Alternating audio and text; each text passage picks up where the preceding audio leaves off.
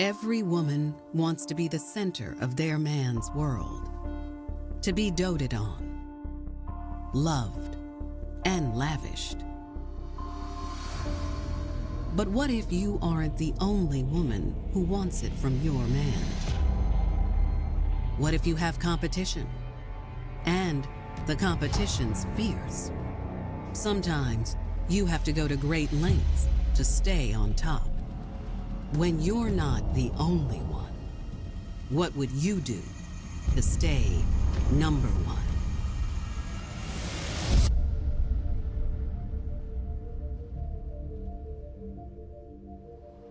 March 2011. Cherry Hill, New Jersey.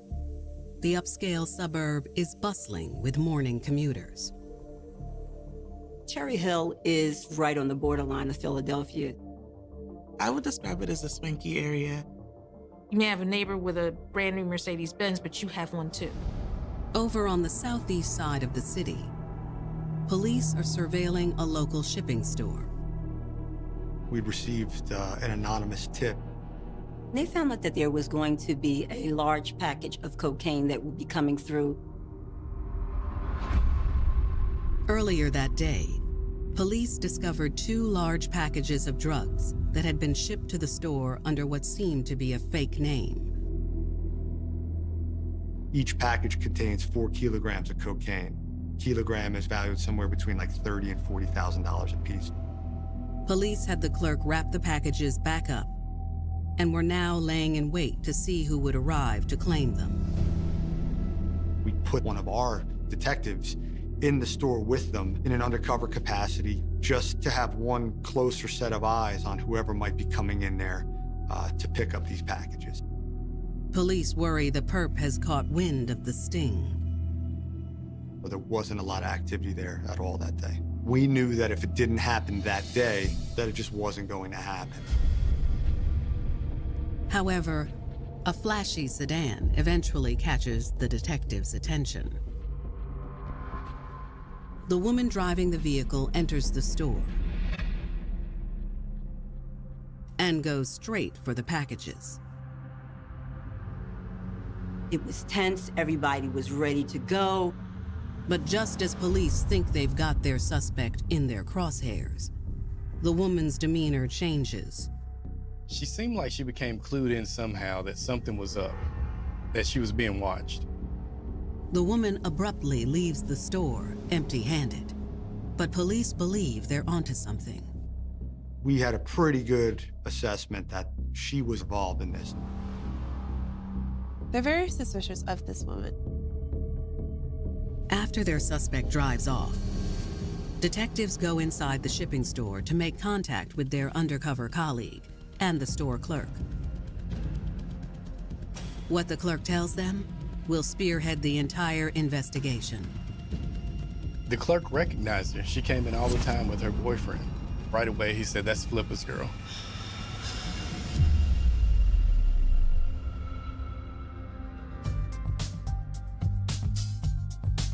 Jamaican immigrant Marsha Bernard had moved to the U.S. to break into the music scene.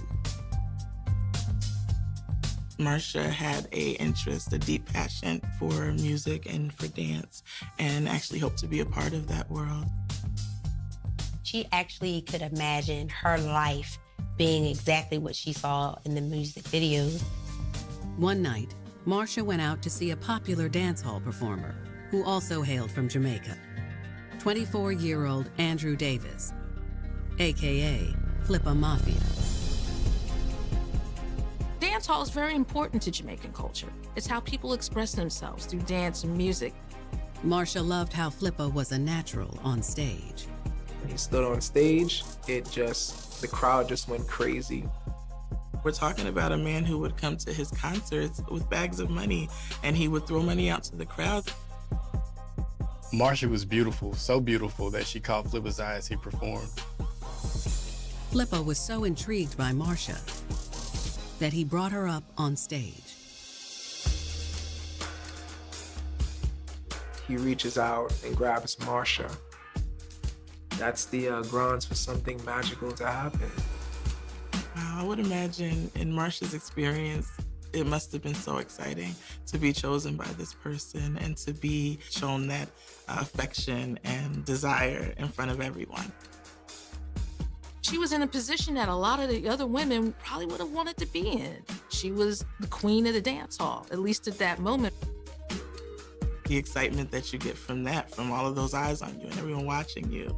He's pulling me up on stage. He's directing all of his desire towards me. You all see it. It gives you a rush. It makes you feel exhilarated. As the weeks went on, Marsha became a staple on Flippa's arm, sharing the spotlight with him in the dance halls. And it wasn't long before their public chemistry transferred to the bedroom. He was representing a part of something that she loved. She loved dance hall. She loved, the Jamaican culture and the music. She definitely craved him. Flippa saw that and took advantage of that. Flippa showed her attention. He demonstrated what deep down inside she desired from a man. Flippa had all the words, all the things to tell her to make her feel good. He made her feel sexy. Marsha quickly moved into Flippa's swanky condo, and the two lived a life of luxury. Diamonds and pearls and clothes and shoes. She had that at her fingertips. Marsha was buying the best of the best cars, designer outfits, designer bags, shoes, not only to align herself with him and his lifestyle, but to also make sure that all the other women around him saw that and recognized her top woman status. Marsha made sure that when she came out, she was the eye candy that everybody was looking at. By the late 2000s, not only had the couple's wealth and status skyrocketed, but their family had also grown. They had 2 children. She was a good mother. Now she has a family that she also loves. Marsha really believed that her relationship with Flippa was the relationship of her dreams. The Jamaican beauty had a life of riches and love. But little did she know that being Flippa's girl required more than met the eye. March 2011. In Cherry Hill, New Jersey, police have just surveilled a woman they believe to be connected to a large cocaine shipment. They found $160,000, worth of drugs in 2 packages, and they wanted to bust the person whose drugs they were. Though the woman had left without touching the packages, the clerk seemed to recognize her. He said she was Flippa's girl. I said, "Who's Flip?" He says, "His name's Flippa Mafia. He's a DJ. He's like a dance hall artist." He said, "Just look him up." So literally, I'm taking my phone out, and here pops a picture of Andrew Davis, AKA Flippa Mafia. They see Flippa, and right there beside him is the woman who had just left the store. They learned she was 29-year-old Marsha Bernard. Little did detectives know that they had just stumbled into a world of music and glamour, wrapped up in a massive drug operation of international proportions.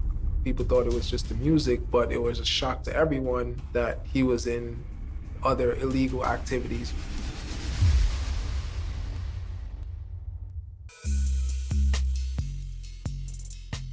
In the spring of 2011, Marsha Bernard and her DJ boyfriend, Andrew Davis, aka Flippa Mafia, were living the high life in Cherry Hill, New Jersey.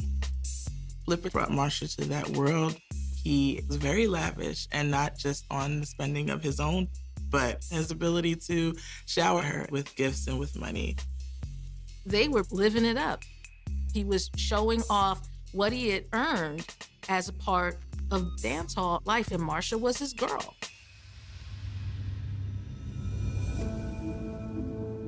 The power couple had an exclusive condo where they raised their 2 children. It was about the life. It was about the glamour for Flipper and Marsha. She sees him in those roles as a father, a protector, but also provider. She's used to a certain, lifestyle, and it can only get better from there. With her man by her side, Marsha felt like she was living the dream. But little did she know, her world of glitz and glam would soon come crashing down around her. March 2011. Cherry Hill police believe that Andrew Davis, also known as renowned Jamaican dancehall artist Flippa Mafia, and his girlfriend, 29-year-old Marsha Bernard, are connected to 2 confiscated packages holding over $160,000 of cocaine. Police had surveilled Flippa's girlfriend, and it looked like she was about to come pick up a package. But she felt kind of uneasy, thinking that the police were maybe watching her, so she left. So ultimately, the day ends with no one coming back to pick up those packages. The packages just get logged in evidence. Back at the station, detectives continue looking into Flippa and Marsha.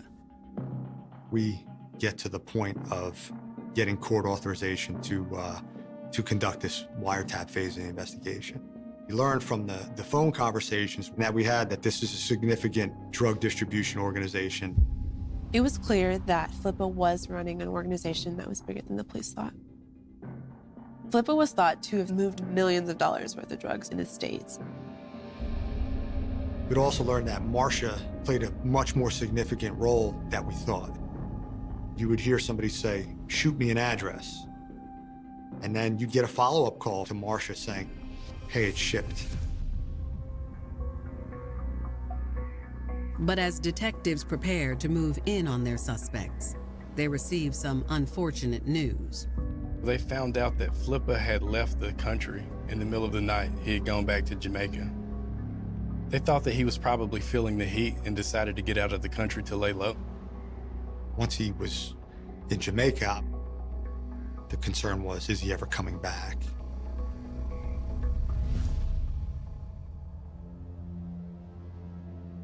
It seemed the drug kingpin has left Marsha to carry on business as usual in his absence.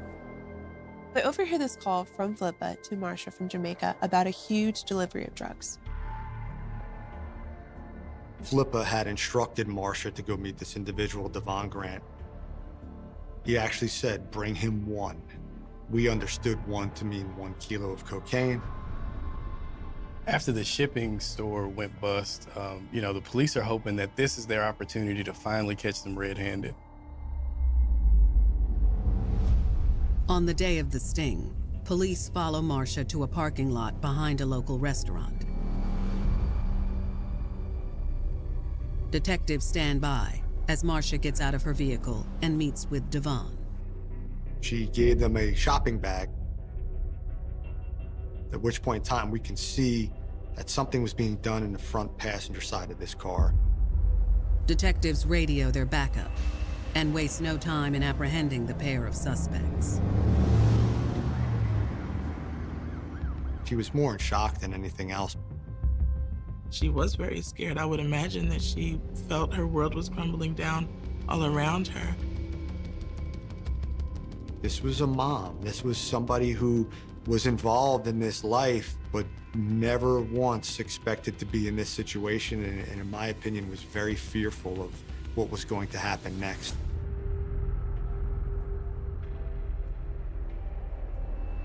When detectives confiscate the shopping bag, their suspicions are confirmed. Inside there was a kilo of cocaine. Obviously, the phone conversations are very strong evidence, but the drugs that we had seized was probably the most significant piece of evidence. Detectives also find a receipt inside the package, bearing Marsha's name. We find that bag, but we found a receipt in that bag with her name on it. How could you explain away that we have this receipt attached to this kilo of cocaine? That receipt was their ticket to say, we got her. But Marsha Bernard isn't the big fish detectives are interested in. They want Flippa, and they hope Marsha is the key to catching him once and for all. They had Marsha, but what they wanted was Kingpin. They were hoping that she was going to flip on him. When detectives sit down with Marsha, they hope the mother of two will come clean. But getting her to open up will be easier said than done. She built up this, I am Flippa's woman, I am his everything, so now you have to prove that. She was willing to maintain that loyalty for her man at any cost. Her love for her man was more important to her than saving herself.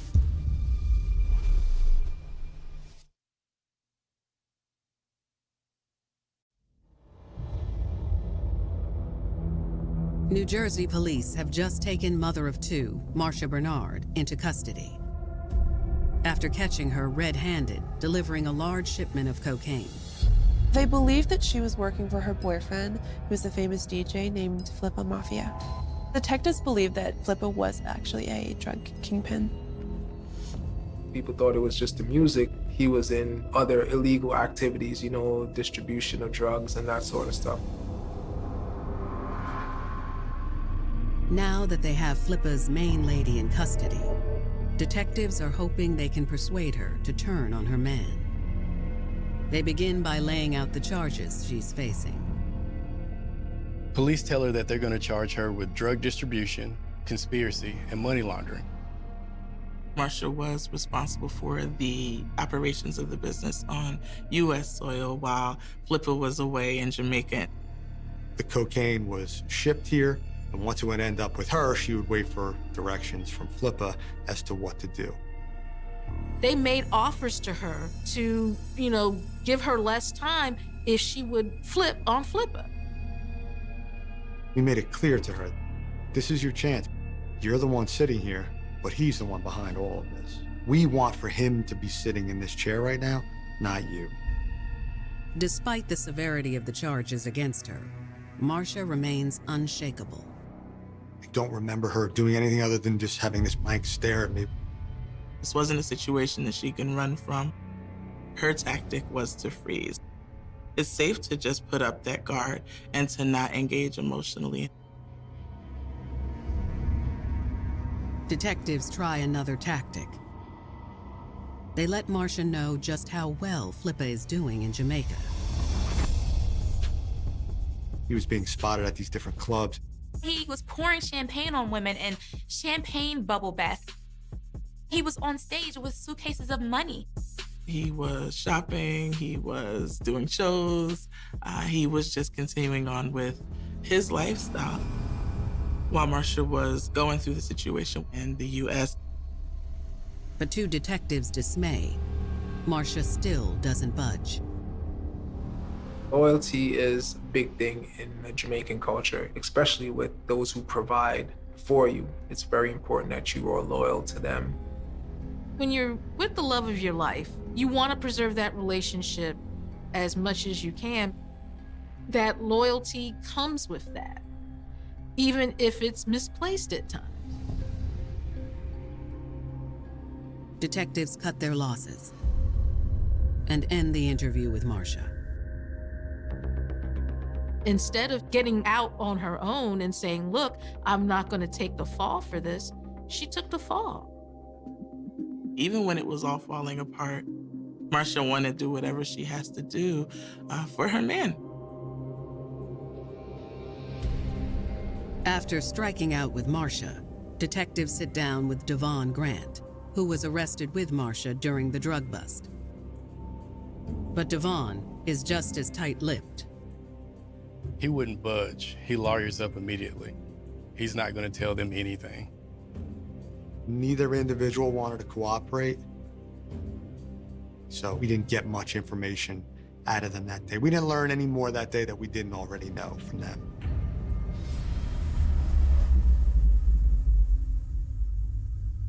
In the months that pass, police orchestrate a large sting to take down nearly a dozen of Flippa's associates. From the top, down. But to their dismay, all remain loyal to their suspected leader.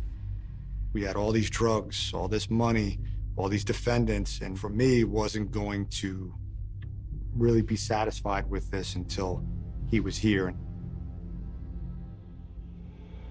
Finally, in May of 2013, after nearly 2 years of trying to get their main man, detectives get the big break they've been looking for. They got in custody Leanna Bishop, who was one of the associates of Flippa, and she was willing to talk to the police if she had a deal. Leanna is one who was very close to Flippa and Marsha. She was in the inner circle. She had a little bit more information than potentially what everyone else saw. She was somebody who they utilized her house to store some of this cocaine prior to it being distributed. When Leanna tells detectives her story, it will turn the case on its head and finally give police some of the answers they've been looking for. The information she gave was the tipping point that pretty much cracked this case open. Flippa had other women in his life. Marsha wasn't the only one.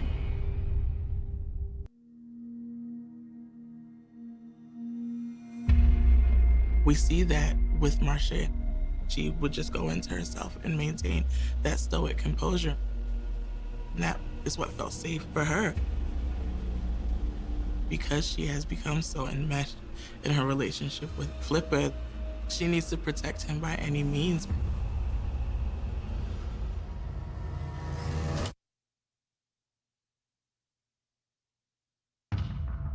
May 2013.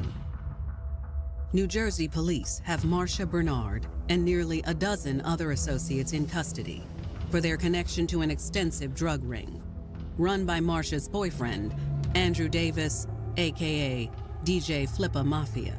We're talking about an international drug ring. It's worth millions of dollars, very intricate network. The one person they didn't have was Flippa. They believe Flippa was the mastermind, and Marsha's just doing his bidding. Flippa was in Jamaica, basically calling the shots or pulling the strings. That's kind of what Marsha was doing. They needed someone to turn on him so that they could get him charged and back to the United States. Fortunately, detectives are in luck. An associate of the drug ring who police have in custody, Leanna Bishop, has expressed an interest in cutting a deal. She was someone who was able to have access to Andrew and Marsha in a more internal way. She was certainly associated with what was going on behind the scenes with the two of them. Leanna says she'll confess to her role in the ring, as well as detail Marsha and Flippa's roles in exchange for a lighter sentence. We sat down and gave her kind of the opportunity to tell her side. Leanna starts from the beginning and explains how Flippa and Marsha went from the dance hall to the drug game. She knew Flippa and Marsha from back in the day, way before he started his drug business. Back then, everybody saw them as king and queen of the dance hall. They were the perfect couple. Whenever he did social events, she was right at his side in designer outfits. However, Leanna claims as time went by, Flippa became unsatisfied with his status and wanted more. He did have a good following in the States, but it didn't quite compare to his following in Jamaica. There is that need for consistent praise and for excitement and power, and to not have that as readily available for him in the US, that would bring about a sense of urgency to build that identity up here. Leanna explains that's when Flippa started building his drug empire to make some extra cash and expand his brand.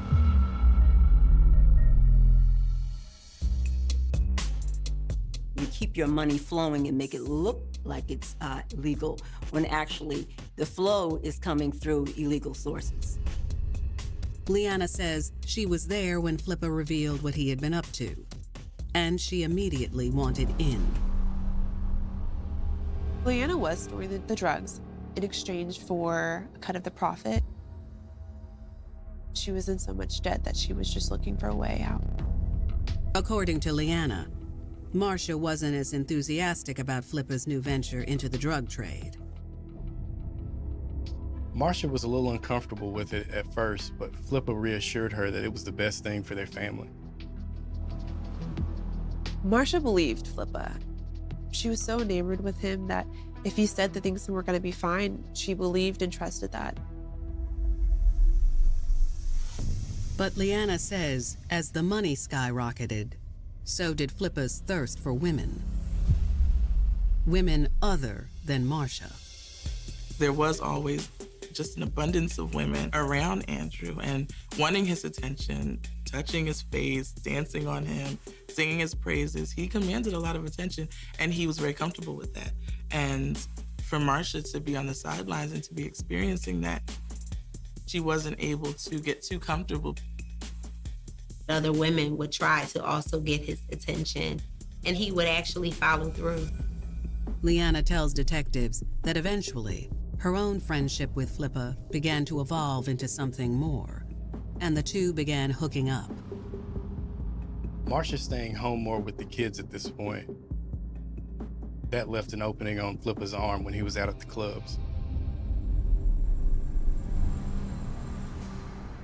Leanna explains that despite Flippa's attempts to keep his extramarital affairs on the down low, Marcia started to notice a change in him. The dynamic of the relationship changes, and the love becomes a little bit more intermittent. She felt insecure. She didn't feel special. It would begin to possibly sow some seeds of insecurity. She always had an awareness that she could be replaced. And so there is that desire to do whatever it is that I have to do to get that love again. Leanna recalls that in a blatant effort to win back Flippa's affection, Marcia began taking a bigger role in the drug ring. Marcia was prepared to go all in. She wanted to continue to be that number one. That's where you see the values changing. She's gonna do whatever it is that he needs for her to do. But regardless of Marcia's devotion, Leanna admits she and Flippa continued their affair. Leanna had fallen completely under Flippa's spell, just like Marcia.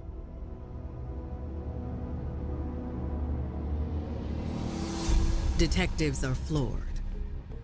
With Leanna's statement in tow, they decide to take another crack at Marcia. Now, armed with the truth of his infidelity, they think she'll finally turn on her man. You could tell that it definitely upset her. She's feeling anger, she's feeling resentment, sadness, fear, all of these things.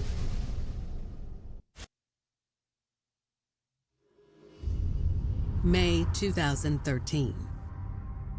Leanna Bishop, longtime friend of Marcia Bernard and Andrew Flippa Mafia Davis, has just confessed to her role in their international drug operation. She was storing the drugs at her house and performing quality control checks on the drugs. Leanna has admitted to detectives that she was also having an affair with Flippa, unbeknownst to Marcia. So for Leanna, she was the other woman, and Marcia was the common law wife. Marcia and Flippa, they were together. They had lived together, they had kids together.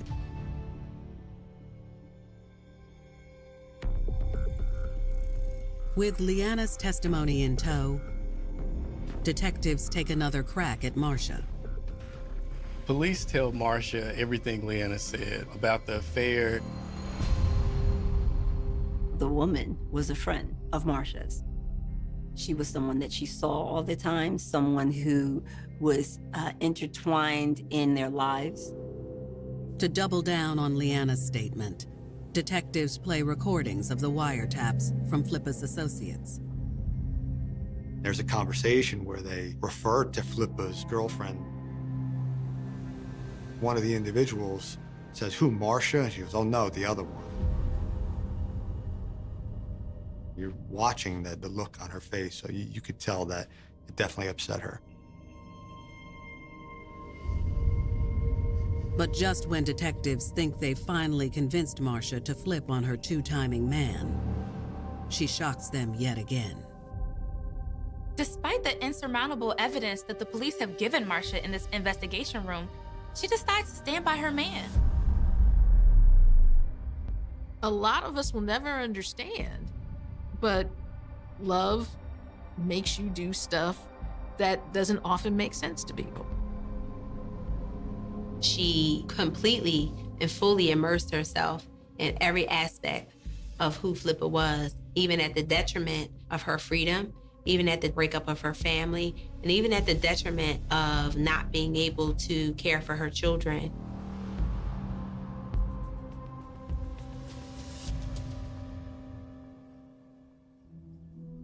Back inside her jail cell, Marcia receives no solace from Flippa, the man she's risking her life to save. She's sitting behind bars alone, and he doesn't even have the decency to reach out. He basically tried to completely eliminate any ties that he had to any of the people.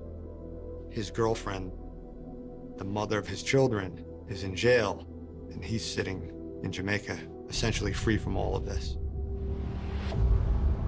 With Marcia, Leanna, and Flippa's other associates awaiting trial, detectives concentrate on nabbing their kingpin. And finally, in September of 2013, they get a promising tip. I start getting phone calls that, people had been spotting him in different nightclubs. Flippa was back in the States, and he couldn't keep out of the limelight.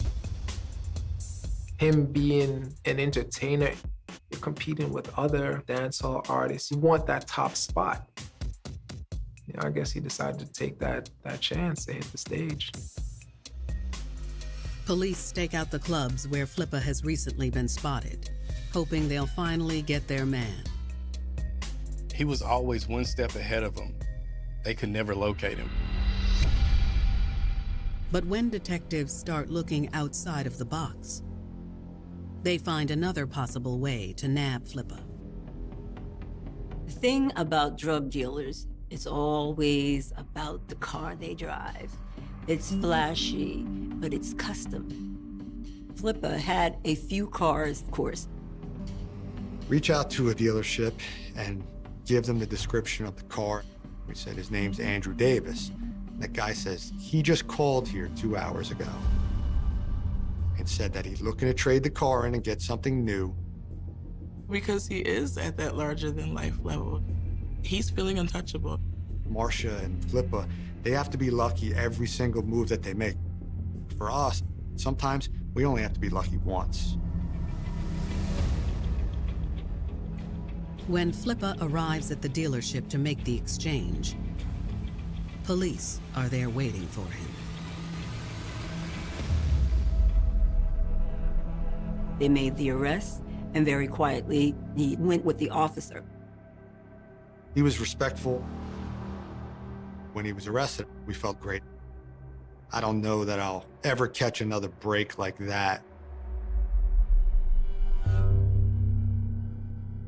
Back at the station, detectives finally sit down face to face with Flippa. They lay out the mountain of evidence against him in hopes that he'll come clean. We had the drugs that we had seized, the wiretap conversations, the information from some of the other defendants. The detectives presented Flippa with Leanna's statement. But Flippa won't budge. He says, I have a lawyer, I don't want to talk to you guys. Okay, no problem. And that was it. With Flippa staying silent, detectives prepare for trial. But soon, Flippa's loyal fan club pleads guilty. Everybody except one. I knew once that trial started that she was in it for the long haul.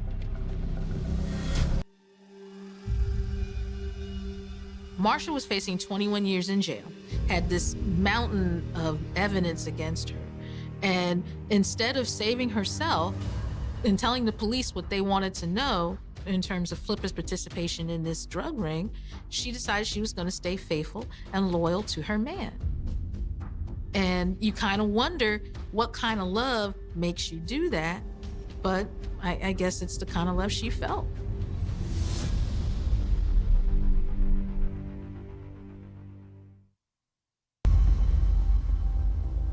October 27th, 2015.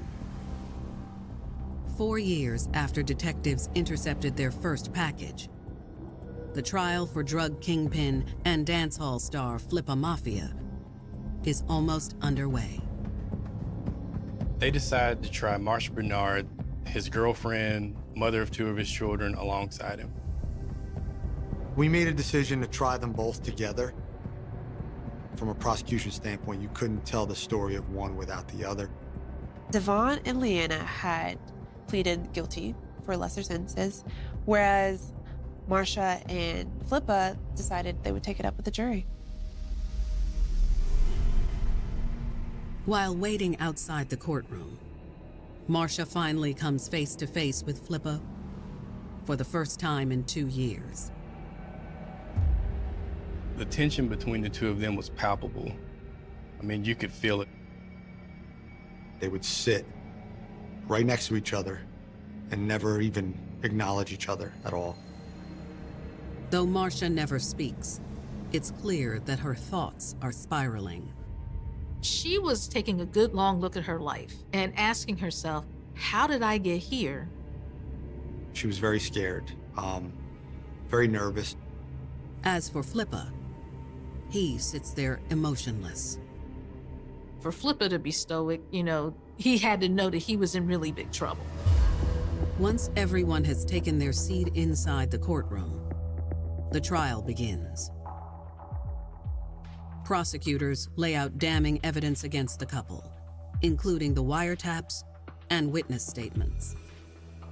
He would direct people to get a shipment together. He would then call Marsha and let her know that a shipment was on the way, and he would tell her who specifically to call and tell her, to be there. He was able to maintain that control by frequent phone calls. She ran the show for him in the United States, but she didn't do anything without being told by him to do it.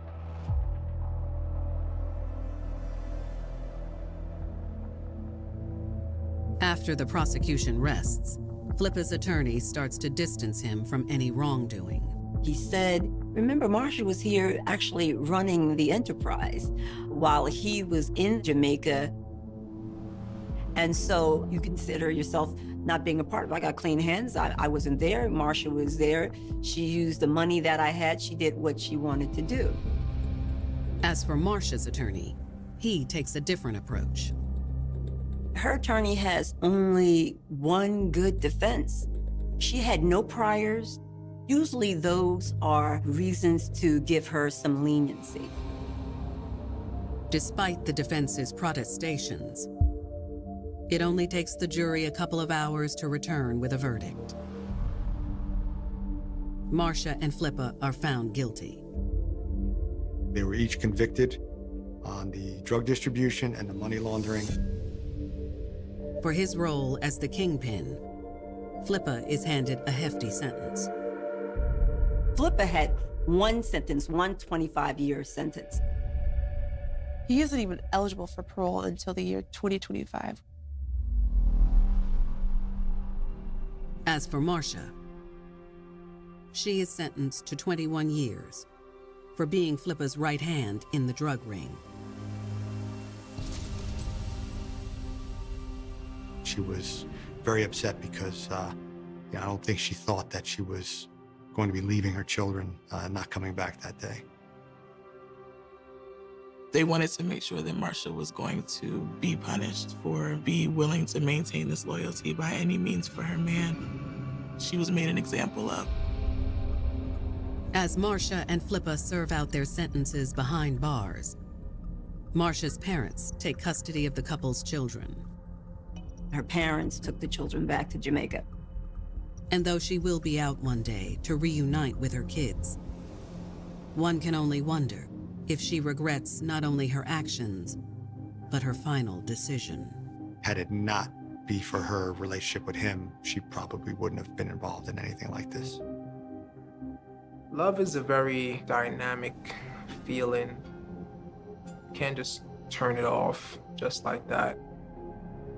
She lost everything for this man that she loved and that she trusted to provide her with safety and love, not only for herself, but for her children. You know, she became completely enmeshed and followed this man blindly in the belief that he was gonna provide for her the life that she needed, and it all did come crashing down.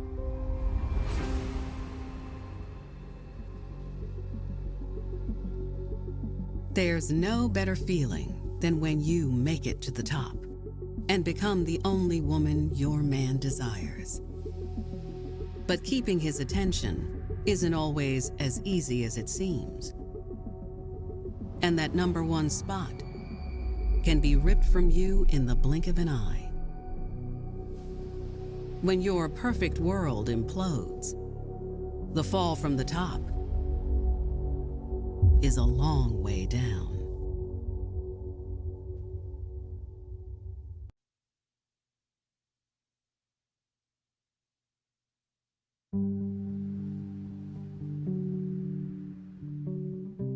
We all have an inner voice, one that guides us to make good decisions in life and love, and helps us to stay on the right path. But what happens when your inner voice starts to lead you astray, and you begin wondering if it's even still yours? When someone else gets inside your head and plays with your conscience, you might just completely lose yourself and suffer consequences you never imagined possible.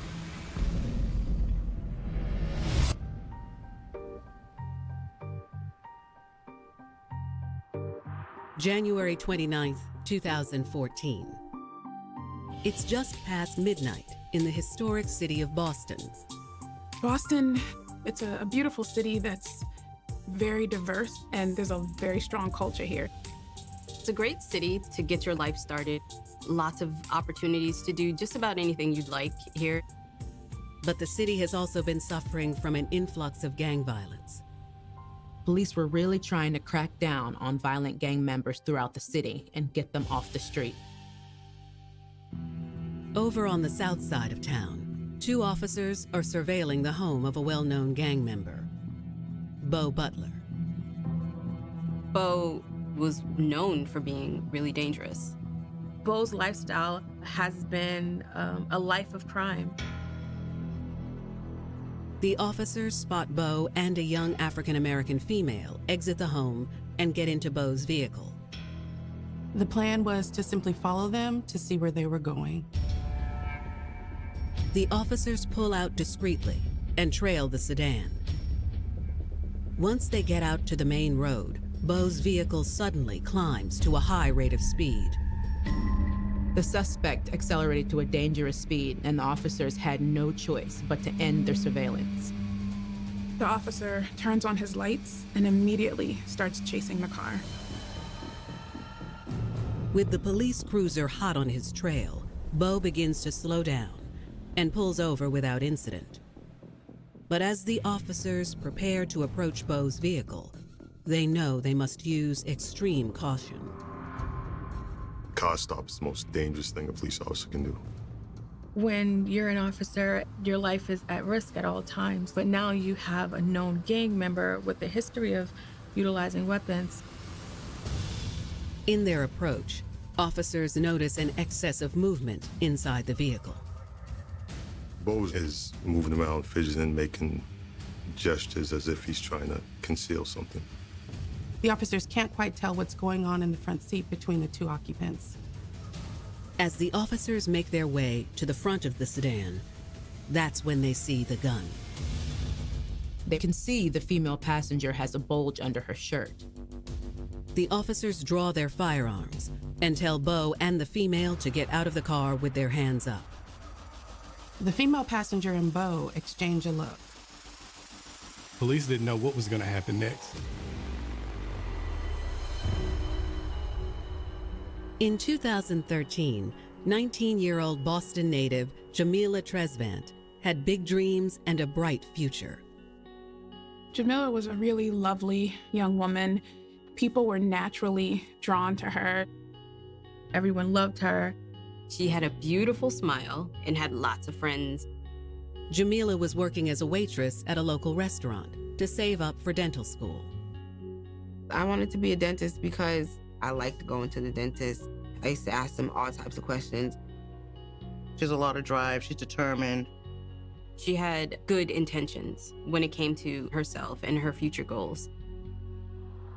In the spring of that year, Jamila was working overtime to make her dreams a reality. And that's when she met someone who would change her life forever. 23-year-old Beau Butler. Beau and Jamila had a really strong connection from the moment they started to interact. I was attracted to him. He was handsome. He had like these pretty nice brown eyes. He was really a sweetheart. Though Jamila had never met Beau before, she immediately recognized his name. Beau was well known in the streets. He had known gang ties and affiliations. When Jamila met him, he had recently gotten out of jail. Jamila wasn't turned off by Beau's reputation. If anything, she was intrigued. She liked the bad boy thing. This guy, is tough. People always told me about his reputation, but he had manners. He was a gentleman. When Beau asked Jamila if he could see her again after she got off work, she couldn't resist. Jamila gave Beau her number, and they agreed to meet up after her shift. Later that evening, the two clicked on every level and found each other irresistible. They had like a magnetic chemistry. Although she was completely aware of his rap sheet, being in a gang and being the violent person that he was, none of that seemed to faze her or change her mind about being with him. There was so much draw for her with Beau. He was charismatic and charming and alluring, and that kind of drew her into his world. The bond was so quick. I think I was just so into him, I just rolled with the punches. We had like a lot of fun together. Just a couple weeks after meeting, the two began sharing an apartment. He would like run up to me and start kissing all over me. It was cute. He showered her with love and affection.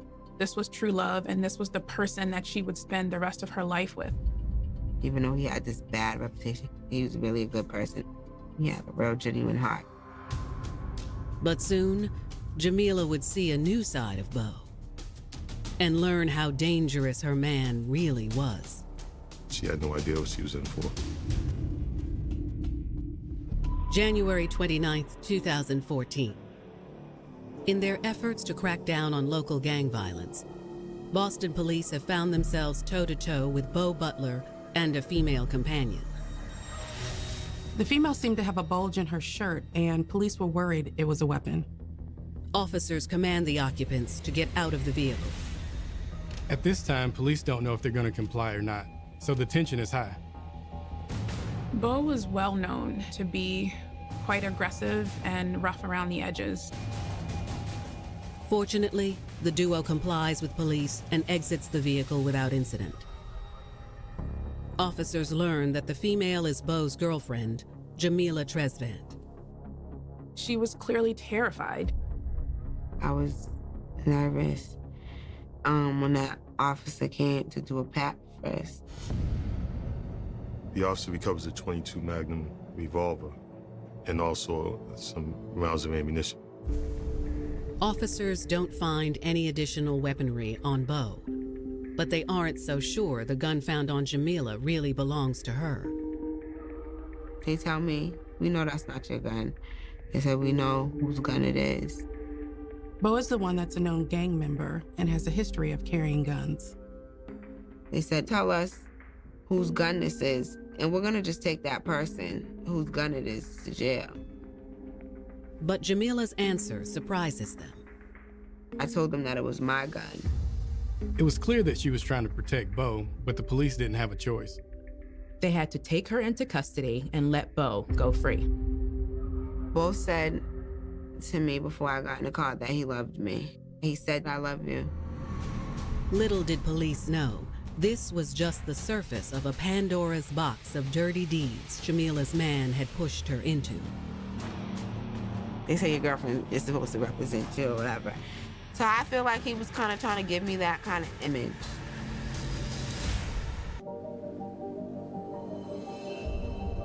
"19-year-old Jamila Tresvant was head over heels for 23-year-old Beau Butler. From day one, Jamila knew that she wanted to be his woman. Their chemistry was truly magnetic and really powerful. Even though Beau was known around town for his gang ties, Jamila saw past his tough exterior. I was just so in love with this man. He made me feel like a woman. She sees a side of him that all of those other people don't see. You know, they see the criminal, they see the dangerous person, they see the guy that's always armed. But to her, he's really sweet and gentle. Jamila had never been with anyone like Beau before, and she was all in. Opposites attract. Meeting somebody like Beau, who runs around with a gun, you know, speeds, breaks the law, you know, maybe it's kind of exciting for her. Beau has this extreme hold over her, and she's just very much in love with him. But what Jamila didn't yet realize is that her love for Beau would soon put her on a destructive path and test her own morality. For her, there's this internal battle taking place where she's trying to figure out, how can I change him and prove my love to him at the same time? She just knew in that moment that, you know, if I love him, this is what I was gonna have to do. January 29th, 2014, South Boston. Police have just taken Jamila Tresvant into custody for unlawful possession of a firearm. She says it's her gun. It's an admission of guilt, and in Massachusetts, it's illegal to possess a firearm without a license or a permit. It's a felony offense. Officers suspect Jamila is taking the fall for her boyfriend, Beau Butler. They said they knew that that wasn't my gun. The police were aware of Beau. He had a history of having guns on his person. They had already been surveilling him as part of their crackdown on local gangs. But with Jamila taking full ownership of the weapon, police have no choice but to let Beau off easy. Since they didn't have anything on Beau, he was free to go with a minor traffic citation.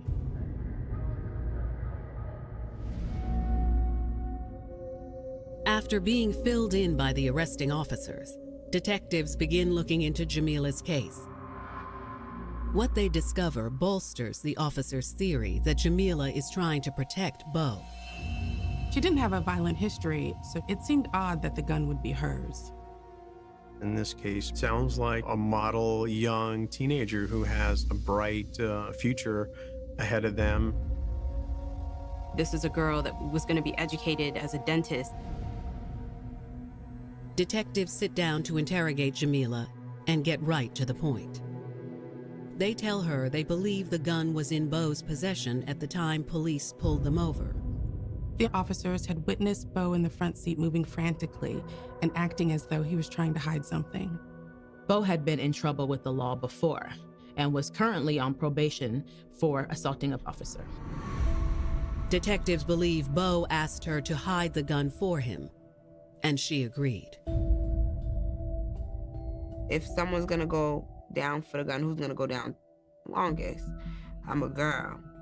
You're a guy. This would be a third strike. You're looking at 10 to 15. This incident was her chance to prove that she was really ride or die, that she was in it, 100%. Detectives encouraged Jamila to tell the truth. Detectives really hoped that Jamila would cooperate with them. They let her know that she doesn't have to do this. They said, we might be able to help you out if you can help us with this. That is so rare, where officers are actually on your side and they're giving you an out. They wanted her so badly to just say the gun was his. But Jamila won't budge. At the end of the day, she insisted that the gun was hers. In that moment, her priority was protecting Beau and saving Beau. And so she decided, I will take the fall. I will accept these charges. Jamila is charged with unlawful possession of a firearm. I was so scared because I knew like I was gonna go to jail. Like I knew I wasn't coming home. But soon, someone will come forward that will turn everything on its head and reveal the gun charge is only the beginning of the couple's transgressions.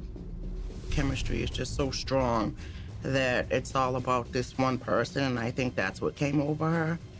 You just don't do things like that for anybody. He did take control of my mind. Jamila made it clear that Bo was her sole priority, and she had really separated herself from her family and friends and very quickly moved in with him and developed this intense love. However, she didn't fully understand what that meant. And so when the reality started to become clear to her, of course, that was very difficult for her. She never wanted Bo to question her loyalty.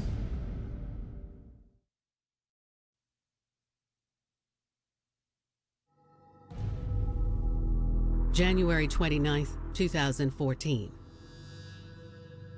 Police have just charged 19-year-old Jamila Tresvant for unlawful firearm possession. They believe Jamila is covering for her boyfriend, well-known gang member, 23-year-old Bo Butler. But with Jamila claiming the gun as her own, they have no proof.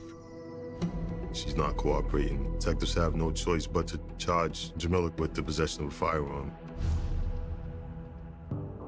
In the weeks leading up to Jamila's sentencing hearing, police notice she's continuing to correspond with her man.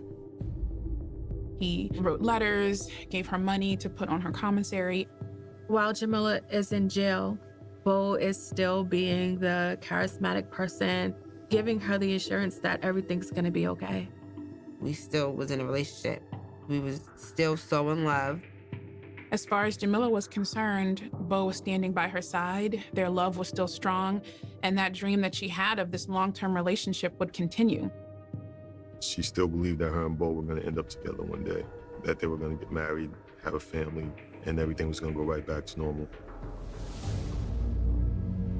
To detectives, it seems Jamila is in this for the long haul. They couldn't help but feel bad for this young woman. She was throwing her future away, and their hands were tied. She was facing a maximum of 2 years in prison for this. But just days before Jamila's sentencing hearing, a woman comes forward who could change everything. She said that she had some information for the detectives that would help Jamila's case. The woman identifies herself as Alexis Smith, one of Jamila's best friends.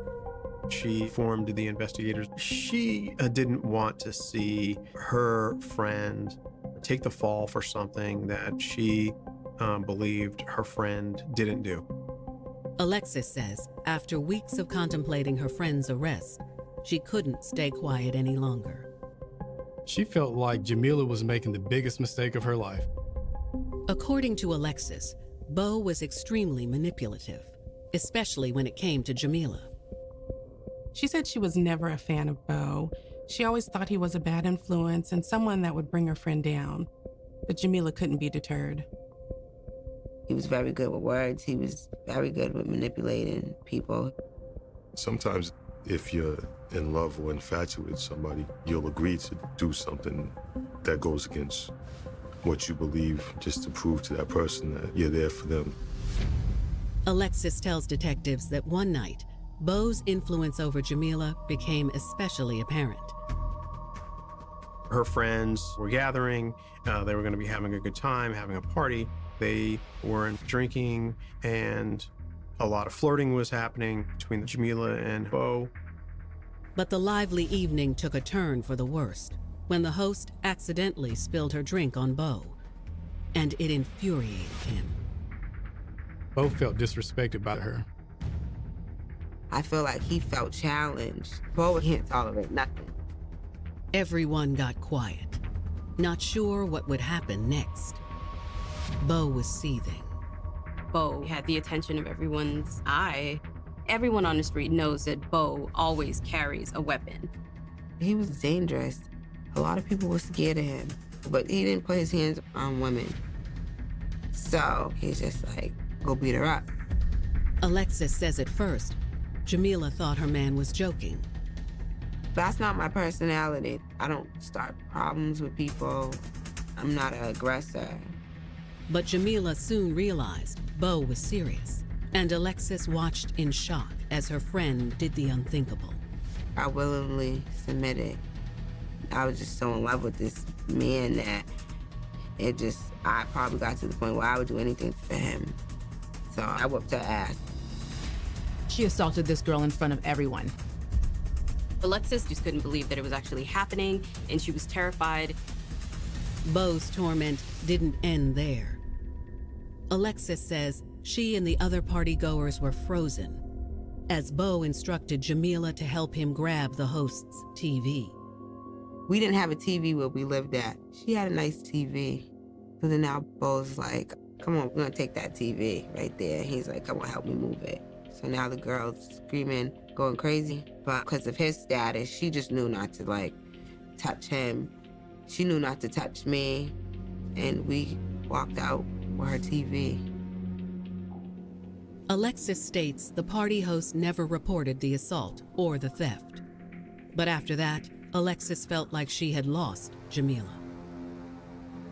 The more isolated Jamila was with Beau, the more she forgot about like who she was, her values. Jamila was fully invested in this relationship. He was her sole priority. Alexis explains that eventually, Jamila's education even took a backseat to her relationship with Beau. And that's when she and Jamila's mother decided to have an intervention. She and Jamila's mom tried to convince her not to see him again. She was becoming sidetracked. I told her, Jamila, just what about dental school? Like, let's not forget about everything that you're planning for your life. You don't have to stay with him. It's like, seems dangerous. You could get hurt. Her mother really wanted Jamila to just come home. She wanted her to step away from that relationship. But the discussion was abruptly cut short when Beau showed up unannounced. He walked in and told Jamila it was time to leave. She ended up going with him. She just couldn't tell him no. Jamila was so deep in that there was not much that they could say to change the situation. I think little by little, she started to tune out the people in her life that really wanted to see the best for her. I was disappointed. I had been talking the whole time to Jamila. She didn't listen. There's nothing I can do. We just have to sit back and wait and hope. Alexis tells detectives that despite the pleas from her family and friends, Jamila's dedication to her man was only about to get worse. He told her these guys were going to have to die. She was willing to make certain sacrifices so that he knew that she was loyal and loved him. In the fall of 2014, 19-year-old Jamila Tresvant sits in a jail cell, awaiting sentencing for a crime that police suspect she did not commit. They actually charge her with this illegal possession of a firearm, and typical sentence for that would be a 2-year minimum mandatory. Police believed that she was holding the gun for her boyfriend, Beau. But since Jamila was taking full responsibility, police had no proof. Now detectives are speaking with Jamila's best friend, Alexis Smith, who claims she has information that could help Jamila get leniency from the judge. Alexis says ever since Jamila started dating Beau, he had been trying to manipulate her into doing his dirty work for him.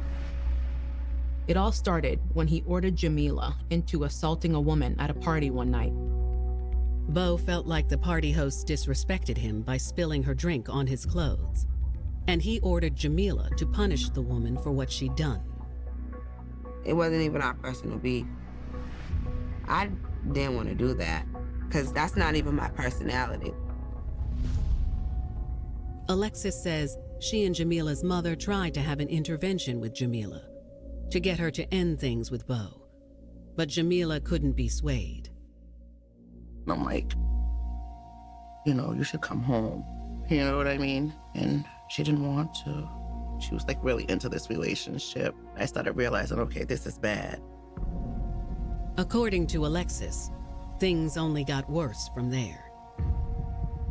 Alexis says that she and Jamila were hanging out at Jamila's place when Bo stormed in.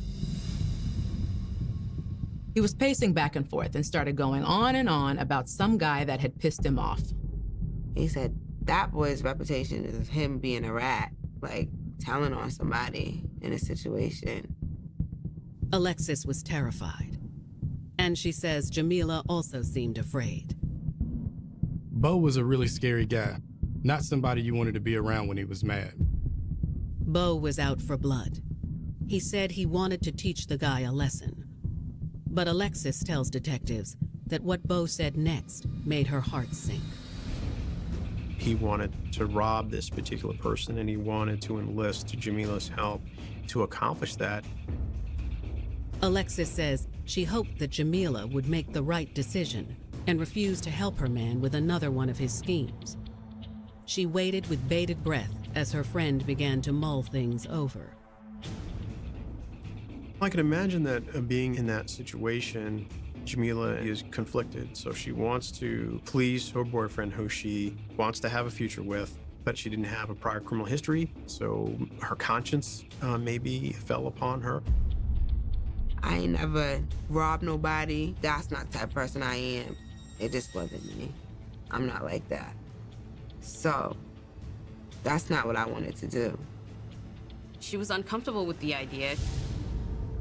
Sensing Jamila's apprehension, Bo started laying it on thick. The big part is, if you're gonna be with me when I do dirt, we're gonna do dirt together.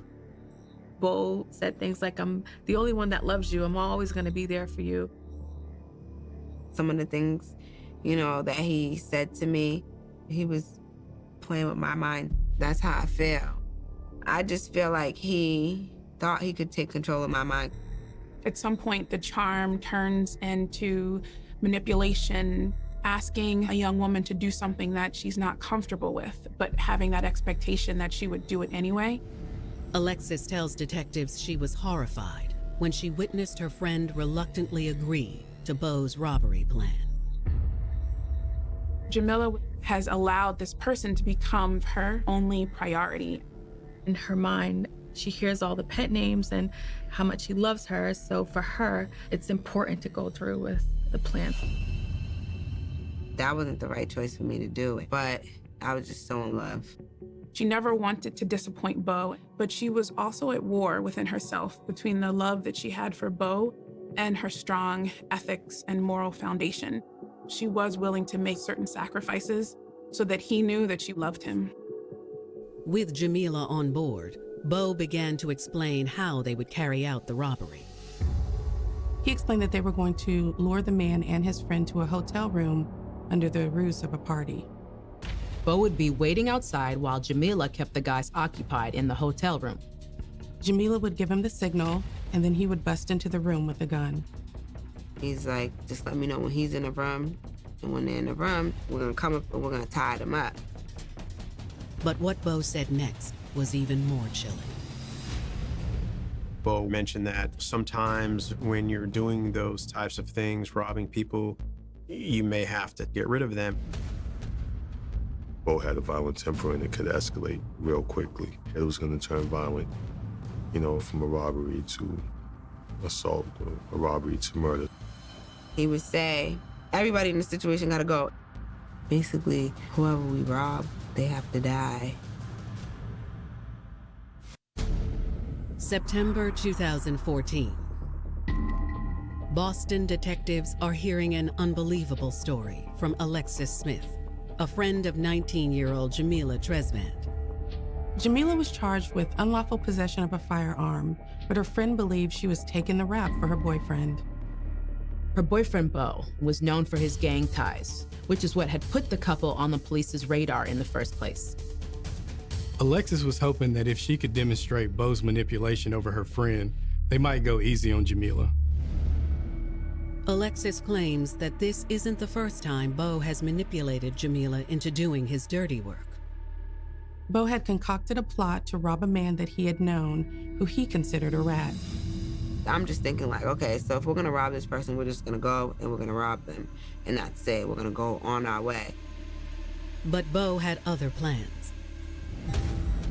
He would say, like, everybody in the situation gotta go. And I was never that type of person. She has morals, but she's also in love. And she's so torn with the fact that he's asking her to do these horrible things. Jamila is feeling conflicted because she wants a life with this man, but she doesn't like what he does. Ultimately, she was still willing to help him with the robbery, even though she knew what the outcome might be. That's his lifestyle. That wasn't my lifestyle, but when I made that decision, I made it a part of my life. The next night, Bo and Jamila put their plan into action after telling the victims to meet them at a local hotel for the party. She went inside the hotel room with the guys while Bo waited outside for her signal. The guys were immediately a bit suspicious that no one was there yet. When the victims asked where Bo and the other partygoers were, Jamila tried to stall them. She's hanging out with the men, telling them other people are coming, texting Bo the whole time. But once the plan was in motion, everything started to become too real. She knew Bo would potentially really hurt or potentially kill this young man. Bo was dangerous. A lot of people were scared of him. I remember him telling me, like, Jamila, everybody's gotta go. She starts to realize, like, what am I doing? She was leading this guy to his potential death because of, her undying love for Bo. Jamila had to make a decision about whether she was gonna lead this person into a trap or save his life. That's when her moral compass kicked in. But at the end of the day, I did have a conscience. It was too much. I chickened out right then and there, and I grabbed my phone. Jamila texted Bo and told him the plan was off. She decided to tell the guys that she was feeling sick and that they would have to have a rain check for the party. The guys were obviously kind of confused and suspicious, but they left without ever knowing the actual danger they were in. Bo was blowing up Jamila's phone, but she ignored the calls until the guys were out of the room. When Jamila called Bo back, he was livid. He was really disappointed in her, and he felt like she really wasn't his ride or die chick. He told her he was gonna leave her there, and she could find her own ride home. That's when Jamila called Alexis to come pick her up. She told Alexis everything that had happened. She was devastated. She hated to disappoint Bo. Alexis tells detectives she begged Jamila not to go back home to Bo. She tried to get her to come home with her and stay there until they could figure something out. Alexis thought it might be dangerous for Jamila to go home if Bo was angry. But Jamila insisted on going back to her man. She wanted to go back to him and make things right. We were bonded by love, unbreakable by loyalty. That's what he used to say to me all the time. When Alexis dropped Jamila off at home, Bo was angrily waiting outside. Bo expected Jamila to be his number one, to always follow his lead. But in this case, she failed to help him carry out his plan. Alexis was terrified for her friend as Bo led her into the house, but she felt like her hands were tied. She had tried so many times to get Jamila away from Bo, but Jamila just wouldn't listen. Alexis says that was the last time she saw Jamila. The next thing she knew, Jamila was behind bars on the gun charge. The second she heard about it, she knew the guns must be Bo's, and this was just another scheme of his. At this point, there was no doubt in anyone's mind who the gun belonged to. They knew Jamila was taking the fall for her man. Detectives thank Alexis for her candor. And though it still doesn't provide definitive proof that the gun was Bo's, it does show a string of manipulative behavior. Jamila was blinded by love and could not break Bo's power over her. I would do anything to protect him, and he made me feel that way. Armed with Alexis's statement, detectives feel they have just enough to get Jamila to recant her statement about the gun. Police sat down with her and tried to for lack of a better term, talk some sense into her. Detectives lay it all on the table. They tell her everything that they learned from her friend Alexis, from the criminal acts that Bo tried to involve her in to the manipulation. They said, we know who your boyfriend is and we know his rap sheet, but you're just saying that the gun is yours to protect him, and it's okay, we understand where your mindset was. They remind Jamila that she still has a bright future ahead of her. She has a chance to change her statement and save herself. They're giving you several opportunities to get out, and she would get away with just like a slap on the wrist. They ask her one final time, whose gun is it that we found in your possession? Unfortunately, detectives' efforts are in vain. She insisted that the gun was hers. Bo was clearly the voice in her head that stood out for her. But soon, a shocking revelation will come to light. One that exposes the man Jamila just threw her life away for. She told me, she's like, Bo has 2 babies on the way. I feel like I was young. I was young and I was dumb. I feel like I was in lust. Sometimes lust will make you do certain things. What I can say now, if anyone ever asks me, do I love Bo? No, I don't love him. Honestly, that's not my definition of love now. I have like a whole new outlook of how it looks. That's not what it is. In the fall of 2014, 19-year-old Jamila Tresvant is awaiting sentencing after taking the fall for her man, 23-year-old gang member Bo Butler. She was completely under Bo's spell and would do anything to prove her love to him. She hid his gun for him, and once it was found by police, she said it was hers. Massachusetts is among several states that have the most restrictive gun laws in the country. Despite her friend Alexis Smith's statement demonstrating Bo's manipulation and influence over Jamila, police still have no proof the weapon is his. Jamila consistently denied that the gun was Bo's, and she repeatedly stated that the gun was hers. In September of 2014, Jamila's sentencing hearing gets underway. Her entire family was there. And she stood firm. You could look at her when she's looking at us like, I'm taking this for my man. She stood there in the courtroom while they read the entire transcript of events, and her family had to witness and hear all of that. The judge sentences Jamila to 22 months in prison. And at that point, reality hits her. I cried right in the courtroom. I laid down and I cried. She just started to sob and was completely embarrassed. By protecting her man, she pretty much put a mark on her future that's going to stay with her for the rest of her life. A few months into Jamila's sentence, she receives some shocking news about the man she just risked everything for. A friend of hers called her to tell her what her man had been up to while she's serving time. Bo slept with 2 different girls, and my friend told me, she's like, Bo has 2 babies on the way. This, of course, was devastating to Jamila. She was completely and utterly committed to him and sacrificed her freedom.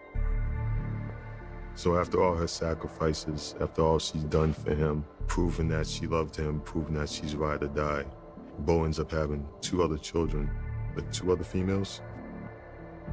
In that moment, Jamila began to realize that this love that she felt was not reciprocated, and she felt like she was being played and was taken advantage of and used. But the shock didn't stop there. Bo was arrested for unlawful possession of a firearm a few months after she was incarcerated. So since Bo was already on probation, he was sentenced to a whopping 7 years. He ended up still being in jail for the exact same charge, and essentially her sacrifice was for nothing. You're trying to keep this guy out of jail, he goes anyways. I was angry, and I just feel like it was just a waste because I could have stayed out. Jamila was released from prison in November of 2016. Today, She looks back with regret on her decision to take the fall for her man. I just made the dumbest mistake ever. If I could have went back, I would have never said that gun was mine. I just wish I didn't put myself in that situation. It's sad that women feel like they have to forget themselves to keep a man. I feel like I put him before me. My heart was too big. I didn't understand the consequences. Jamila now knows Bo was never the right man for her and is looking forward to a future without him. The experience was wild and crazy and scary and sad, but she was able to kick those habits and turn her life around. She doubled back to staying on track, trying to do what she needs to do for herself. She tries to be as choosy as she can on the guys that she dates nowadays. I feel like I learned what real love is and what real love isn't. I learned to put myself first. Don't ever put anybody before you, especially not no man.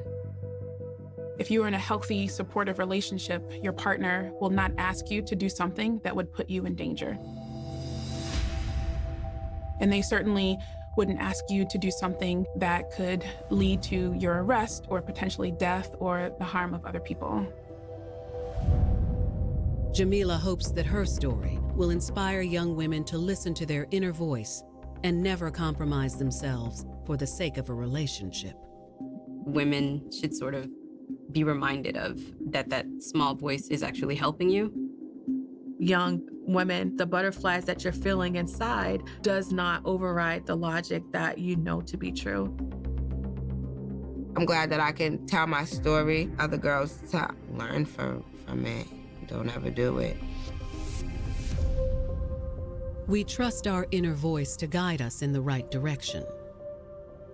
But sometimes the voice inside our heart can be louder than the voice inside our head. If you're not careful, you can find yourself choosing love over what's right and suffering unimaginable consequences because of it.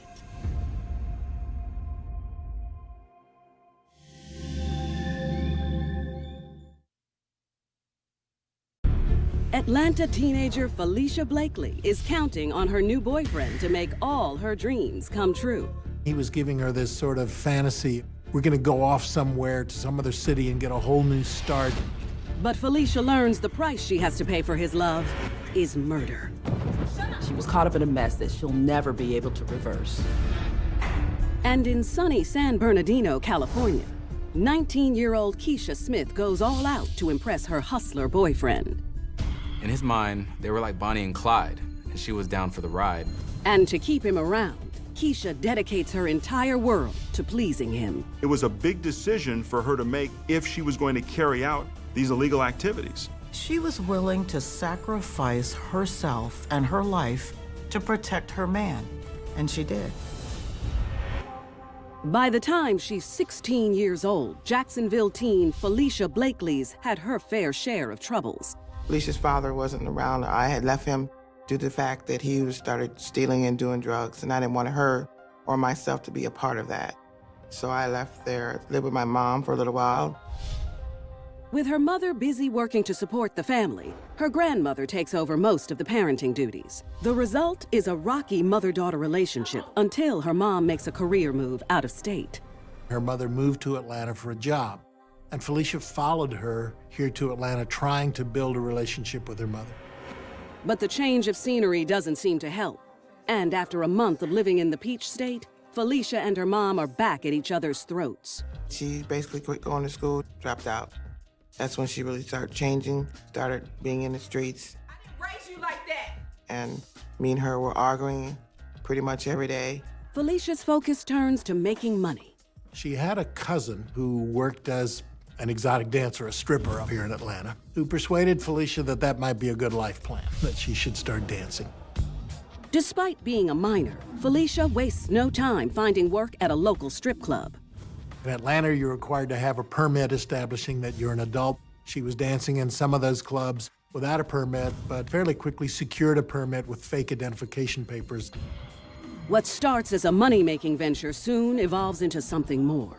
Felicia was young and impressionable, so by stripping, In her mind, she was getting all sorts of attention from men, and it lifted her self-esteem, and it gave her validation. But when Felicia's mother finds out, she's less than thrilled with her daughter's new path in life. They had flyers that they were putting out. Felicia's pictures were on the flyer, and I found them. And it's just upsetting to find out that way. When Betty confronts her, she insists that she has no intention of quitting. Felicia said that in the state of Georgia, when you're 16, you're grown, and that gave her the right to strip because she considered an adult. So she ran away. Felicia puts herself up at an extended stay hotel where many of the other girls from the club live. Many young women who go into adult entertainment find that there is no exit. They become addicted to the money, to the attention, and it becomes a life where they get locked in because eventually they become abused in that industry. I called legal aid trying to see what I could do. They said I could go downtown and file an unruly child thing where if anything happened, I wouldn't be in trouble, but I didn't want to do that. You know, I thought I could get her back. Now out of the house and making her own money, Felicia falls hard for a DJ at another club. In her mind, I think it was a real relationship, someone she cared about, and she thought he cared about her. But this DJ was stashing her in this motel for basically sex at his convenience. Felicia was 16 and young and unsophisticated. He was taking advantage of her. A month after they start dating, Felicia finds out she's pregnant. But when she tells her new love, she doesn't get the reaction she's hoping for. He did not want anything to do with Felicia or the baby, and he didn't stick around. This is pretty devastating for Felicia. She's emotionally wounded, plus she's got a pregnancy to deal with on her own. After 3 months away from home, Felicia moves back in with her mother. And finally, she gets the reaction she's been hoping for. I was happy when I found out I was going to be a grandmother. I hoped that she would stop dancing, stripping. I thought it might bring her back to normalcy. I really did. But Felicia has no plans of giving up her new life. Felicia knew she had to provide for her and her child, so she continued to strip even while pregnant. Desperate to make as much money as she can before the baby comes, the 6-month pregnant teen takes an opportunity to talk to a long-standing customer named Marcus, who she's seen around the club. There was a fight at the club, and this regular was involved.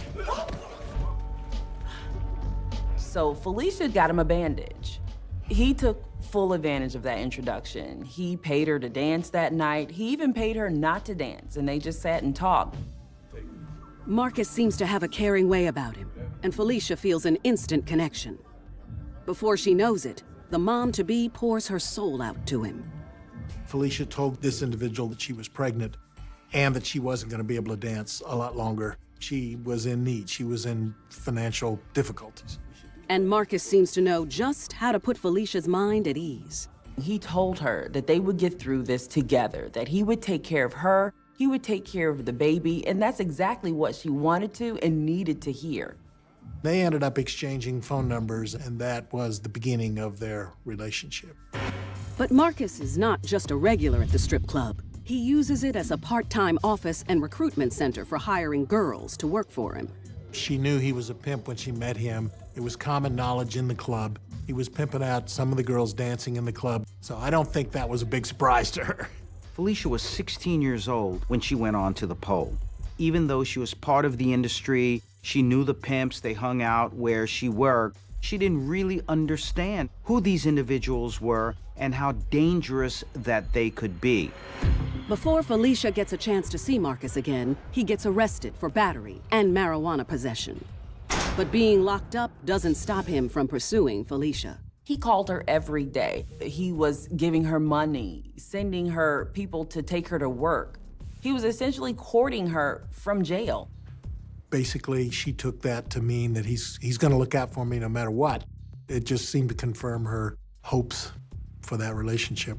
This made a huge impression on Felicia and made her feel wanted, but even worse, got her to be even more dependent on him than she ever was before.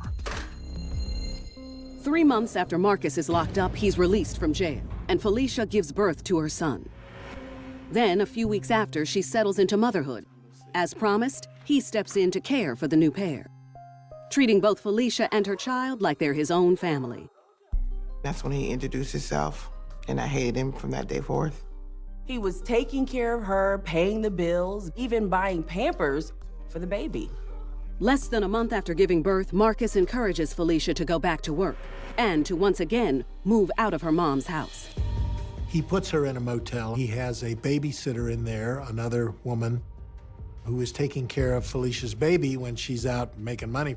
They were living in a motel because that's where he kept all his girls. And even though Felicia felt like she was different, she wasn't. Unlike the other women who work for him, Marcus continues to court Felicia and engage her in a relationship. Felicia was slowly but surely being exposed to Marcus's pimp business.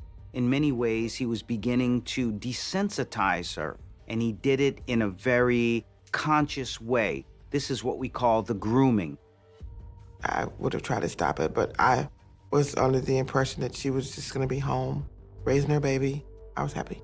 5 months after Felicia moves into the motel, Marcus expects a return on his favors. He suggests she start tricking for him. He was telling her that they needed the money to move out of Atlanta, buy a bigger house, raise a family together. It's everything the now 17-year-old has always wanted. So she agrees to sell her body for money. All of this for this pimp who was going to give her a wonderful life that she didn't have before. Felicia believed that she loved him, then believed that this was a loving relationship. He sold her a dream, so she did everything she could to please him. She was willing to do anything for her man. 5 months after 17-year-old Felicia Blakely moves in with her boyfriend Marcus in Atlanta, Georgia, he asks her to start turning tricks.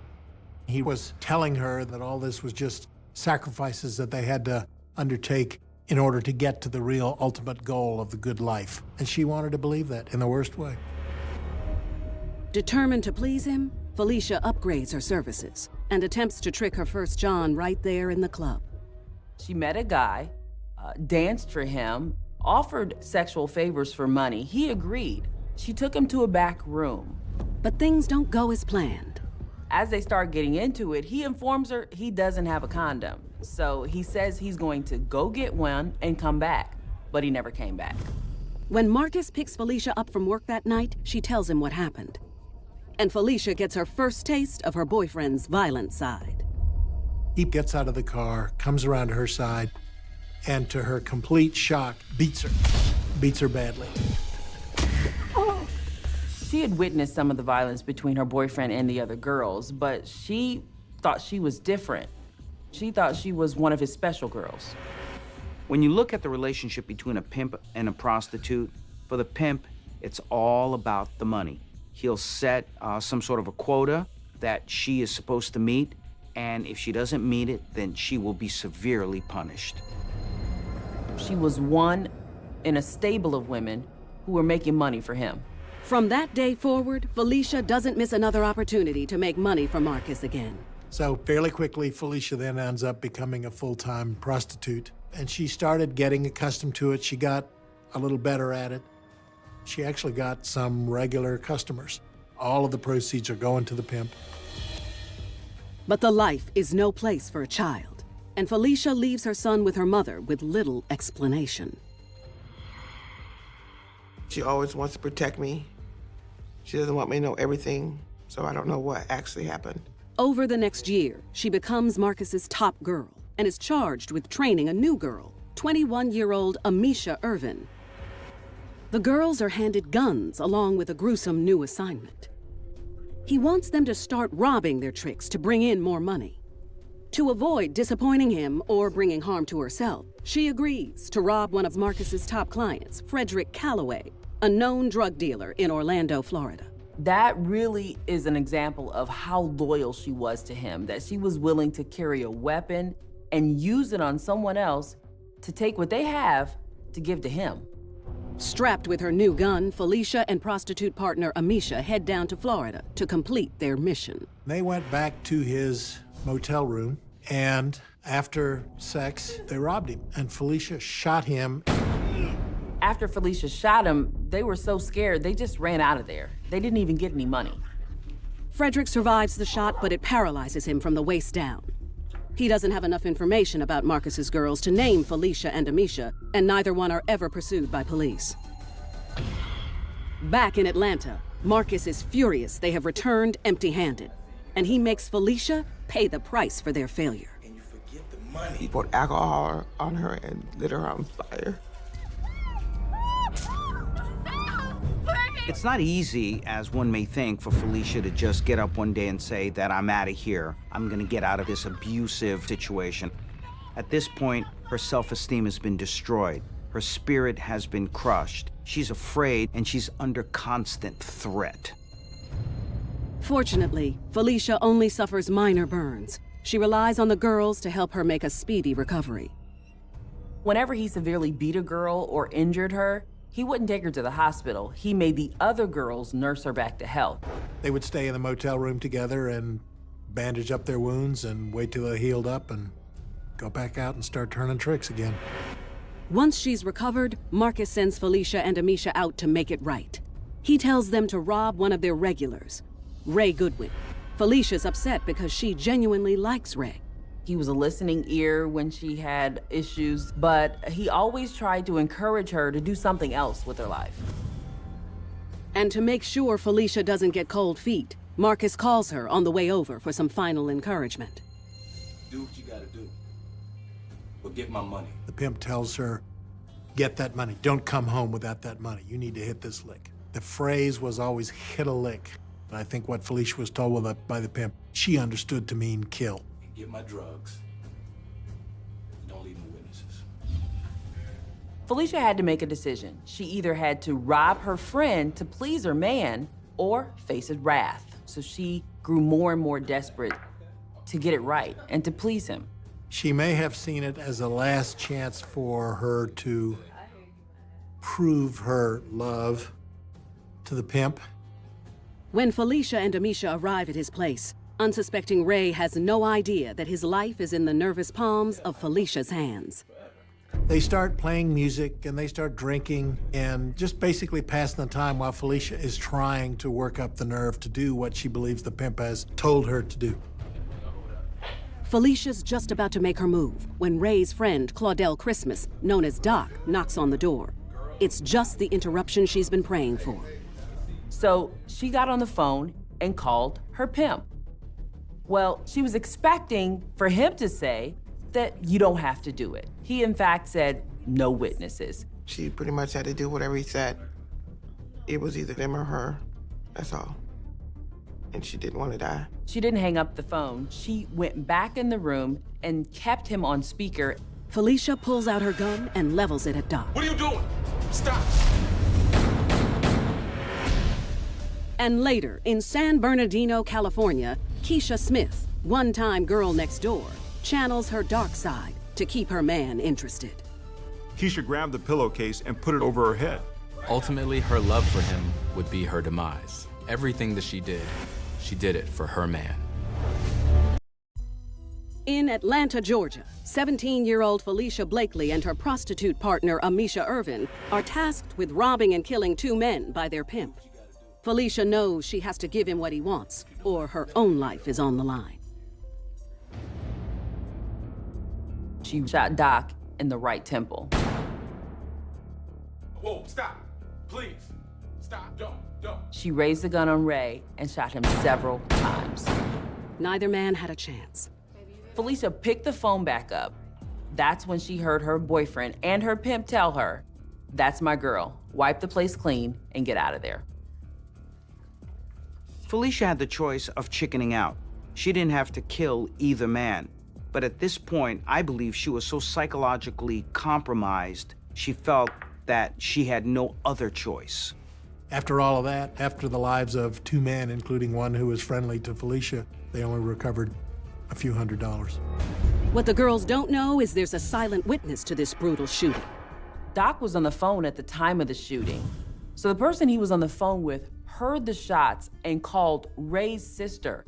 Ray's sister came to his apartment and discovered their two dead bodies and called the police. DeKalb County, Georgia police immediately launched their investigation, but the girls, who are unidentified, are long gone. Back at the motel, Marcus is so unhappy by the meager take that he sends Felicia and Amisha back out to hunt down another victim. The ladies scour the Atlanta streets until they find a good mark. A man named Demetrius Twitty. They're sort of attracted to Twitty because they observe that he's wearing a lot of jewelry. In their minds, that meant that he had a lot of money. They agree to go home with Mr. Twitty in exchange, basically sex for money. And they do go to his apartment. Demetrius has no idea that he's just invited two cold-blooded killers into his home. Felicia Blakely and Mr. Twitty go back into the bedroom. While that is going on, Amisha is going through the apartment, looking for things to steal, gathering things up. He immediately figures out that he's being robbed, and he gets angry. And that's when Felicia takes out her gun and shoots him multiple times and kills him. Once again, the girls only find a few $100s in the apartment, but their big payoff is the man's car. They take it back to show Marcus. Tonight, he seems pleased. He wanted her to commit these murders partly for the money, but partly sort of as a control mechanism. If she's killed somebody, he's got her for life. She can never get away from him. He's got something on her. Keep it in your bag. The following day, Marcus gets greedy and sends his girls out into the city on a week-long robbery spree. They were successful a couple of times. They had robbed a few restaurants and gotten some money for their pimp. 10 days after killing Demetrius Twitty, the women think they may get away with murder. But DeKalb County police are called when a suspicious business owner overhears them in the bathroom, plotting to rob the place. They actually tried to flush their weapons. They were arrested right there at the restaurant. Police run the tags on their vehicle in the parking lot and trace it back to Demetrius Twitty. And the next day, when they question Felicia about why she's in possession of a dead man's car, she tells police everything. She took complete responsibility for it. She took responsibility for it herself, and she said she was the shooter. Not only does she tell them about Demetrius Twitty, but also about the murders of Ray Goodman and Doc Christmas, and the maiming of the Orlando man, Frederick Calloway. This was a woman who had been destroyed by Marcus, completely subjugated and humiliated and made to feel less than zero. Amisha admits to assisting Felicia while robbing all three victims. Amisha also admitted her part in the killings, but what is unfortunate for both girls is that neither of them made any mention of their pimp's involvement in their behavior. Hours later, her mother is shocked when Felicia's face is plastered on the nightly news. I broke down and cried, prayed. Tried to find out where she was at. The first time I saw her, she was in DeKalb County Jail. She's sorry. I'm sorry, Mama. I'm sorry. I asked her, "Are you okay?" She said she's doing the best she could. Even behind bars, Felicia stands by Marcus, not letting on why she committed the crimes.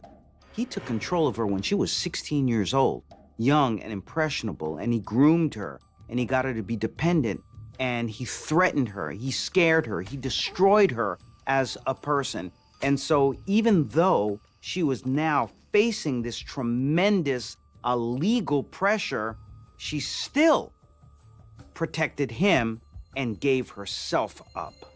A year and a half after her arrest, Felicia Blakely pleads guilty to multiple counts of armed robbery and murder.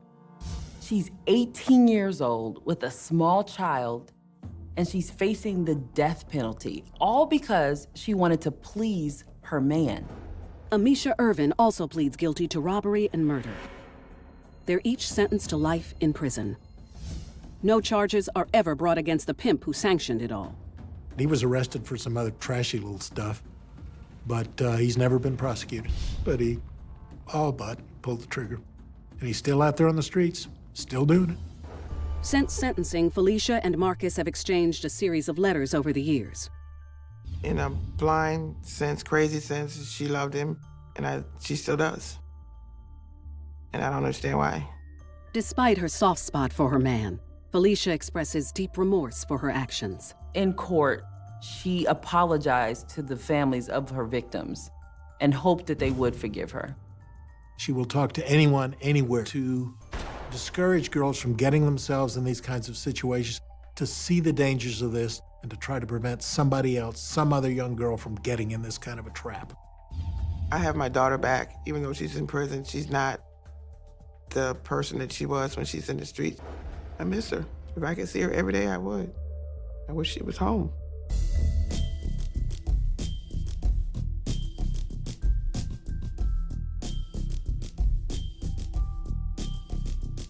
Felicia Blakely regrets doing her man's dirty work, and she's not the only woman wishing she had done things differently.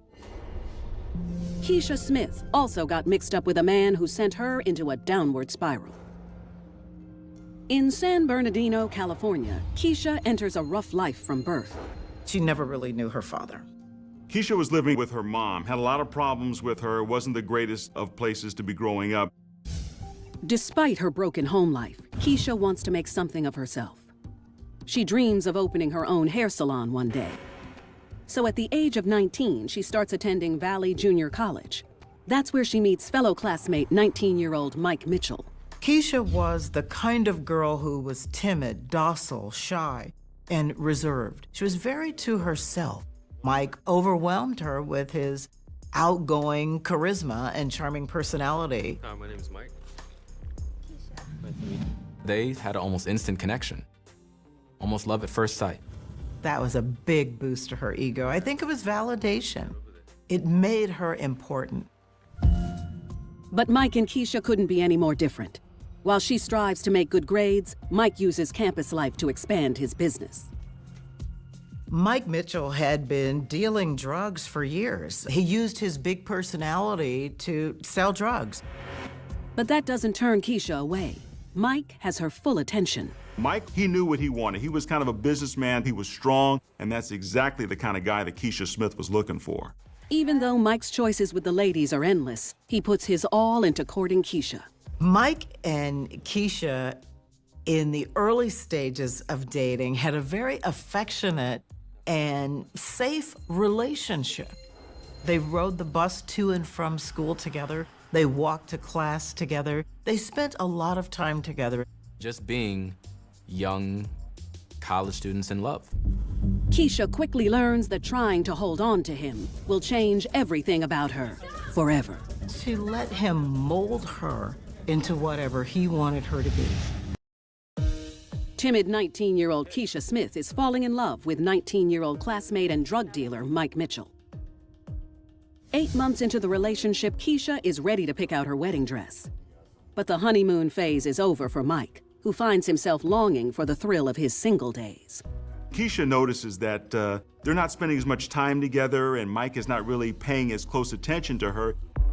And Keisha's willing to do anything to keep his attention. She tried to look like the type of women that he was known for dating. She started wearing more revealing clothing. She wanted to look like his crowd. Keisha was changing her personality, her mannerisms, all to show Mike that she can be a little bit more edgy. Once Keisha got involved with Mike, it was going in the wrong direction for her because it wasn't about her feelings any longer. It wasn't about her self-esteem. It was all about Mike. Without Mike, she was nothing. And so whatever it is that Mike wanted, she was willing to do. She was willing to change her appearance in order to suit Mike. She was willing to change her face, wear certain clothes. All of it not for her, but for Mike. Mike doesn't seem to notice Keisha's new edge, but she refuses to let him go. So she sets out to prove to him that she can be as bad as anyone in his crowd. Soon after she made the decision that she was going to be a criminal, she was actually arrested for burglary. She had no record before this. This wasn't characteristic of her behavior before being involved with Mike. We all have that inner voice that tells us to do the right thing. And for Keisha, I'm sure she heard that voice. And instead, she went and got herself in deep, deep trouble, all for the love of Mike. Keisha pleads guilty to felony burglary. A few weeks after the initial plea, she's released on probation and due to be sentenced in 3 months. Hoping she has impressed Mike, she's relieved to find her man waiting for her with open arms. Once Keisha was out, she reconnected with Mike. Keisha's arrest for the burglary was a rite of passage that moved her closer to Mike and more into his world. The next month marks the beginning of a new semester. Keisha doesn't re-enroll because of her pending sentence. Mike doesn't return either. Instead, he thinks Keisha may be onto something, burglarizing homes. If he robs these houses and sells what's inside of them, he can buy more drugs to make more money. The more drugs he has to sell, the more money he can make, and the cycle continues. And he enlists the help of his girlfriend. He proposed to Keisha that they become this Bonnie and Clyde duo. How do you feel about that? You're excited? Yeah. She was drawn in because she wanted to be with him. Keisha was already on probation, so that inner voice of hers, that conscience, probably whispered to her, don't get involved in illicit activities because you can go to jail. But her love for Mike was so overriding, it dampened the voice that said, do the right thing. 2 months into Keisha's probation, she and Mike start casing houses, looking for the right one to rob. They looked in the middle-class areas of San Bernardino where they thought they can get the most money, the most jewelry, or the most merchandise. But Mike thinks they need more intel before choosing the right house. And Keisha knows just who to ask. Keisha recommended a woman from her apartment complex, Sherry Beck, who she knew dealt in stolen merchandise. Sherry had a reputation for using drugs, selling drugs, and stealing things to get more drugs. In exchange for drugs, Sherry agrees to help, and she has the perfect house in mind. Sherry was upset with her drug dealer, Derek Hassett. She felt like he had ripped her off, and she wanted to get back at him, so she recommended his house. Sherry invites them to case the house and rides the couple past the place, pointing out all possible entry points. But she has one word of caution. Sherry warned Mike and Keisha that Derek lives at home with his parents and his grandmother. However, Sherry knew that most of the family was out of the house during the day, and she believed that she could lure Derek away from the house if she wanted to. The next morning, partners Mike and Keisha put their plan in motion. They park down the street from Derek's house and anxiously wait for Sherry to do her part. Sherry went to Derek's house to distract him, talk to him, lure him, whatever she has to do. Mike and Keisha are in the car watching the house. Sherry was having trouble getting Derek to leave the house, so she was with him longer than expected. Mike drove past several times and began to get impatient. And when Sherry fails to get Derek to leave, she splits. Sherry told Mike and Keisha that Derek wasn't leaving, and on top of that, the grandmother was still in the house. Sherry told them they should forget it. Determined to keep their plan in play, Mike and Keisha ignore her advice. And hasty Mike is about to lead Keisha into the biggest blunder of her life. There was no turning back. At that point, she had to prove that she was his ride or die. She bought into this whole Bonnie and Clyde duo, and she would do anything just to make him happy. In San Bernardino, California, just 10 months into Keisha Smith's relationship with Mike Mitchell, the two are casing a house to rob, waiting for its owner to take off so they can go in. So Mike and Keisha are now driving back and forth, trying to figure out why Derek hasn't left the house yet. They're becoming upset. They continue to stake out the house, and an hour later, to their relief, Derek finally leaves. They got into the house because the back patio door wasn't locked. Mike and Keisha started ransacking the house. They turned the house upside down. After cleaning out several rooms, Keisha and Mike head to the back bedroom. That's where they startled Derek's grandmother, Josephine Kelly.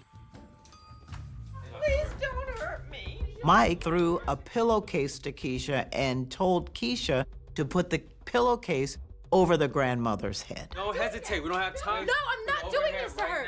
Keisha was the one at a higher risk because she was out on probation. She actually had more to lose. This would be the very last opportunity that Keisha would have to turn away and change her mind. But Keisha does as Mike asks. She places the pillowcase over Josephine's head.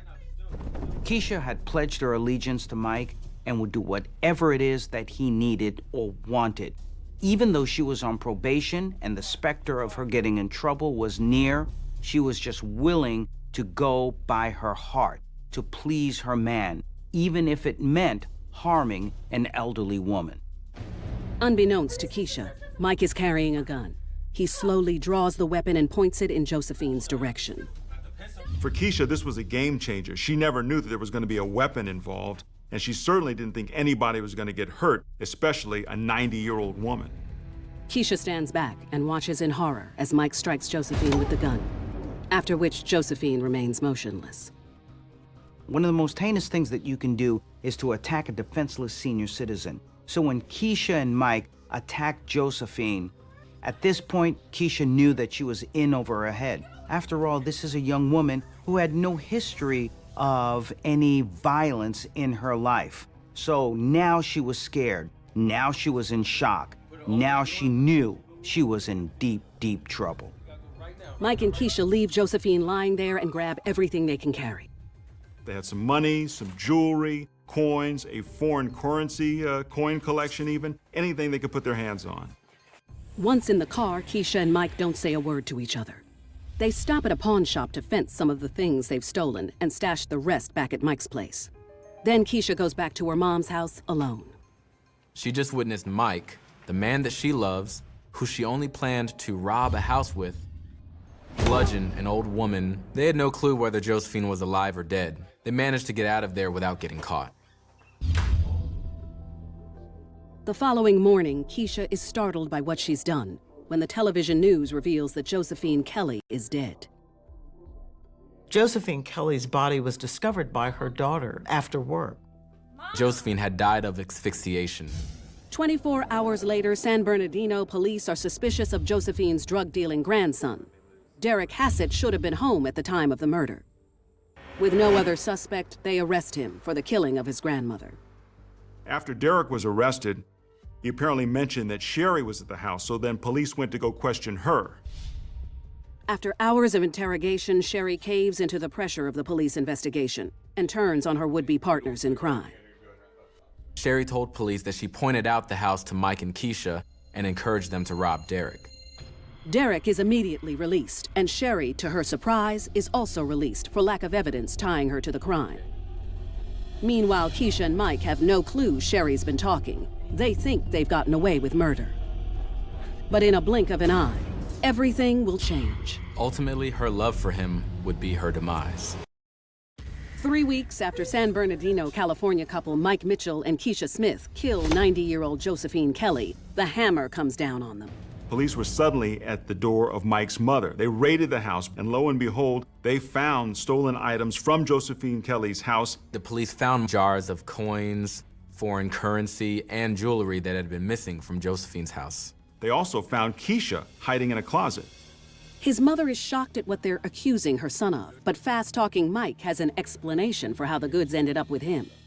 Mike explained that he had done a deal with Sherry Beck, drugs for merchandise. Now, he wasn't sure where this stuff came from and says that he wasn't sure if it was stolen. Because their star witness, Sherry Beck, is a known thief and drug addict, police aren't prepared to make the other charge stick, so they charge Mike with possession of stolen property. Keisha is also arrested and charged with a probation violation. And in a stunning blow, Mike is released 15 days later on bail. The prosecutor, in their discretion, felt that the evidence that was gathered was not enough to connect Mike, Sherry, or Keisha with the murder of Josephine Kelly. The prosecutor did not decide to charge or prosecute. The case went cold. Keisha remains behind bars, and a few weeks later, she's sentenced for her initial burglary charge. She receives 4 years in prison. Her solace is knowing that Mike is still by her side, but it doesn't last long.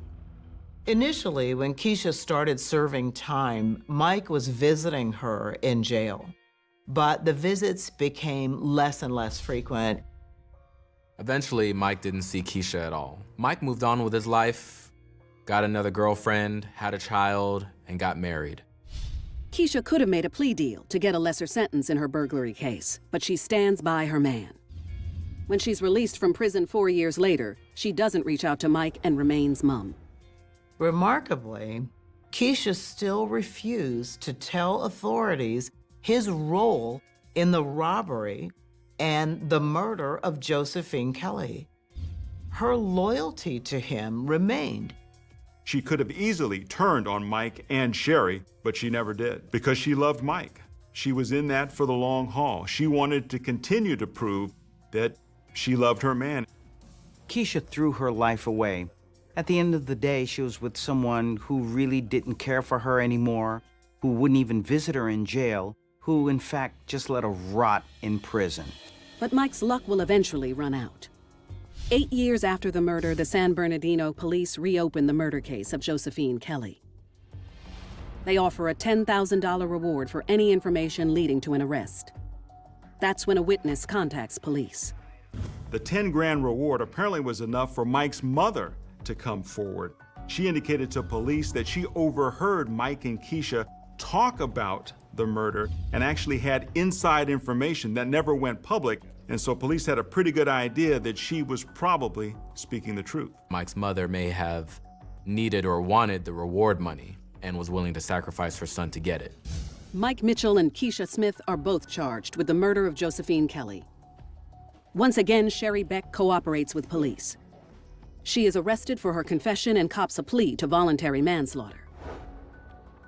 Keisha and Mike are tried together, and Keisha comes face to face with the man she risked everything for. Mike took no responsibility for anything and actually tried to convince the jury that he had never stepped foot in the house. Keisha reverted back to the old Keisha. She went inside herself. She would not say one word against Mike. It's clear proof that Keisha loved Mike. She never gave him up. That first year that they were together defined all the years after as to the love that Keisha had for Mike. Mike and Keisha are both found guilty of murder and sentenced to life without the possibility of parole. Sherry Beck is sentenced to 17 years. When we look back at this tragic story, it's quite obvious that Keisha had what it took in order to be successful in life.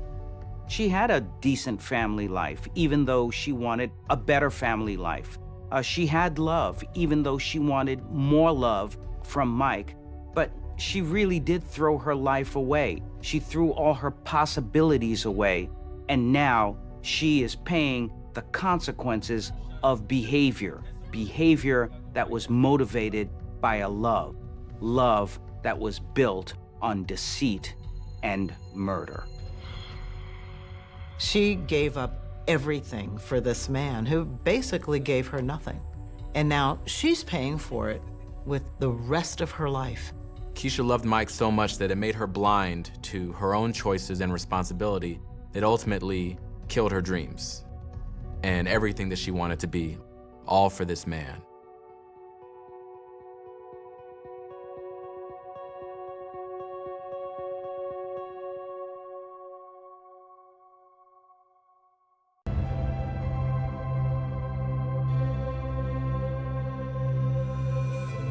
When you find the man of your dreams, he often becomes your whole world.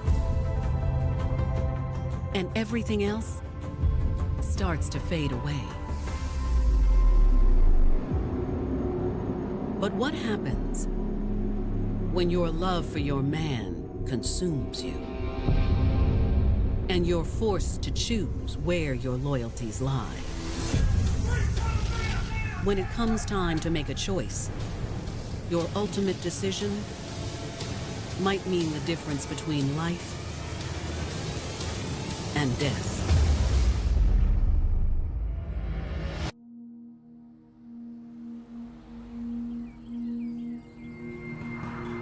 June 26, 2002. It's a beautiful afternoon in Windmore, Pennsylvania, an idyllic suburb located just north of Center City, Philadelphia.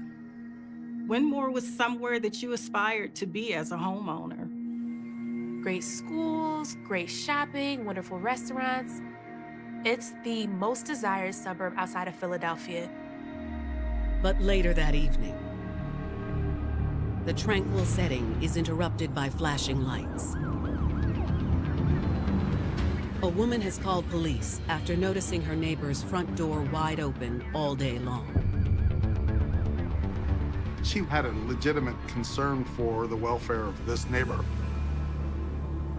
Police make their way into the residence to do a welfare check on the homeowner, 50-year-old Shanita Glanville. But after they enter the home, The officers are shocked by what they find. They find the man on the floor, dead. He was shot once in the head, once in the torso, and once in the arm. A woman who they believe to be Shanita is lying just a few feet away from the male victim. They find her lying face down, 2 shots to the rear of her head. She was killed execution style. Who would want to gun down these 2 victims? And why? People, they were shocked. They were confused. This kind of thing doesn't happen in that town. As police try to make sense of this double homicide, they'll uncover a tangled web of deceit, where one woman's desire to please her man put those she loved in danger. She was willing to do whatever it took to make sure her man was happy. Chanel Cunningham was known for her warm personality and impeccable taste in fashion. Chanel was beautiful. She was vibrant. Her smile lit up a room. The fashionista was determined to own her own store one day. Chanel was willing to work hard to have a store of her own. That was her dream. At a party one night in February of 1998, Chanel crossed paths with someone who seemed like he could make all her dreams come true. Swanky businessman Maurice Phillips. Maurice was a handsome, just brown-skinned young man, and she is absolutely awestruck by him. He had swagger like nobody else. She was amazed by him. Instantly, there's this connection. Maurice and Chanel talked for hours. He was smart. He had his own business. Maurice was everything that she had been looking for. What she saw in him was someone who was just as driven as she was, just as ambitious. They were a perfect match.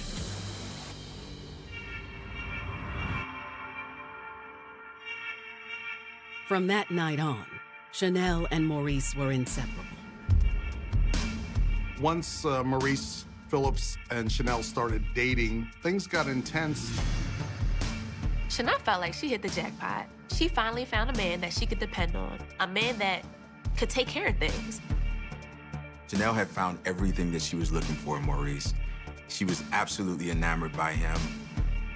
If Chanel wanted a Prince Charming, Maurice stepped into that role immediately. Maurice showered Chanel with exotic trips and a life of luxury. Maurice, he gave the appearance of perfection. He took her to romantic places around the world and gave her what she thought she would never see. Maurice and Chanel, they were doing it all. They went to Super Bowls, Celebrity All-Star Weekend basketball games. Chanel not only fell in love with Maurice, she also fell in love with that lifestyle. And we're talking about a lifestyle of fancy cars, big houses.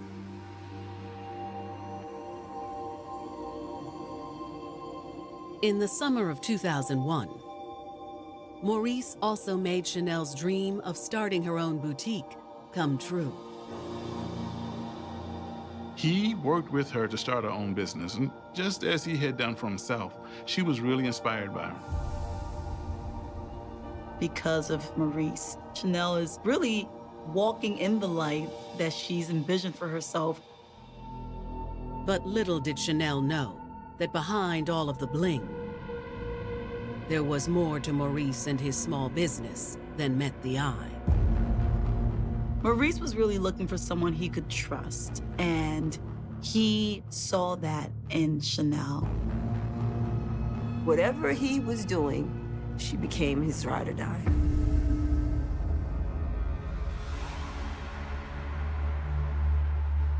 June 26, 2002.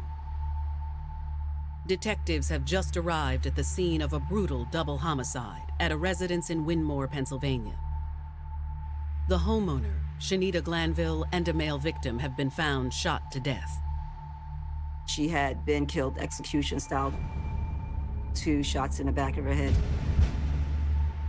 The man was shot once in the head, once in the arm, and in the torso as well. Officers informed detectives that the male victim is Shanita's godson, Dane King, and that they suspect the murders occurred around 24 hours prior. The police learned from neighbors that Dane King had just came down from Philadelphia to help Shanita with some computer issues. Detectives believe the assailant wasn't after Dane, but his godmother. The shooter probably didn't expect somebody else to be there. It's a case of being in the wrong place at the wrong time. But that's not the only reason detectives suspect Shanita Glanville was the killer's main target. They knew Shanita was an informant. Shanita had been working with detectives in their investigation of a local drug ring. And it seems the drug ring may have found out. Shanita was ratting them out. They could have wanted to silence Shanita for good. The hunt for Shanita and Dane's killer is on, and police think they know just who they're looking for. But what they don't yet know is that there's another suspect at the center of this brutal slaying. One whose loyalty veered towards love over friendship. She would do anything for him. She got herself and her friend so engrossed in this that there was really no way out.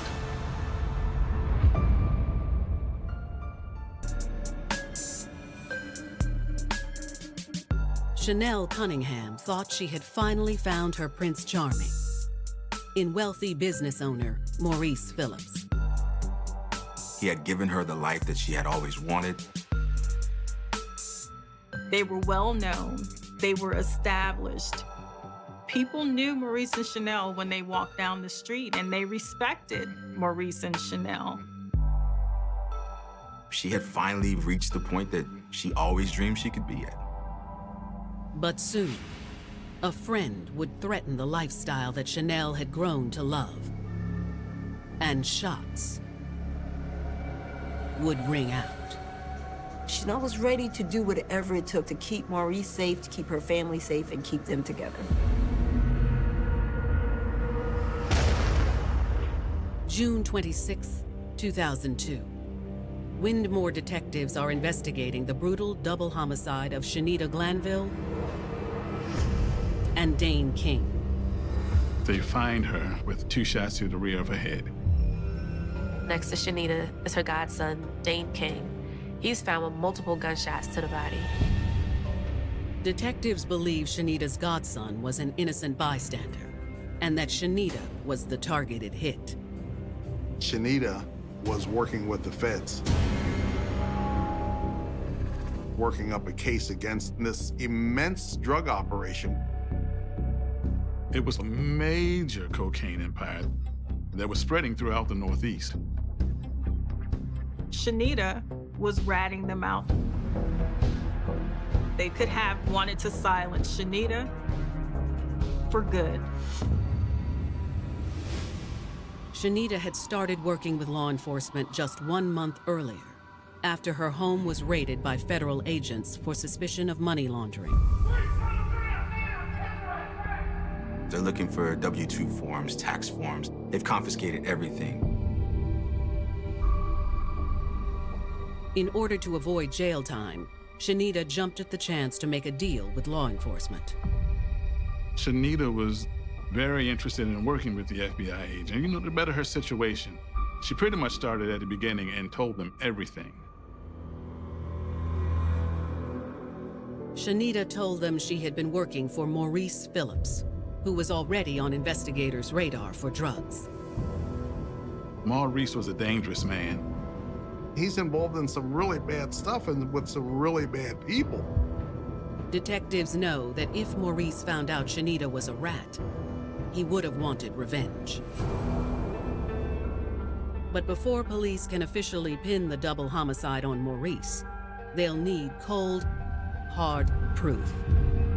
They're looking for paperwork, they're looking for documents, they're looking for the money trail.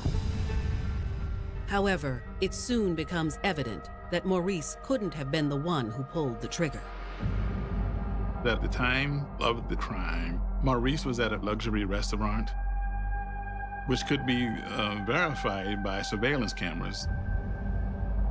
He had a rock-solid alibi. Detectives know that just because Maurice didn't pull the trigger doesn't mean he's innocent. They wade through Maurice's financial records and see that he withdrew a large sum of cash on the same day as the murders. Maurice could have set it up. It's a classic kind of gangland style hit. Murder for hire. And within Maurice's phone records, detectives find a clue that just might lead them to a potential hitman. They see that on the day of the crime, Maurice made a flurry of phone calls to a single number. He calls his cousin in Tennessee numerous times. Detectives identify Maurice's cousin as 31-year-old Bryant Patterson. And from looking at Bryant's credit card transactions, it appears he made a quick round trip to Philadelphia in the days before and after the murders. The cousin, not living in the Philadelphia area, was the best person to come in, get the job done, and go back home. Less likely to be a suspect because he's not from the area. When detectives reach out to their counterparts in Tennessee for assistance with locating Bryant, they're met with a surprise. Bryant was arrested in Tennessee on a gun charge, unrelated to this criminal activity in the Philadelphia area. Detectives travel down to Tennessee to speak with Bryant. In an interrogation room, they're pleased to find that their suspect is willing to talk. Bryant wanted to make a deal with the police. Bryant admits that he's the one who gunned down Shanita and Dane. He said, "I'm your shooter. I'm the one that did the killing." Bryant was spilling the beans. But Bryant isn't going down alone. Chanel loved Maurice. Love makes you do crazy things sometimes. She lost her best friend because she was at the point where she would do anything for a man.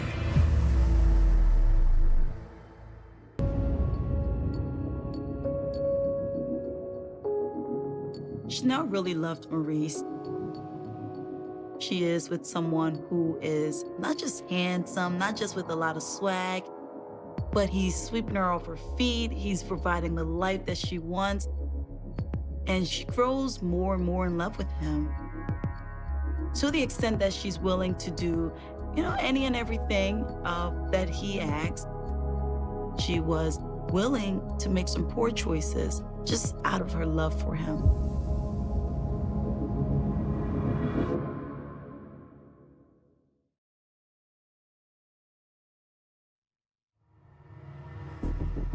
Summer 2002. Philadelphia detectives are investigating drug kingpin Maurice Phillips for the brutal murders of Shanita Glanville and her godson, Dane King. Shanita was working with the feds, and we're working up a case against Maurice, and this is the reason why he wanted Shanita eliminated. But before detectives can take down Maurice Phillips, they need cold, hard proof of their theory. Luckily, they're now sitting down in a Tennessee interrogation room with someone who can help. Maurice's cousin, Bryant Patterson. Bryant actually confessed to being the murderer. He pulled the trigger. Bryant confirms he carried out the crime at his cousin's behest. Bryant Patterson tells investigators that he didn't know Shanita personally. His cousin, Maurice, commissioned him to do a hit, and Maurice offered him $18,000 for the murder. Bryant tells detectives it all started a few weeks before, on June 24th. He got a phone call from his cousin. His cousin told him to come to Philly so they could take care of a problem. Bryant says he made the drive up to Philly right away. And once he got there, Maurice filled him in. Maurice informed Bryant that Shanita needed to be taken care of. Maurice told Bryant that Shanita was a rat and she needed to be silenced before she took the entire organization down. He said, you need to help eliminate this problem. Maurice gives him a .45 caliber gun. Maurice gave Bryant the address and told him, go take care of the snitch. Bryant tells police that Maurice had carefully covered every detail. Maurice wanted to be as far away from this crime as possible. He's gonna be at a restaurant where a lot of people can see him. Bryant then gives authorities a play-by-play of what happened on the night of June 25th. He parked at a local business down the street from Shanita's home. Bryant opened the door and crept inside, with Shanita none the wiser. As soon as he sees her, he pulls out the .45, tells her to get on the ground, and shoots her in the back of the head twice, execution style. Bryant says he didn't know Shanita's godson was visiting, but he couldn't leave any witnesses. Dane King immediately is scared. He starts trying to fight Bryant. He was fighting for his life. Bryant turned the gun on Dane, and he emptied the chamber. Once both victims were dead, Bryant called Maurice. He called Maurice Phillips on the phone and told him, it's done. I did it. Bryant tells detectives that Maurice then gave him instructions to collect his earnings. Maurice informed Bryant that you go and meet this person at this location and they're gonna pay you $16,000. But Bryant says the location of the second portion of his earnings took him by surprise. Maurice tells Bryant he can go to the boutique that he and Chanel own and he can get the rest of the money. At this admission, detectives' ears perk up. Maurice's girlfriend has been on their radar ever since their talks with Shanita. Shanita and Chanel were the best of friends. So much so that they were family. According to Shanita, Chanel was in charge of recruitment for her man's drug empire. And Chanel was the one who had convinced Shanita to get involved in the first place. Chanel explained that it was her role in Maurice's business to keep an eye out for people that were intelligent, people that could crunch numbers, that could move money around. And being that Shanita was a mortgage broker, she fit the bill to a T. Now detectives wonder if Chanel also had a hand in planning her friend's demise. Did Chanel have anything to do with it? She didn't want to lose him. She didn't want her man to go to jail.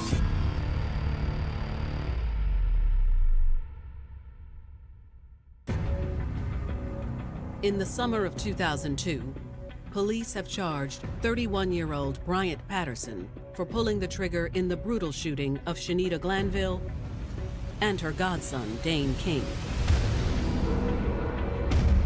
But Bryant claims it was all at the behest of his cousin, drug kingpin Maurice Phillips. Bryant told the police, I did it for Maurice Phillips. That's who hired me to do it. And he paid me $18,000 to do this killing. Maurice found out that Shanita, in essence, was a snitch. So he called Bryant and hired him to silence Shanita for good. With more than enough evidence to take down Maurice, detectives only have one question remaining. Was Maurice's girlfriend, Chanel Cunningham, involved in the murder-for-hire plot? After all, Bryant did go to Chanel and Maurice's boutique after the murders to collect part of his earnings. Maurice had given him the privy to go to Chanel's store and get $2,000 worth of goods for himself to make up for the other $2,000 of the $18,000 he was promised for the murder. Unfortunately for police, Bryant doesn't seem to know much more about Chanel's involvement. When he came into the store, he got what he wanted. He did, and he left. After detectives arrive back in Philadelphia, police head to Chanel and Maurice's home with a search warrant in hand. The officers approach with caution. They knew Maurice was dangerous. In order to get the power that he had, you had to be willing to do some dangerous things. Maurice answers the door. And fortunately, he complies without incident. Chanel comes out just in time to see her man being cuffed, only to have the officers apprehend her next. She knew when she was arrested that the only thing that she could do was cooperate with police. That her life of luxury and fantasy was over. Back at the station, detectives speak to Maurice first. They tell Maurice that they know that he had ordered the hit on Shanita. They have Bryant's confession and his role in murder for hire.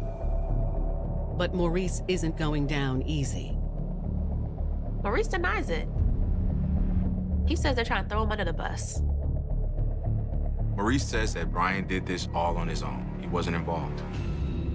With Maurice refusing to cooperate, detectives book him on a myriad of charges. Maurice is charged with murder for hire. He's charged with criminal conspiracy, money laundering, and distributing cocaine. Next up is Chanel. Detectives are still unsure if she was involved in the double homicide and are hoping they can finally get the truth. They were able to connect Chanel with the drug business, but they were never really able to connect her to the murder. Detectives notice that when they bring up Shanita's death, Chanel becomes visibly upset. Chanel, she always considered Shanita to be like an aunt to her. They were very close. At that point, it turned realistic. This was no longer the fairy tale. Chanel tells detectives she's ready to talk. As much as she loved Maurice, she was ready to tell whatever they needed to know. She says at first, she fell in love with Maurice's swagger, and at the time, didn't realize what he was involved in. But after a while, Maurice told Chanel the truth. Small businesses were the front for a drug business. Chanel admits that although she was surprised at first, she wasn't fazed. By this time, Chanel didn't even care how he made his money. She was down for him, and she was down to help. She loves Maurice, and she loves the lifestyle. So she's not going to give up on the love, and she's not going to give up on the lifestyle. Chanel tells detectives she slowly got integrated into Maurice's drug business. Chanel became completely engrossed in the business, and it wasn't just Maurice anymore. It was both of them involved in this criminal activity. Chanel says that's when she offered a solution that she'll regret for the rest of her life. Chanel loved Maurice so much that she was willing to not only risk her life, her freedom, but her best friend also. Summer 2002. Detectives have arrested Maurice Phillips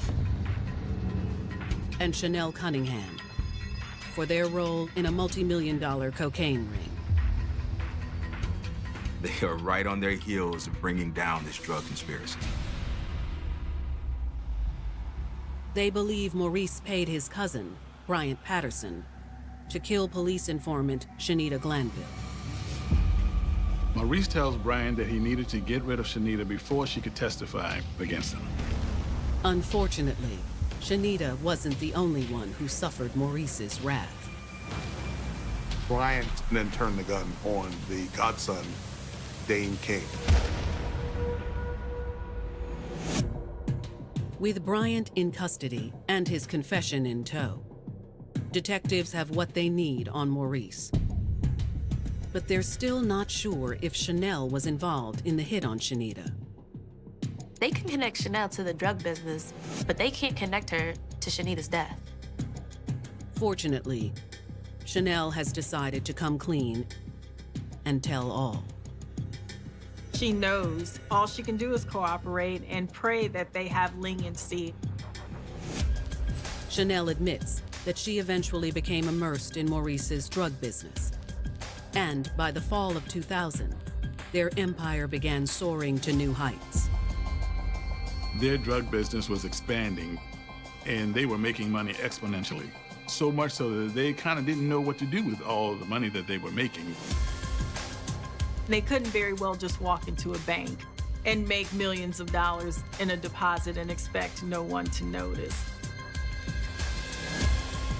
If you're living in a certain size house and you're driving a certain size car and you're paying certain size taxes, people start looking at your bank accounts. That's when Chanel got an idea for a new recruit, her longtime family friend, Shanita Glanville. Shanita Glanville was a successful mortgage broker. She was known for doing well in her business. She was known for crunching numbers. Chanel and Shanita's relationship was really close. They loved each other. Shanita was pretty much an aunt toward Chanel. Chanel knew that Shanita was exactly what Maurice would need to hide all of this illegal money they were making. Chanel tells detectives when she made the proposal to Shanita, her friend was taken aback at first. When Shanita heard these words, she couldn't believe that Chanel was wrapped up into something this major. But when Chanel told Shanita how much money she would make, Shanita caved. She agreed. As much as she was reluctant at first, she was looking at the green. Chanel tells detectives, from that point on, she and Shanita worked together to strengthen the ring's cover. They would create false documents, W-2s, anything to make the drug operation look as legitimate as possible. They were buying properties and selling properties with false institutions that they owned. Chanel says things were going well once Shanita got involved. That is, until Maurice caught wind of the raid at Shanita's house. Maurice has been in this game a long time before he met Chanel. And so the people that he works with know people who know people. When Maurice suspected that Shanita was the informant, he was furious. Maurice told Chanel that if Shanita flipped on them, it would be Chanel's fault, since she's the one who brought Shanita into the business. Maurice now wants Chanel to go and confront Shanita and ask her, are you cooperating? Are you telling on us? Are you squealing on us? Chanel loved Maurice. And Chanel was willing to do anything for her man. She did as Maurice requested her to do. She went over, she talked to Shanita. She demanded to know if Shanita had said anything about Chanel and Maurice's operation. Shanita, she was absolutely frantic that Maurice knew about the raid. she's scared out of her mind because she knows what Maurice is capable of. Chanel says Shanita was hysterical, adamantly denying the allegations. And Chanel believed her. She called Maurice on the phone and said, I just confronted her. She's not involved in ratting on us. She's still with us. She tried to talk Maurice down, and she thought that she did. He told her, okay, I'm not going to do anything to her. Chanel said after that, she thought everything was squashed. She believed Shanita, and she thought that Maurice did too. But a few days later, Chanel and Maurice got word from an associate that Shanita hadn't been honest with them. He flew off the handle. She knew the love that he had for her. And when it came down to the business, there is no love.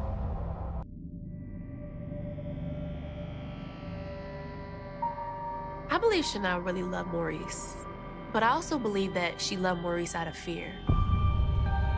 And her love for Maurice out of fear created an insecure attachment with him.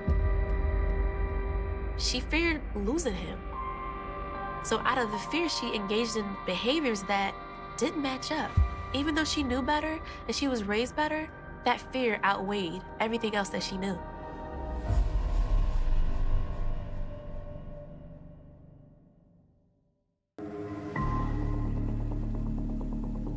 In the summer of 2002, police are speaking with 29-year-old Chanel Cunningham about her role in an extensive drug ring led by her kingpin boyfriend, Maurice Phillips. Detectives believe Maurice is also behind a murder-for-hire scheme that left 2 people dead, including Chanel's best friend, Shanita Glanville. You've got Bryant, the guy that carried out the murder for hire, who's willing to testify. Then Maurice orchestrated it. There's just one question remaining. Was Chanel involved in her friend's murder? They know that Chanel is involved in the drug dealing, but they don't know if she's at all implicated in the murder of her friend Shanita. Chanel tells detectives that a few weeks before the murder, Maurice ordered her to confront Shanita after he got wind of the raid at her house.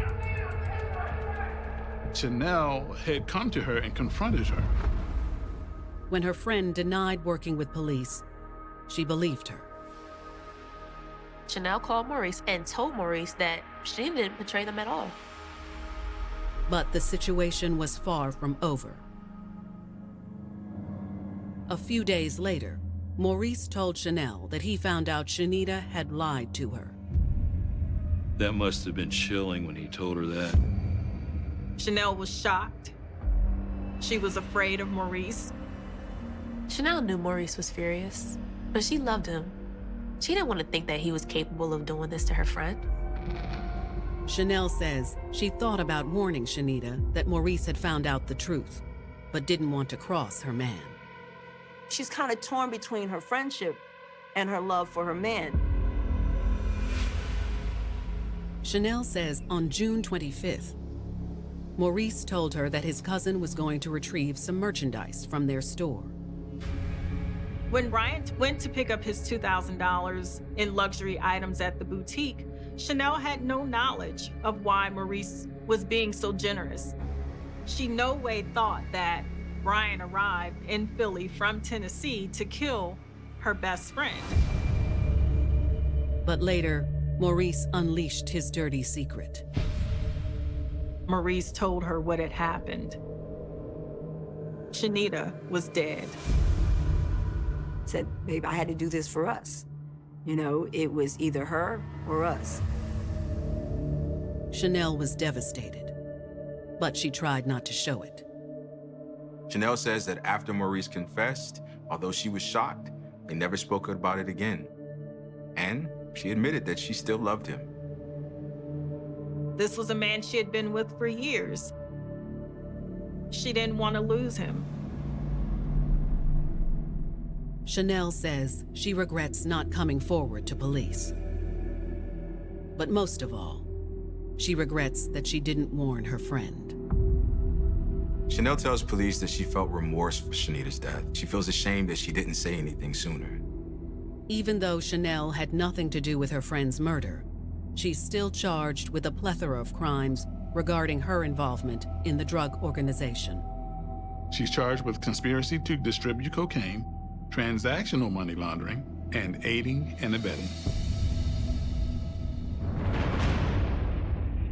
In January of 2010, Maurice's trial gets underway in the Eastern District of Pennsylvania. Chanel Cunningham is the prosecution's star witness. Chanel decided to testify against Maurice because this is not how she wanted it to end. Yes, she loved Maurice, but she also loved Shanita, and Shanita was dead. Bryant Patterson also testifies against Maurice. And the kingpin is ultimately found guilty. He receives 5 consecutive life sentences without the possibility of parole. For their cooperation, Chanel and Bryant are given leniency by the court. Chanel Cunningham receives 12 years after pleading guilty for money laundering and drug conspiracy. As for triggerman Bryant Patterson, he walks away with the least time of the 3.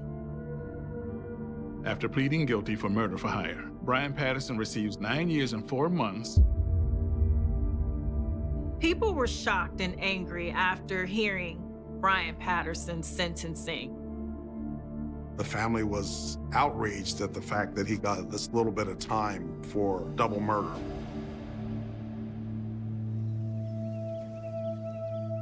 After serving 5 years of her 12-year sentence, Chanel was released early for good behavior. In 2015, Chanel was released from prison. And I can only imagine that life for her is extremely different than it was back then. Not only has she lost her best friend, but now she has to try to put the pieces of her life back together. Chanel's story is a tragic example of how love can steer you in the wrong direction and have deadly consequences. I do believe that Chanel has regrets about everything that went down. She enjoyed the lifestyle, but realized that's a dark, slippery slope. There's no doubt that she loved him.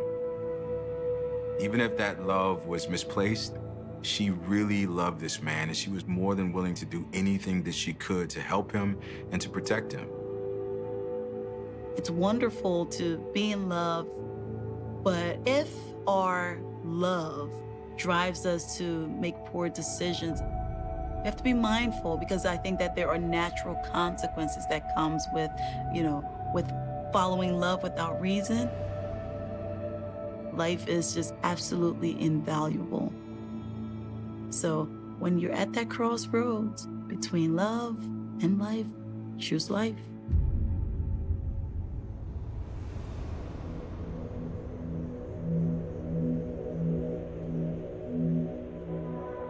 Being in love can make you feel like you have everything you'll ever need. It can make you look away, even when the one you love hurts the people who are most important to you. But love doesn't always last forever. And when it's gone, and you've turned your back on your true friends, who will you turn to then?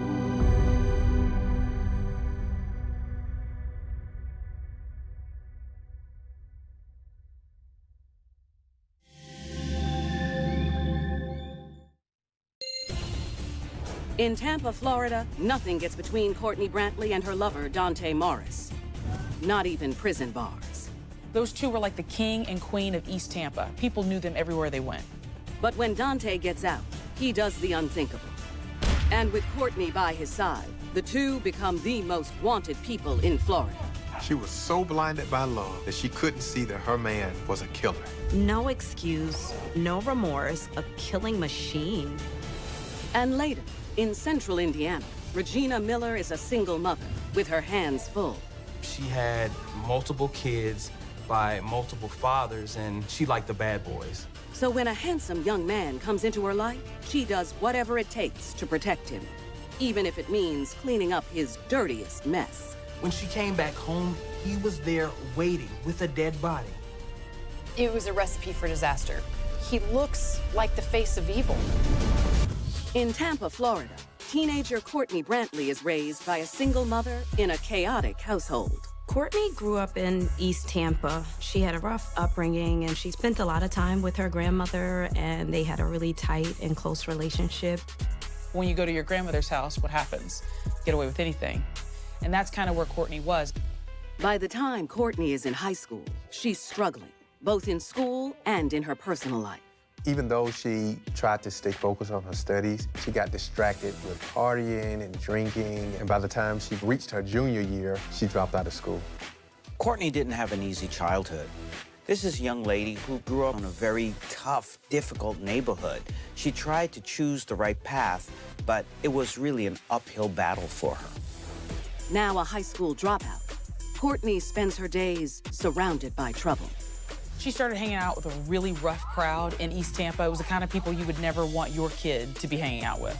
She's in the projects, and she kind of found herself in the midst of just all of that chaos. One day, she's hanging out with some friends when good-looking street-hard hustler Dante Morris steps up to the younger girl, full of swagger.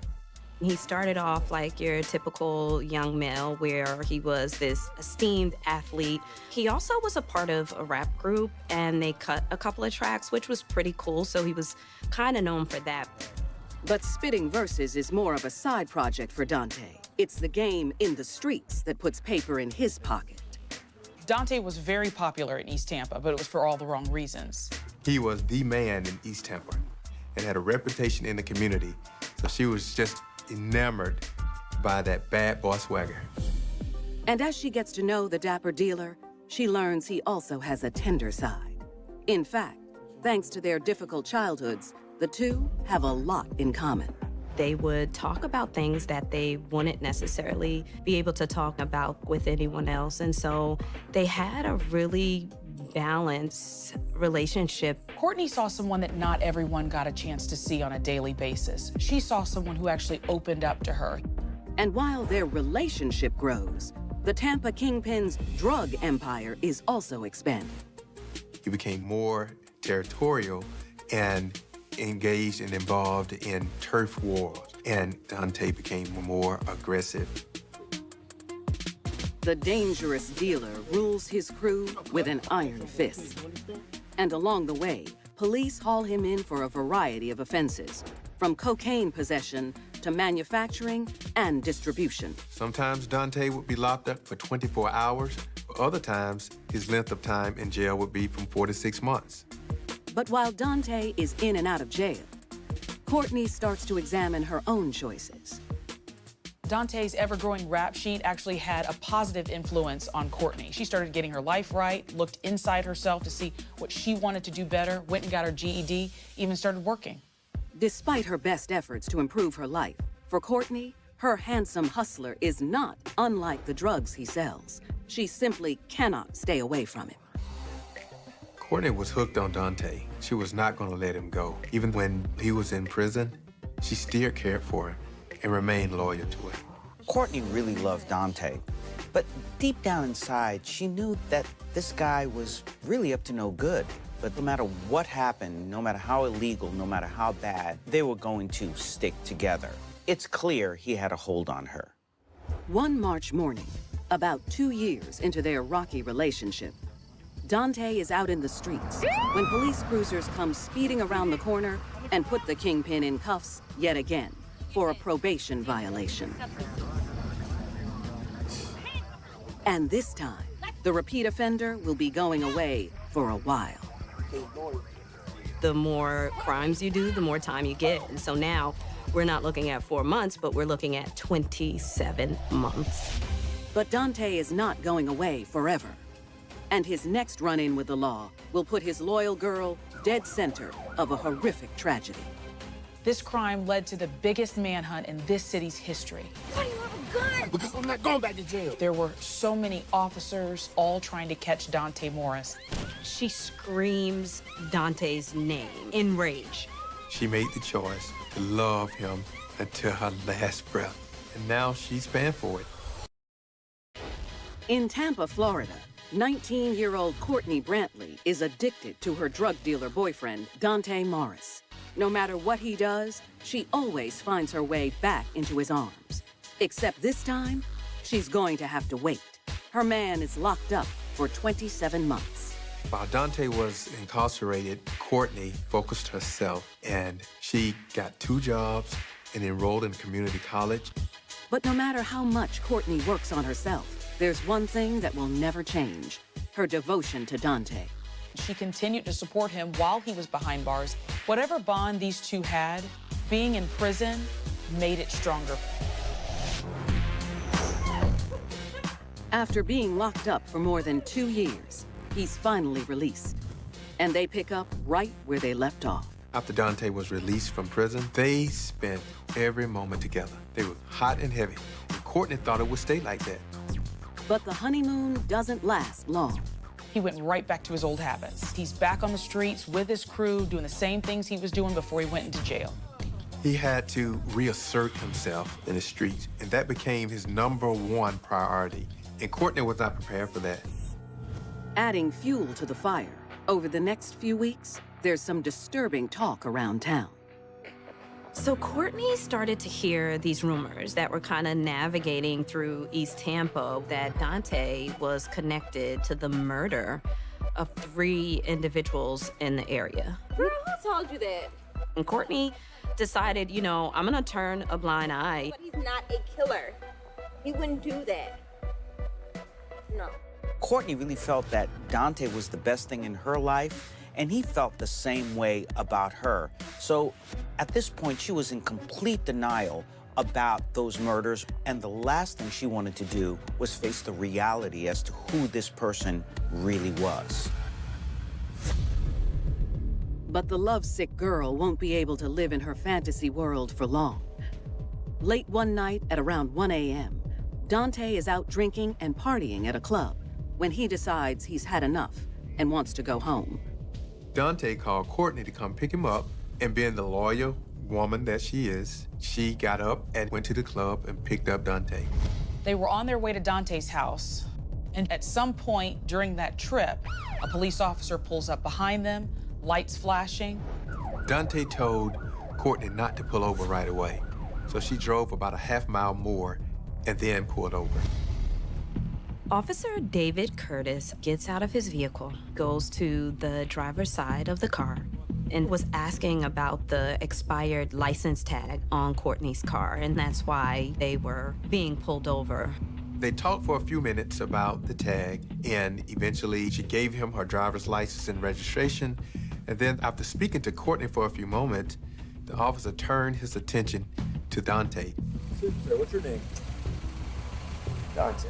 He asked Dante who he was, what his name was. Dante mumbled just a little bit in the beginning, and then the officer asked him again. He finally said, "My name is Dante Morris," and spelled it out for him. The officer tells the couple to sit tight while he checks them out. The entire time the officer is in his patrol car running all of the information, Dante continues to look in the rearview mirror to check behind him. He's getting even more panicked as the seconds go on, because in his mind, the police had figured out he was the one who had committed those murders, and now they're onto him. Courtney's trying to massage him and calm him down and basically let him know everything's okay, just calm down, we'll get through this.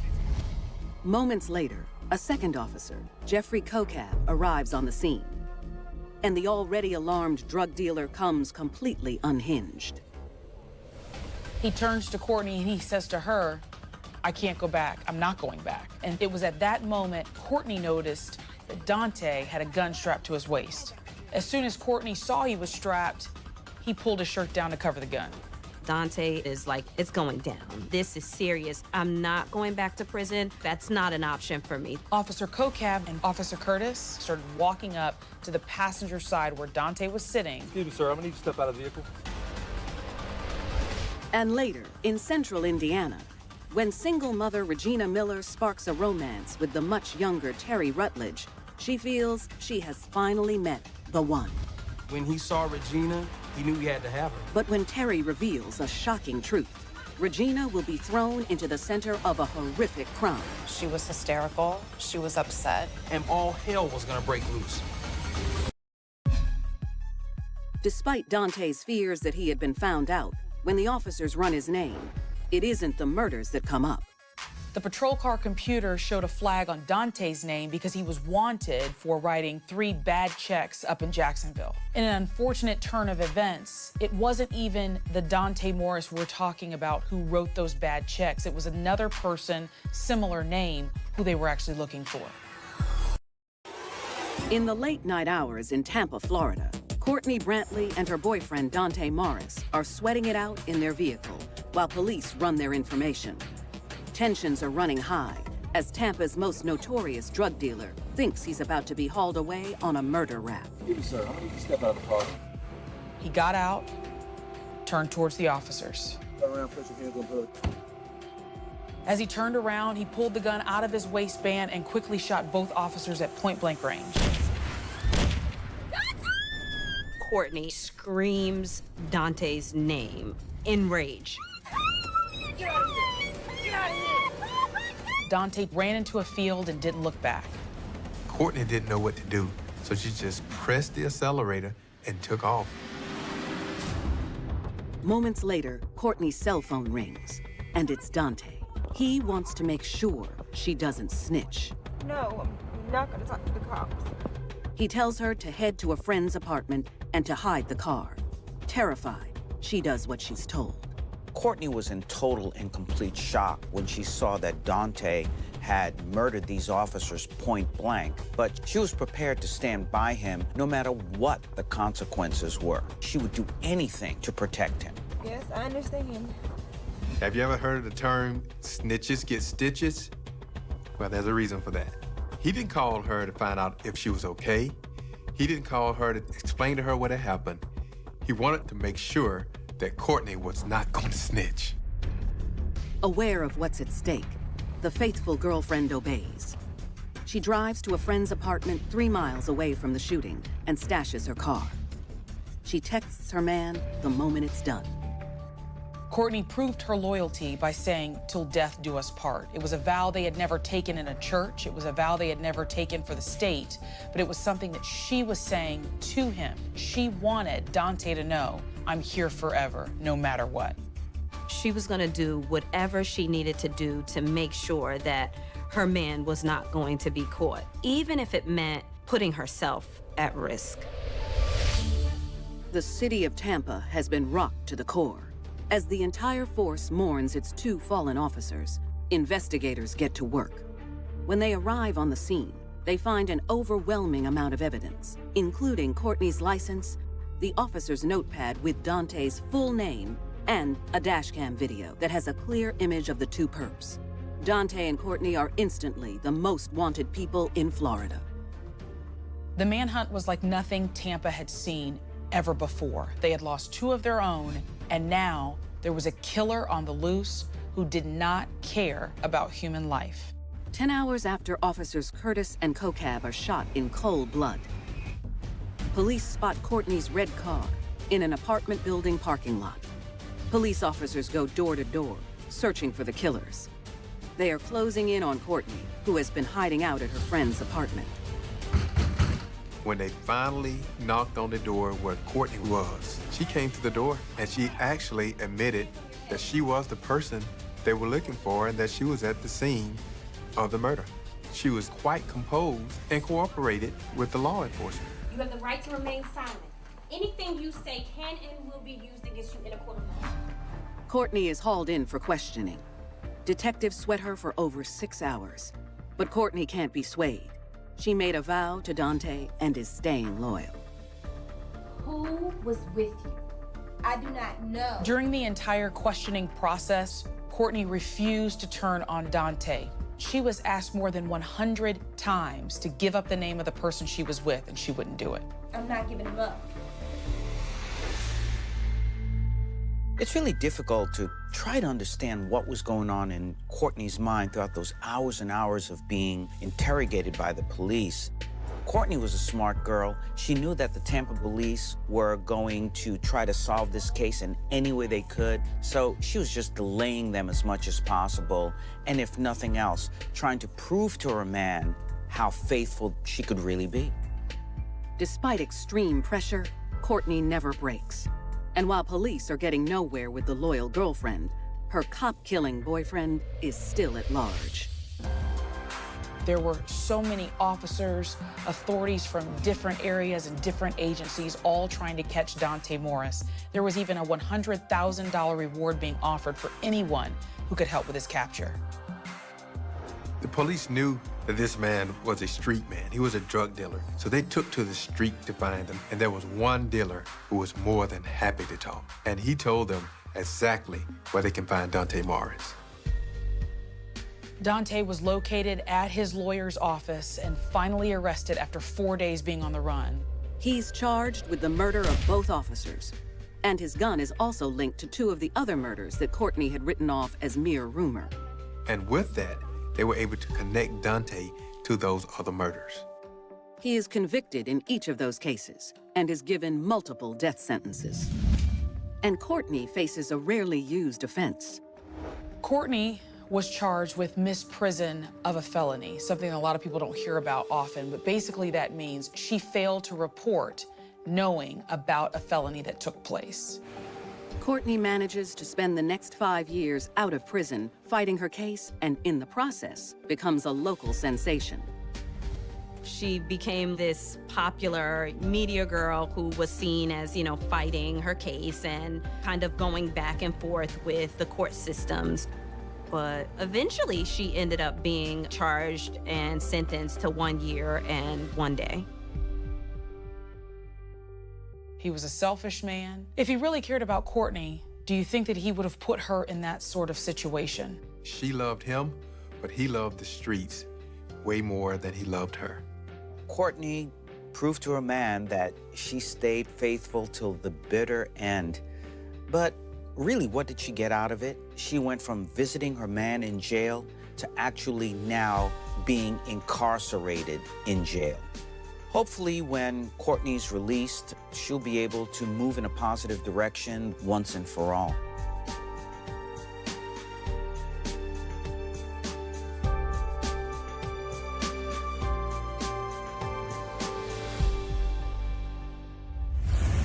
Courtney Brantley did everything in her power to protect her man right up to the bitter end. But in Indiana, how far is Regina Miller willing to go to clean up her new boyfriend's mess?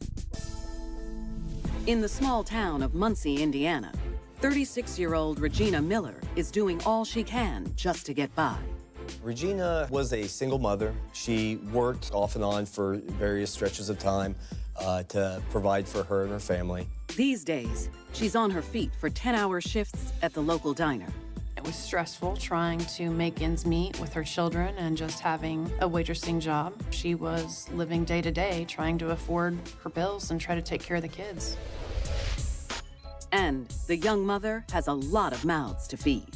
She had multiple kids, although she wasn't very old. Because she started having kids so young, she had kids from elementary all the way up until the kids that were in the 20s. Her 20-year-old son does his best to help out with the younger ones while she's at work. But for the most part, Regina is on her own. Her house was pretty much in disarray, mattresses on the floor for the kids, food, and a lot of dirty dishes. They had very little.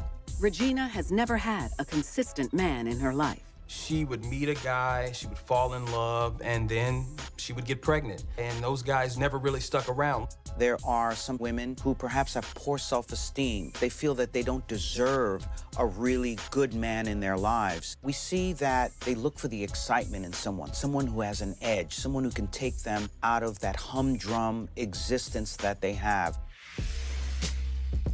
But the struggling mom is not ready to give up on love. She still held out hope that one day she would find Mr. Right, and Mr. Right would not only accept her, but also accept all of her kids. Life finally starts to look up for Regina when she lucks upon the perfect house to rent for her growing family. Not only is it bigger, but it's cheaper. She finally found a place where all of her kids had comfortable space. Everybody could live in that house, and they loved that place. The single mother is settling into her new digs when one day a young, handsome stranger comes into her life. Her new landlord's 24-year-old nephew, Terry Rutledge. The landlord came over to Regina's house, and Terry came with him, and that's how they met. She found him to be engaging and fun. He had a muscular type build. He was charming, a good time, fun to be with. The attractive younger man appears to be full of swagger and charisma, but in reality, he's no saint with a lengthy rap sheet. We were familiar with Terry Rutledge, and he had a record here in Muncie with domestic battery and theft. Terry has recently been released from prison and has been crashing at his uncle's home. But his shady past doesn't bother the older woman, who is 12 years his senior. Regina knew that Terry had been in prison, and she was obviously okay with that. And Regina is just the ex-con's type. He loved older women, and when he saw Regina, he knew he had to have her. Regina most likely accepted Terry, one, because he was someone who can take her away from that very boring life, but the other part of that, being that she was a loving mom, he had showed an interest in her children, and this, for her, was the complete package. The couple have a clear chemistry, and it's not long before their sexual tension turns into a physical relationship. But within a few short weeks, the man who's stolen Regina's heart shows his true colors and destroys her life. It was a recipe for disaster. He was a user, a master manipulator, the personification of Jekyll and Hyde. Single mother Regina Miller's life finally appears to be on track in Muncie, Indiana. She's in a new house, and she has a new boyfriend, a charming ex-con who's good with her kids, Terry Rutledge. Normally, Regina would be hesitant to bring a guy around her kids, especially so soon. But something about Terry, he seemed to like her kids, seemed to have a good relationship with them. One thing is clear, the young mom is head over heels for her rugged beau. And the next thing you knew, Terry was there all the time. They were spending nights and days, and Terry was becoming a part of Regina's life. But the bad boy is also a bit of a playboy. And he's not spending all his time with Regina. He's seeing other women on the sly. Terry had been involved with what we would kind of look at or label as maybe vulnerable women. Top on Terry's list is Tanya Ingram. And like Regina, she's a single mother of 3, but she's also a grandmother of 4. While Regina thought she was having a nice home with the man she loved, not only was Terry hooking up and having sex with her, but he was also hooking up with the grandmother as well, and neither one knew about each other. One chilly December morning, Regina sees her kids off to school. She kisses her love goodbye and heads out to run a few errands before work. While Regina was away, Terry decided that he wanted to play. Terry met up with Tanya. He accompanied Tanya while she was running several errands. And I think by all appearances, it looked as though they were a couple and they were quite chummy that day. Tired of shopping, Terry's ready to get Tanya alone. With the kids at school and Regina at work, he knows her house is empty. So he suggests they head over there. Terry and Tanya didn't have a vehicle, so they rode the bus a couple different times that day to different places. At some point, Terry talks Tanya into going to Regina's house. I don't know that Tanya knew that that was Regina's house, but there's no question that they ended up there in the early afternoon. Terry decided they were gonna have sex before Regina got home. And the hot and heavy lovers don't even make it to the bedroom. They get down to business right on the couch in Regina's living room. He had the audacity to bring another woman into Regina's house. Who knows why Terry would do something so stupid, so disrespectful? Maybe he got a thrill from being able to manipulate the situation, or maybe subconsciously he wanted to get caught. And just as things are getting interesting, Terry hears a car door slam. At that point, Terry encourages Tanya to run down into the basement. Unless you're going to have a threesome, you're going to have to hide one girlfriend from the other, particularly when you're using her house without her knowledge. Terry? Confused, Tanya does as she's told. She didn't think twice about whose house they were in initially, but it's now crystal clear they are not in Terry's house. Tanya realized that she was actually at another woman's home, and she became upset. She wants to know what's going on. She's not being quiet like he wants her to be. Regina was supporting him. She was giving him a place to live. So he wanted to do everything he could to keep Tanya quiet so he could hide his secret. Because if Tanya met Regina, all hell was gonna break loose. With Regina standing just a few feet above their heads, Terry runs out of patience. Stop being so loud! Where you going? He wrapped his arm around her throat and did what he thought he had to do to keep her mouth shut. Tanya struggles as the large man overpowers her. Terry was cold-blooded, calculated. He looked like the face of evil. In Muncie, Indiana, 36-year-old single mother Regina Miller returns to her house to get ready for work. She thinks she's home alone, but in the basement, her boyfriend Terry is desperately trying to keep his other girlfriend Tanya quiet. He wrapped his arm around her throat, put her in a chokehold, and just kept squeezing. While attempting to keep her quiet, he strangles Tanya with one arm and puts his free hand over her nose and mouth to silence her. She's reaching up, trying to scratch his face to get him off of her. Tanya was fighting for her life.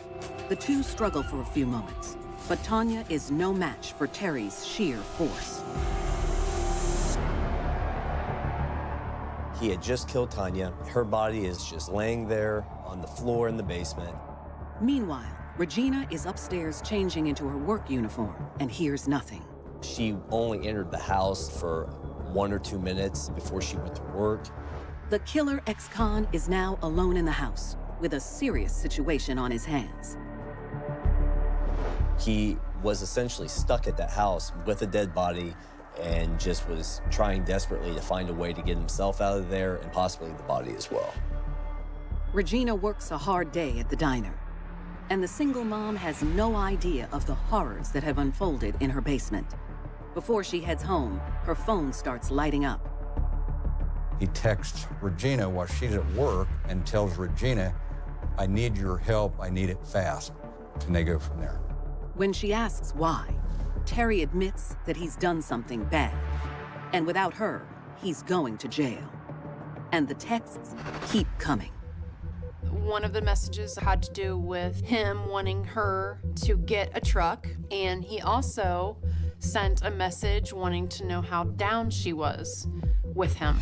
Although Terry had killed Tanya all by himself, here he is texting Regina, basically bringing her into this, trying to get her to help him clean up his mess. And the devoted girlfriend doesn't hesitate.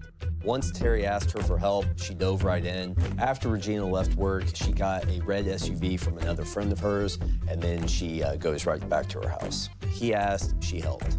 When Regina arrives at her house, Terry has no choice but to show his woman what he's done.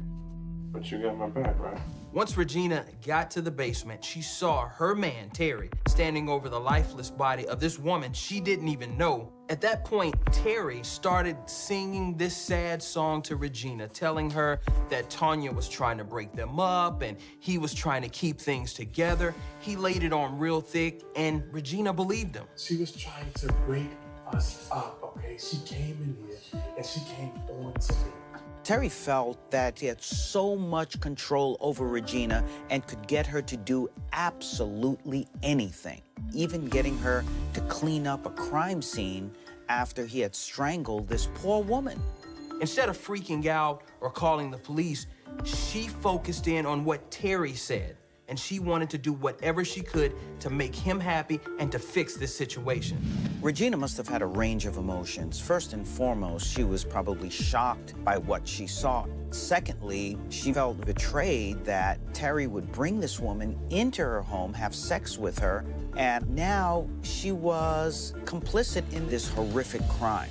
With her children due back from school at any moment, Regina knew she had to act. and act fast. She knew she had to deal with the dead body that was in the basement, so she called her son's girlfriend over to babysit the kids while her and Terry figured out their next move. In need of help and a plan, Regina and her killer boyfriend head out to do some scheming at the one place where they do their best thinking. They thought going out to bars would help them find out if any of their friends or family were out, and then that they could, obtain some help. Right away, the couple finds someone they can trust. They run into a relative of Terry's, a man named Antoine. Terry decides that he's gonna let Antoine in on the fact that he needs help. Antoine agrees, but the couple keep him in the dark about what exactly he's signing up for. It wasn't until they arrived back at Regina's house and ended up back down in the basement that Antoine learned that what he was gonna be helping with was the removal of a body. Terry was a hardcore criminal. He had street cred. So we don't know if Antoine maybe felt that if he didn't go along with the plan, he was going to be hurt, or if he was just trying to help his friends deal with this situation that they were now in.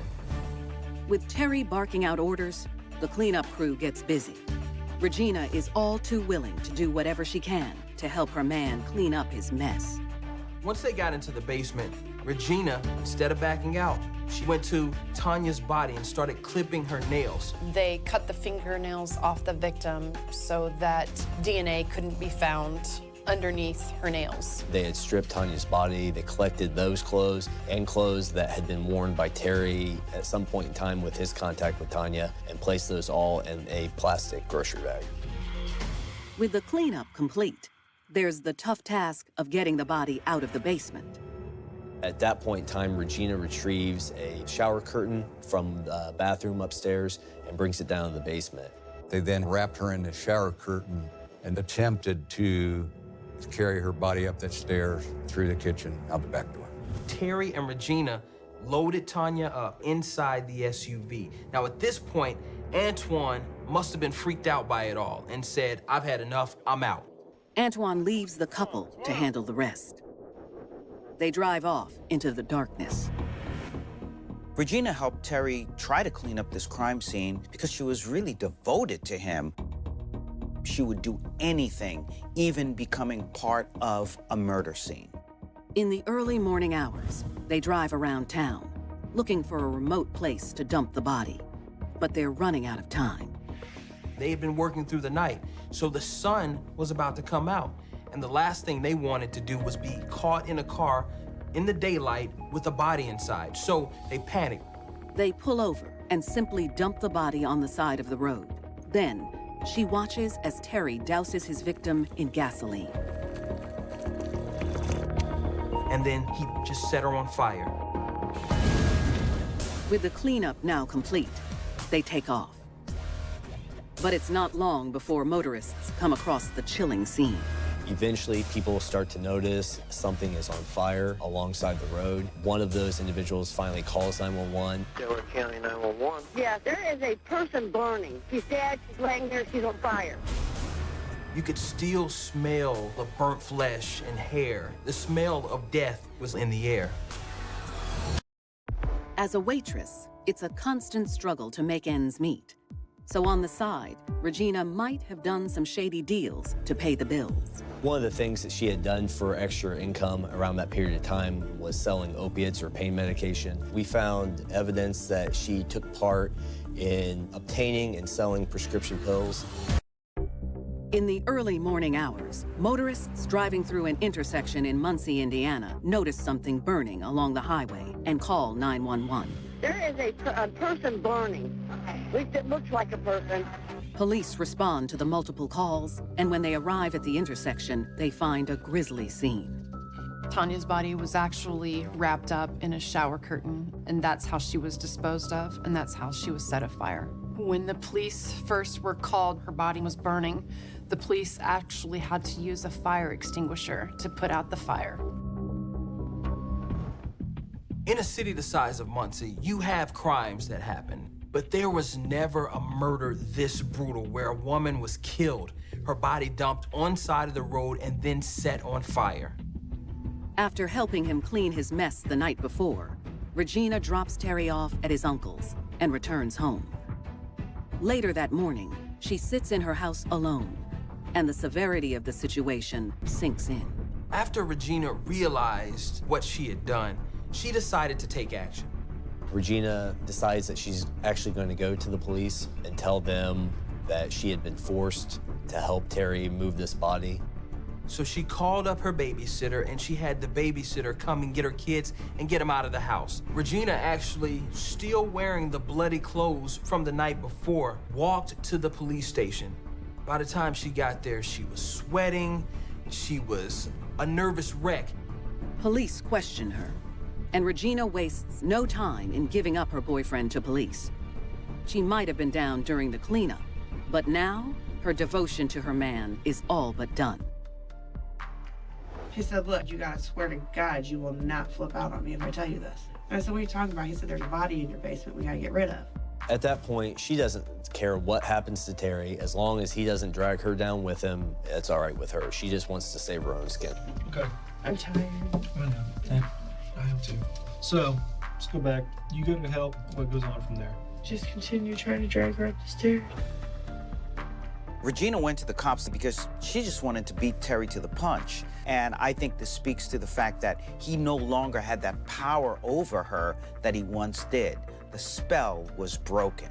And the longer investigators question her, the more frantic she becomes. I don't know who she is. I don't know where she came from. I don't know why she's there. I didn't know what to do. I was scared. She was hysterical, she was upset, and she was portraying to us that she was a victim of this. That afternoon, police hunt all around Muncie, looking for Terry Rutledge. They began searching the area around where Regina lived. They spot a vehicle that's actually being driven by his uncle, and he's riding in the passenger seat. As the officers are approaching the car, Terry exits the car and takes off running, and they have to tackle him and restrain him at that point. When Terry is brought in for questioning, he has no concern for Regina. The ex-con has one thing on his mind: stay out of prison. Terry's version of events changed multiple times. It was hard to follow along with the information he was giving us. That's not even my house, that's her house. So I had nothing to do with that. In one of the statements Terry gave to police, he actually blamed Regina for killing Tanya. There's just one problem. Regina, who is in the next room over, can hear every word of Terry's lies. I came to see what it was, and she already had the body down there. I don't know nothing about that. In our office, we have very thin walls, and it's a problem that's been tried to be rectified for quite some time. She's furious at Terry's attempts to pin the entire thing on her. Terry was giving the police one statement. Regina was giving the police another statement. They weren't coinciding whatsoever. So we just decided to put them face to face with each other. When Regina arrives at Terry's interview room, they get much more than they bargained for. She was yelling at him. She was cussing. She was screaming. She was crying. I'm dead serious. You're gonna do my kids like this for real? Tell me what day this happened on, because I sure the hell wasn't with you.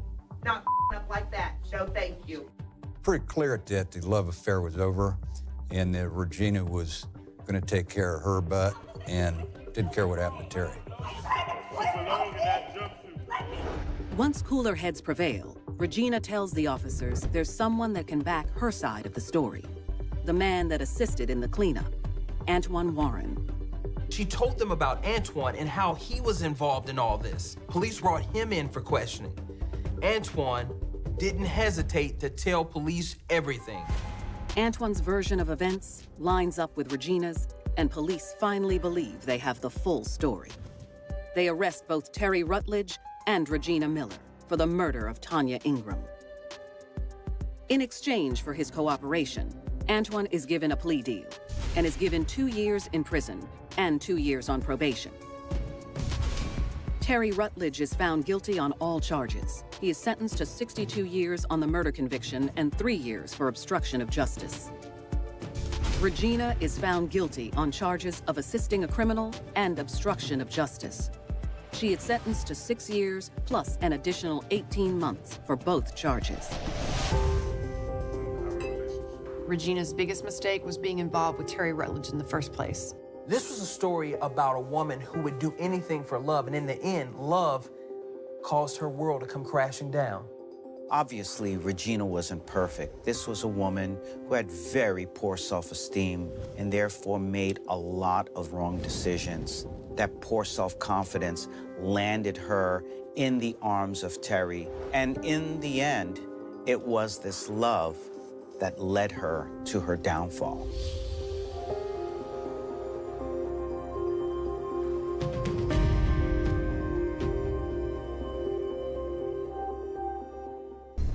In Dallas, Texas, Tasha Dunnigan is willing to do whatever it takes to provide for her man.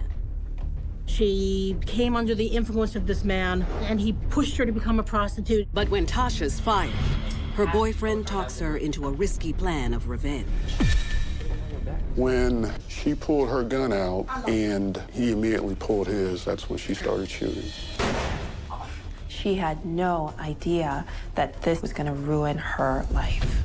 She wanted him to love her, so she'd do whatever he wanted, no matter what he asked. And later, in Los Angeles, nurse Connie Ickpo is known for her generous ways. Everybody she came in contact with seemed to think that hers was being the perfect person. But Connie and her pastor husband aren't as angelic as they seem. This scheme was driven by unadulterated greed. So the minute she let Christopher in her life, she starts down this dark and narrow path. In Dallas, Texas, Tasha Dunnigan has lived a hard life. Tasha grew up poor, without a lot of family support. Tasha did not graduate from high school. With a lack of education, it's not easy for Tasha to find steady work. For the next decade, she moves aimlessly from one low-paying position to another. She wasn't the type of person that could go out and get a job working as a secretary. So in terms of options on making a living, she was really, really limited.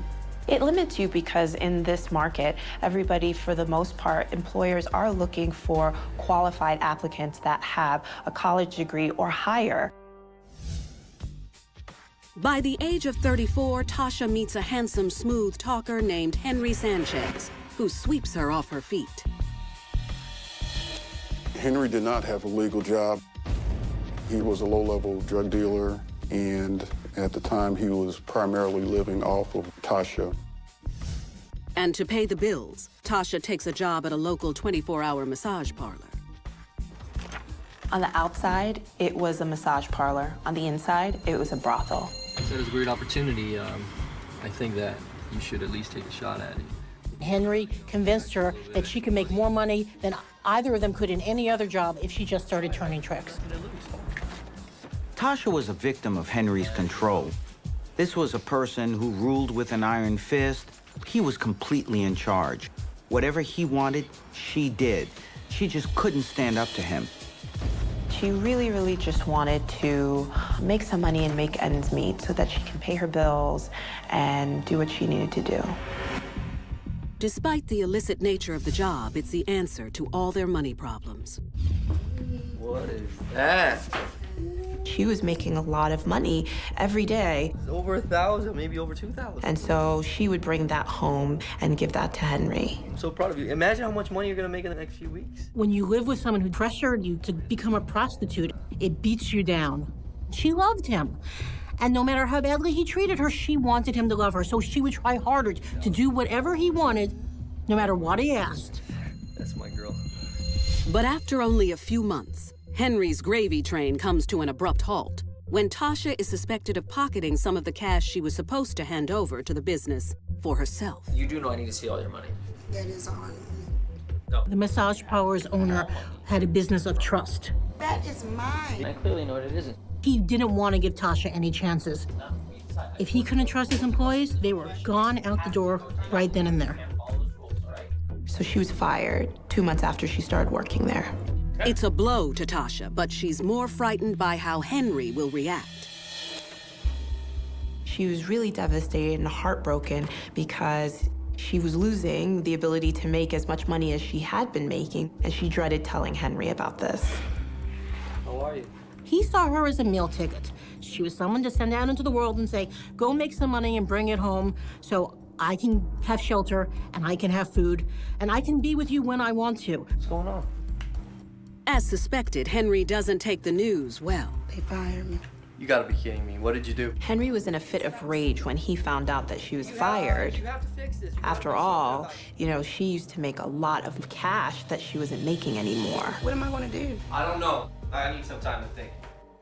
With their primary source of income gone, Tasha and Henry are back to struggling to pay their bills. A few weeks after the dismissal, they're in dire straits. This is an eviction notice. Financial situation had gotten to a point where they were about to be evicted from their apartment. Pay the rent? Tasha didn't have any place to go. Henry didn't have any place to go. They were very desperate for money. You lost your job last week, and I told you we gotta do something about it. Did you go back? His anger built and built, and he decided he wanted to get even with the people who took away their means of support. No, it was my money. Well, maybe we should. No, we're gonna do that. Facing eviction, Henry comes up with a plan that will solve all of their problems in one fell swoop. Henry has an idea that will get revenge on Tasha's boss and also get them the cash they so desperately needed. You gotta make this right. He's going to hold up the massage parlor. Because of the nature of the business, a robbery would go unreported. Because it was such a cover for a prostitution house, they certainly thought that if something like this were to happen, they wouldn't call the police. You work there, you know. That, coupled with Tasha's first-hand knowledge of the operation, will make it an easy score. During the day, or what? Tasha knew the best time to go there. She also knew the layout of the building. She knew that they had no safe. And the way the money worked is the managers would keep the money in their pocket. I mean, we would have to like force. But Tasha will need some convincing. How would we do that? They have guns. Tasha said she didn't want to hurt anyone. He kept pushing her and pushing her and pushing her until she said yes. Tasha felt like she had to do what Henry wanted her to do. She wanted to please him, keep him happy. 2 or 3 guys I've seen. Tasha tells him the place is like a fortress. You need an appointment and need to be buzzed in. The way that it works is that they knock on the door, an armed manager comes and escorts them inside. There, they find a girl that they would like to have the massage services with. And then once the service is completed, then payment is taken. But you could go. The plan was for Tasha to show up. She knew that the door was going to be locked and tell them that she had lost her cell phone charger. And then once inside, she was supposed to go to the back of the building and open a back door for Henry. What about the gun? Once Henry is inside, he will demand that the night manager hand over all the night's cash earnings. He doesn't want to take any chances with the armed proprietor, so he asks his cousin to go along for the ride. So what's going on? He got his cousin involved so he could have one more gun with him. One more gun means more control over what's going to happen once they're inside. They would have the manpower to scare or perhaps overpower the one manager and make him give up the cash. That's the best way to go. We're gonna get this, Tasha. It seems like the perfect plan, but Tasha's not so convinced. She felt compelled. She had no other choice. She was facing eviction. They had no money. Tasha hopes that if she does exactly what Henry wants, nobody's going to get hurt. A few days later, the trio puts their plan into action.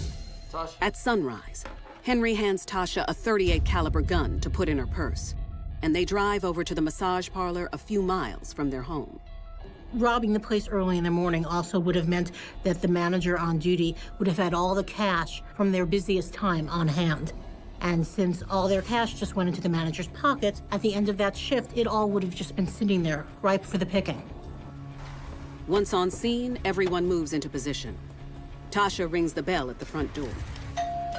The manager looks out the window and sees Tasha at the door and lets her inside. Tasha doesn't miss a beat, even when she spots another girl at the desk. The only other person who was in the building when Tasha arrived is her friend Maria, who is another worker. And she had just come off her shift and she was in the lobby area waiting for her ride. Did you need something? Yeah, actually, I think I left my charger here. Tasha says that she can't find her cell phone charger and she thinks it might be there somewhere. So could she please look around? And he says sure. Outside, Henry and Timothy stand by for Tasha to open the rear door. Inside, Tasha keeps the lost charger distraction going, so she works her way toward the back. But there's a problem. The night manager happened to look out a window and he saw Henry and his cousin leaning up against a wall with their guns out like they were trying to hide. And that's when Henry's perfect plan begins to fall apart. And what happens next will send Tasha's world into a death spiral. What are you doing? Unlock it. They thought that this was going to be easy in, easy out. I think they thought that anything like this would happen. Henry was everything to her. She was willing to risk everything for him. The two of them together were double trouble. In Dallas, Texas, just a few months after 34-year-old Tasha Dunnigan is fired from her job at a massage parlor, she lets her boyfriend Henry Sanchez talk her into getting revenge via armed robbery. There were very strong elements of control and dominance in this relationship. And so if Tasha really wanted to stay with him, there were just certain rules that she had to abide by. So I think that it really took her down a wrong path. I don't know if she would have normally done had she not been with him and in this relationship. They're desperate for money, and in his mind, this is the perfect plan to come up with quick money. With their plan underway, Tasha waits for the right opportunity to let her boyfriend and his cousin, Timothy Johnson, inside. It might be in the bag. Yeah. There were no customers there at that time. It was just the manager and one of the girls that worked there. But out of the gate, Henry's plan starts to unravel. The night manager had noticed Henry and Timothy outside, so he was suspicious. Suspicious, the manager senses a security risk. And to protect Tasha, he takes her to the back door to let her out safely. He opens the back door and he looks down and he sees two guys coming toward him. The night manager quickly slams the door shut and locks it. When he turns around, he sees Tasha holding a gun to him. What are you doing? Unlock it. And he says, please don't do this. Is this what you wanted to do? And he begs her to back down, and she doesn't. Instead, the night manager pulls out his own gun. Tasha was scared. Things weren't going the way they're supposed to. Tasha panicked once the manager refused to comply with her demand to open the back door. Henry was waiting for her to unlock the door, and she was willing to do whatever it took to make that happen. Even if it means pulling the trigger. The manager is shot in the stomach and he falls to the ground. At that point, Tasha runs away to let her accomplices in. Tasha is so rattled at this point because she doesn't know whether the manager is alive or dead, and so the only thing she can focus on is making sure that Henry and Timothy can get into the back door. And whatever she does, she wants to make sure that Henry's plan is met to the letter. Tasha, did you shoot him? Tasha's former co-worker, Maria, watches in horror as the horrific scene unfolds in front of her. She's hysterical. Where's the money, man? You know, she's really upset. She has no idea what was happening, and she now is a witness. Where's the money, man? Come on. We're not joking, man. The manager is wounded but still alive and takes cover. I don't know where the money is. He retreated to behind a counter that was there in the business, kind of used as a shield for himself. Come on, man. Just give us the money. With money on their mind, the robbers stick to the plan. Henry and Timothy approach the manager and ask for the money. I don't know where the money is. And the manager says no, and they start a shootout. When the bullets start flying, Maria cowers in fear. So she was a liability. Timothy takes her into another room where he shoots her in the stomach. Tasha's worst fears are coming true. Tasha must have been scared out of her wits. She had so many things coming down on her. Meanwhile, the gunfight between Henry and the manager spins out of control, and Henry is hit in the leg. The would-be robbers have no choice but to retreat empty-handed. The whole plan had gone south. Henry was shot. He was bleeding profusely. Still hidden behind the counter, the night manager calls 911. I don't think they're expecting the night manager to defend himself or defend the business as ferociously as he did. Drive! Timothy and Tasha get Henry back to the car. We gotta get him to the hospital. No, hospital, no. Tasha gets behind the wheel, but tries desperately to keep her wits about her. The one thing she was really scared of came true. People got hurt. The manager was shot. Her coworker, Maria, was shot, and now her partner, her significant other, Henry, was shot. With Henry bleeding out, Tasha can barely keep the car on the road. So they realized that Henry's condition was life-threatening, and it wasn't as easy as just running away. They had to seek medical assistance. Tasha finds herself in a no-win situation. No. Yes! No, We have to go! No. Henry needs medical help. He's been shot in the leg, but at the same time, they need to hide from the police. So Tasha has a decision to make. Is this about her own safety and Henry not getting the medical attention, or getting Henry to a doctor or an emergency room at the peril of being caught? This was not supposed to happen. Gotta get to the hospital. Man, do not go to the hospital. He thought it would be an easy in and out job. Tasha did all of this in the end for the love of her man. And later in Los Angeles, Connie Ikpo's man will give her a taste of the good life by having her make a deal with the devil. So the minute she let Christopher in her life, she starts down this dark and narrow path. This is a shell game, and Connie's an active participant. In fact, she's just all in. Tasha Dunnigan has to choose between saving her boyfriend's life or getting away after a botched revenge robbery attempt in Dallas, Texas. No hospital. This was not supposed to happen. Gotta get to the hospital. Against her accomplice Timothy's objections, Tasha drives straight to the emergency room. Tasha wanted to save Henry no matter what the risk. If Tasha didn't care about Henry, she could have just taken him home and said, we'll try to get the bullet out. I told you not to come here, Tasha. We had to come. No, just leave. Go somewhere else. Nurse, please. Please. No. When they get to the hospital and pull over, Timothy flees. He runs. That's when she realizes she's on her own. Timothy knew that once they got to the hospital would call the police to report a gunshot victim. Doctor, please help But Tasha doesn't care. Tasha's emotional state at that point was primarily focused on getting Henry to the hospital and trying to make sure he doesn't die there in the car. No, please help. Tasha loved Henry, and she did everything for him, and he's the reason that she did this. So she wasn't going to let him die, but she also risked her life by deciding to save him. Somebody tried to carjack us. You know how long To cover their tracks, she lies to the hospital staff, saying they're the victims of a carjacking. She's a survivor, so she comes up with an explanation as to what happened. But what Tasha doesn't know is that the night manager at the massage parlor has survived, and he's called 911. When the police arrive, they find Maria dead. The manager was able to identify Tasha and tell them exactly what happened. I locked the door. The manager was able to give the police her name and the description of the two men. This description is almost identical to the report the hospital has already provided the authorities.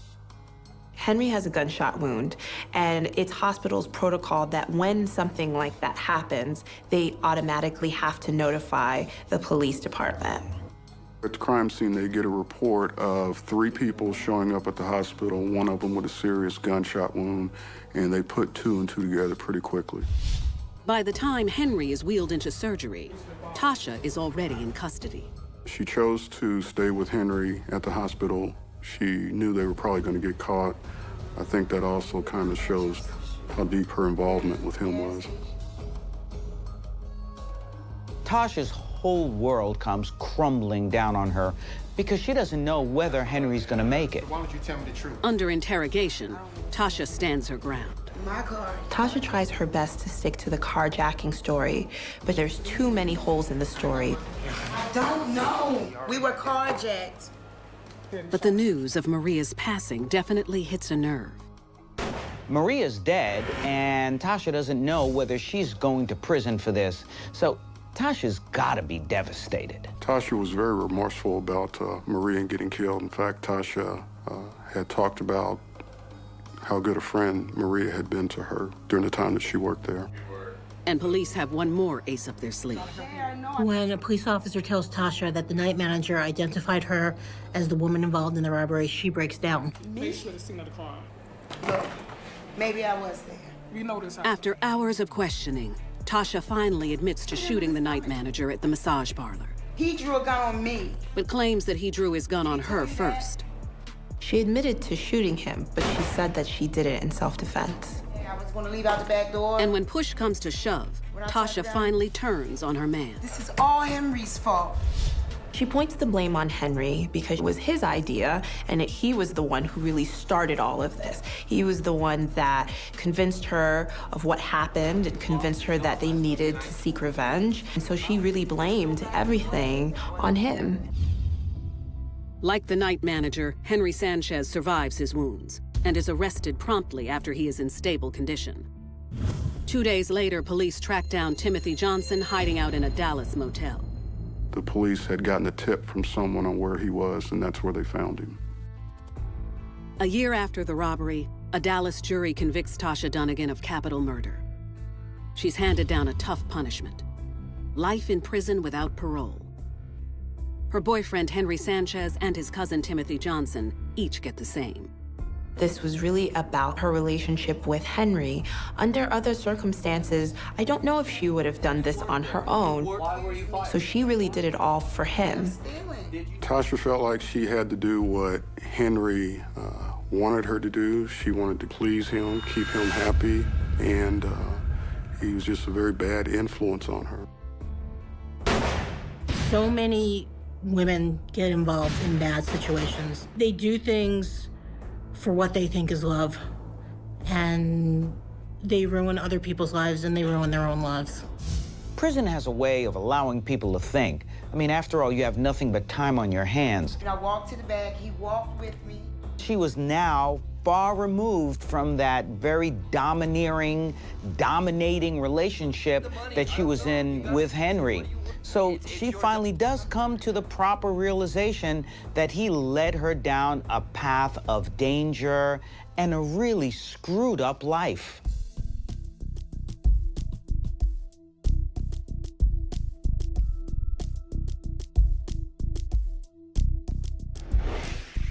Trying to keep her boyfriend happy with a fistful of cash destroyed Tasha Dunagan's life. In Los Angeles, Connie Ikpo is all about getting money for nothing in the name of everlasting love. Even from a young age, Connie seemed destined to be an overachiever. Connie was raised in Nigeria, a very hardworking single-parent mother who raised her kids to be very hardworking. They were very pressed on getting an education, which they all seem to do. By her early 20s, Connie becomes a nurse in Nigeria, helping those in need. She was industrious. She was well-liked. She was a hard worker. A decade later, Connie yearns for more. And during a fateful trip to America, she decides to take a leap of faith in Houston, Texas. She came to visit a cousin of hers who was living there, and she got interest in wanting to stay, enrolling in the university there. The 35-year-old immediately gets to work, building a whole new life for herself by continuing her education in the healthcare field. She was confident, she was responsible. She was in school for something all the time, whether it was a bachelor's degree, which she needed to get here in the United States, or her master's degree, which she did complete. Connie is like a lot of immigrants who come to this country. They come for a better opportunity. She knows what she wants. She knows what she has to do, even if it means working harder than her peers. But Connie's also determined to enjoy her new life by spending time with friends and relatives. And it's during one of these gatherings where Connie is introduced to a fellow Nigerian who's in town visiting from California. Christopher was a Nigerian citizen, migrated to the United States, seemed to be somewhat successful in the hair salon business in Los Angeles. The two instantly bond over their mutual desire to help those less fortunate. They both were in the same community circles. He was doing volunteer work, which certainly appealed to Connie's nurturing caregiving side. Did this when you were in Nigeria? In Nigeria. Connie's attracted to Christopher primarily because they share the same culture. They both come from Nigeria. He's been in the States longer than she has, so he's already started working and making something of himself. He's achieved some success. And for her, this is the ideal guy. This is a man who is ambitious just like she is. Shortly after their first meeting, Christopher returns to LA. But the distance only makes their love grow stronger. They had a long-distance telephonic relationship for a number of months and other subsequent visits. Finally, she moved to Los Angeles and they moved in together. He immediately proposes. They go back to Nigeria to be married, and then they come back to LA to begin their lives. Connie quickly settles into her new life with Christopher. She takes a job as a nurse, and Christopher continues to run his successful hair salons. But the couple isn't satisfied with just achieving their own personal success. They want to make a difference in the world. Christopher and Connie were already very well respected in their communities. And Christopher already knows how he wants to give back. He tells Connie he wants them to become ordained ministers and open a storefront church. They convert one of the salons into their church. Connie likes the idea of becoming a pastor. People call them Pastor Chris and Pastor Connie. And the name of their church was Arms of Grace Church. But when Connie puts her faith in her man over God, her sins will destroy her life forever. Christopher and Connie are not the angels that they thought they were. And their church will become the perfect cover for $1 million bamboozle, for which Satan himself would be proud. This scheme was driven by unadulterated greed. Nigerian immigrant Connie Ikpo is living the American dream in Los Angeles, California. Not only has she married the love of her life, Christopher Iruke, but her husband is determined to share their good fortune through a storefront ministry. It was a church that opened its arms up to a community that was in need, a community that looked like people that were coming from that part of the third world, coming from Africa, coming from Latin America, looking for a church home. And Connie works around the clock to make sure nothing in her life falls through the cracks. Connie was busy doing everything. She's busy at work, she's busy with the church, doing food drives. She's trying to do it all. There's a part of Connie who wants to prove to Christopher that she can do the hard work. So she's doing everything that she can to get this church up and going, because at the end of the day, she really wants to please him. 2 years after the church opens its doors, the pews are packed. God is good, not just Sunday. God is good. And the couple adds to their responsibilities by bringing a new addition into the family. Connie and Christopher, they had a girl that they adopted from Nigeria. They're both working, they have the church, and on top of that, they're trying to raise a child. And they're making it all look easy. So easy that Christopher decides to start a ministry to serve those with disabilities. A healthcare company named Pascon. The medical supply company that Christopher opens actually provides medical supplies to folks that need them. It's the same community which their church serves as well. For Christopher, it's synergy. With his skilled wife at his side, Christopher is confident that Pascon will be a success. There's a lot going on in Connie's life, and certainly a lot on her plate. She does want to help the community, but even more importantly, she wants to help her man. She wants to help Christopher reach his vision. Their main customers are Medicare beneficiaries. Medicare is typically for those that are of low or below income and that do not have medical insurance or over the age of 65. At first, the business seems to stall. Any new business typically will have a slow start because you're brand new, no one knows you're there. But then as word gets out, the customers begin to trickle in.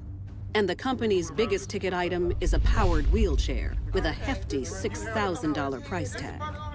If I was a member of the community and I had medical insurance, I could go to Connie or Chris and say that I have been prescribed to have a wheelchair.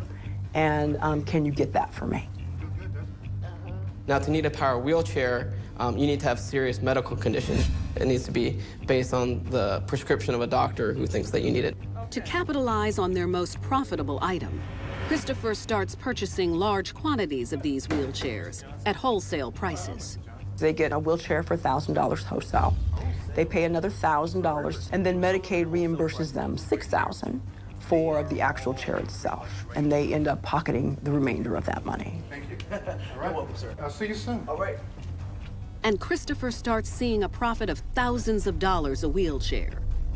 In fact, the venture is doing so well that Christopher wants to open a second company, and he wants Connie at its helm as sole owner and CEO. Connie opened up the second company called Horizon. which did the same exact business. She was the 100% owner, the manager, the operator of it. And between the two companies, over the next year, the money starts rolling in. They bought a nice house in a very nice neighborhood in Los Angeles. They both drove nice Mercedes. They sent money overseas to buy real estate. It is the American dream.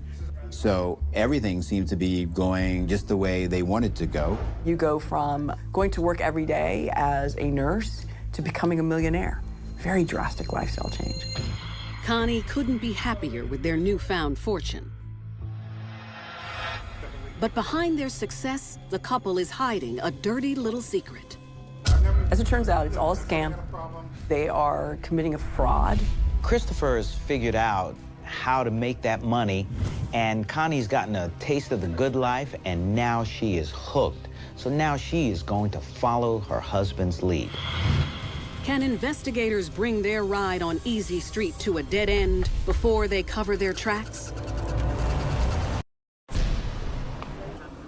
Los Angeles church leaders Connie Ikpo and Christopher Iruke live the good life after opening 2 successful medical supply companies. They provide in mobile wheelchairs, and they would submit those claims to Medicare. For each wheelchair, they're making $4,000. Over time, this is millions of dollars.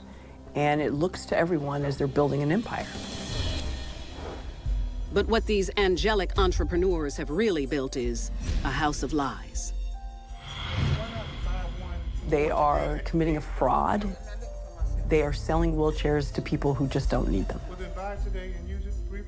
It was a get-rich scheme by ripping off Medicare, which operates on the honor system and is vulnerable to disreputable people.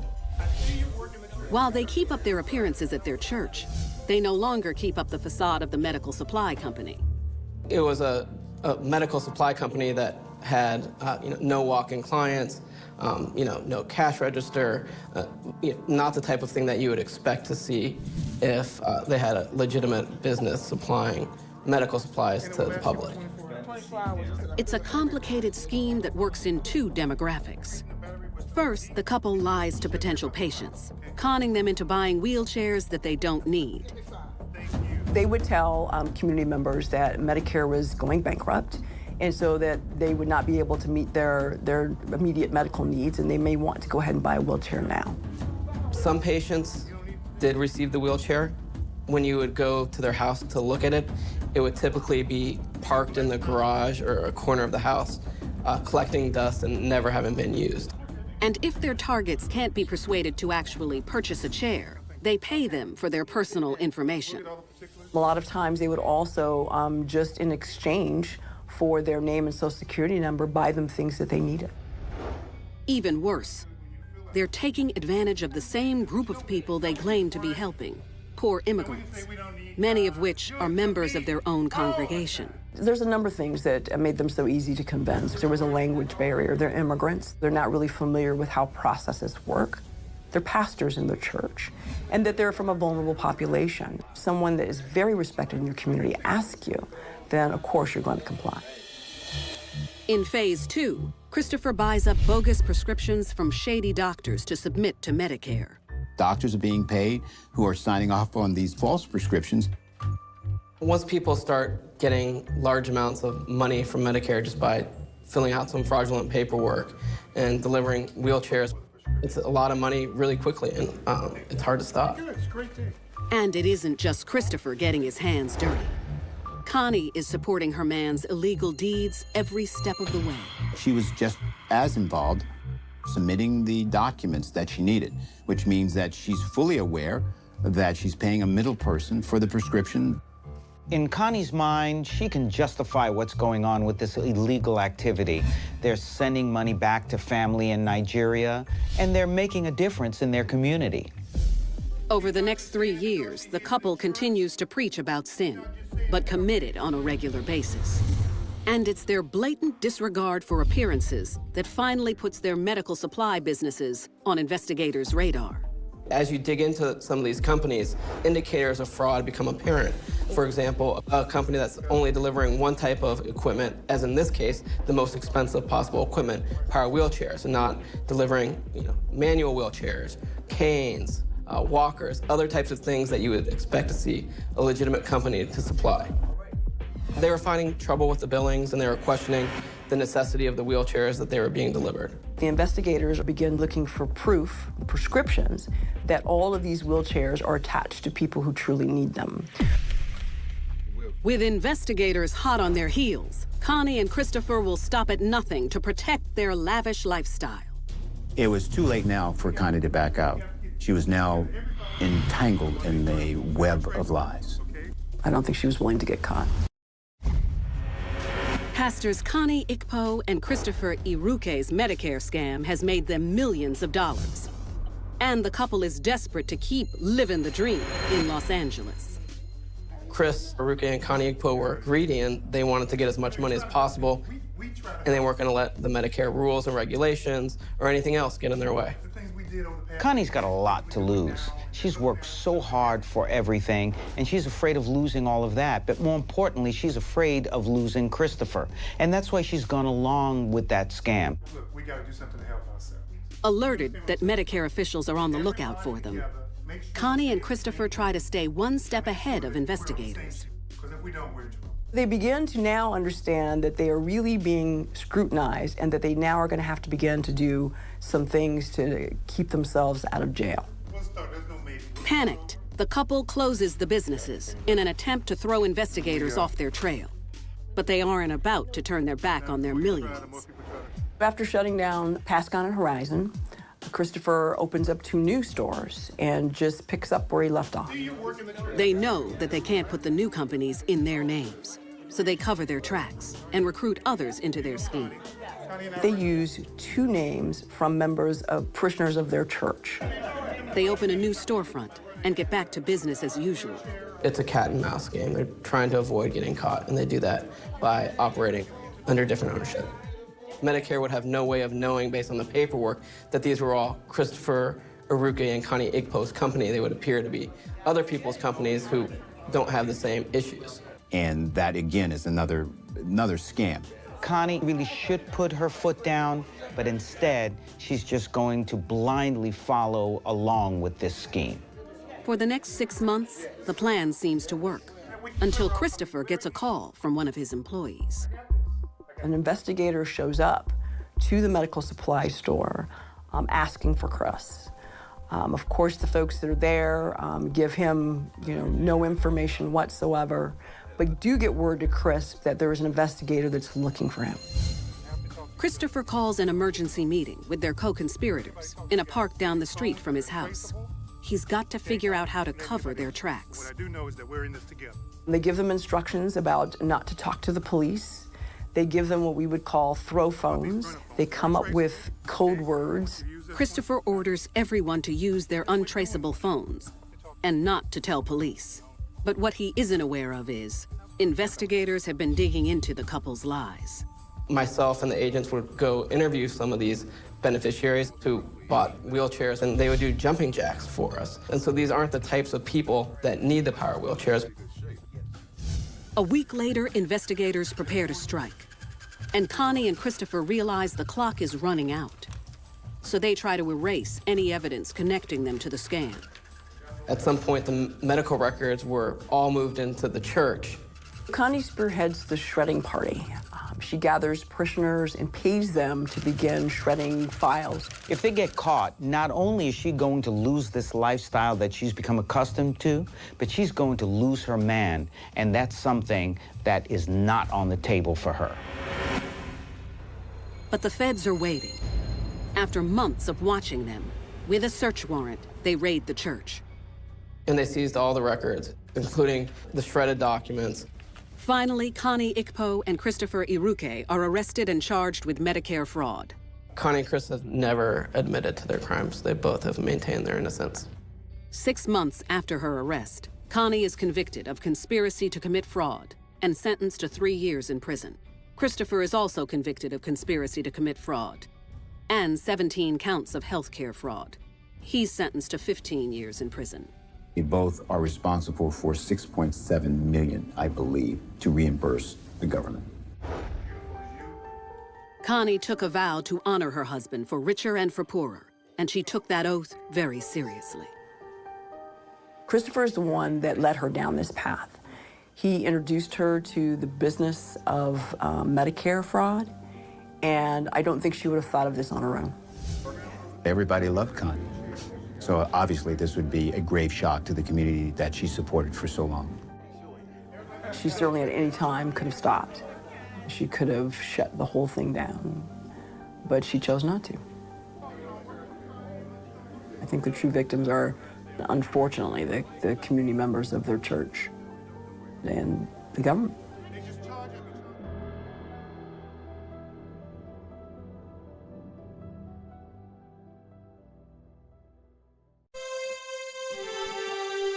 अल्लाह की जात तू ऐ झोर सदके जेड़ो कुल कायनात चलाण आलो अल्लाह की जात तू झोर सदके जेड़ो कुल कायनात चलाण आलो हुक्म उस गए बाजना पतर अल्लाह ओ तेरो मेरो वजूद बनाण आलो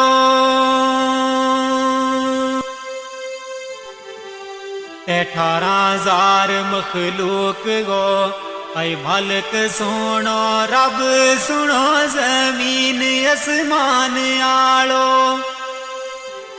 अर्श फर्श लो कलम महफूज कुर्सी जिया जून ना रिज़्क़ खिलाण आलो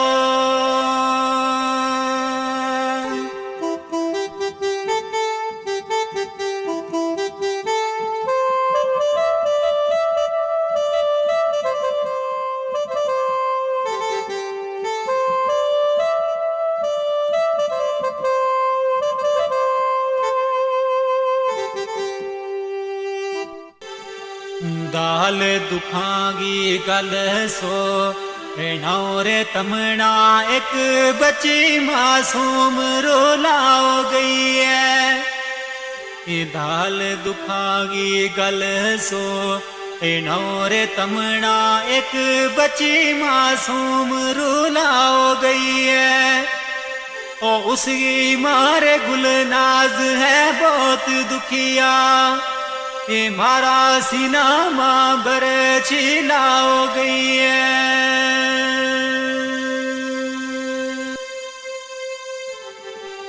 नाओ बच्ची गो अफसा में मूद सोनो रोग उम्रा गो सुनी लाओ गई है ओ जिला पुणछ गिरा शिंदरा सोनो ऐ दुखिया दिलाना अफजारो लाओ गई है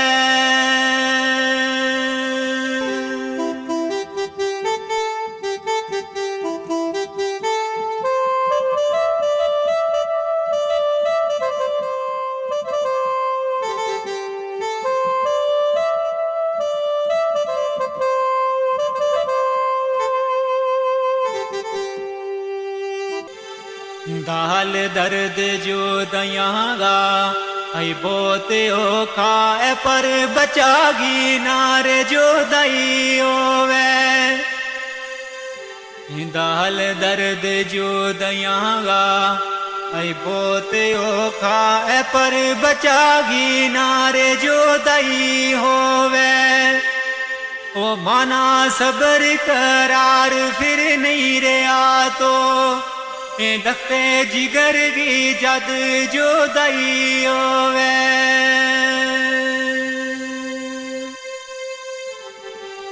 बाप उसको मैं मुँह दियो सेन दुखिया अफसा जही बची सिने लाई होवे ओ दुख मुझ जावेद माँ बाप नावे ओ बचा किसे गी नारे जो दई होवे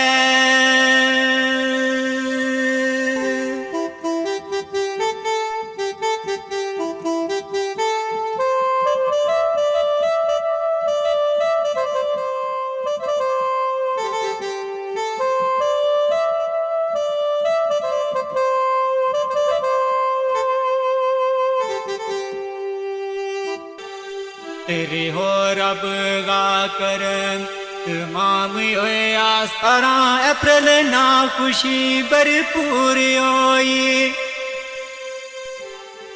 रिहो रब गा करम तमाम होया 17 अप्रैल ना खुशी भरपूर होई ओ अल्लाह पाक ने दिती एक बच्चियो सोनी ऐ गुनाहगारां गी अर्ज मंजूर होई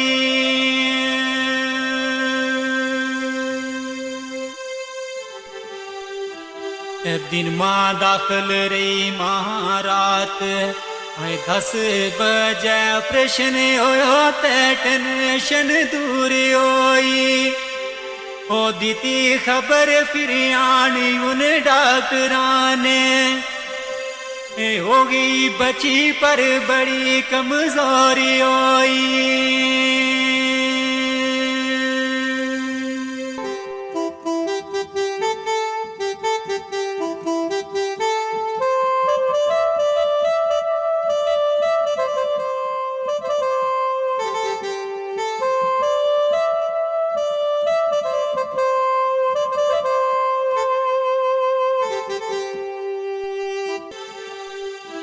सलाह दीती वीर डॉक्टर है कमजोर बची ले गए बीच मशीन रखाओ दीती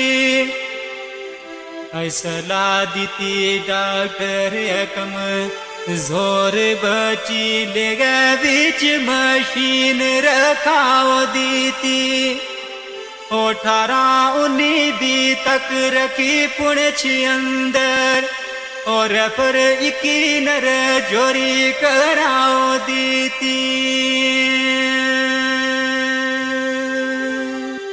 आई रात 9 बजे मामू आई नानी दोए गड्डी तरफ जोरी चलाओ दीती ओ मासा देरी ना लाई ले चल गया ओ 12 बजे जोरी पहुंचाओ दीती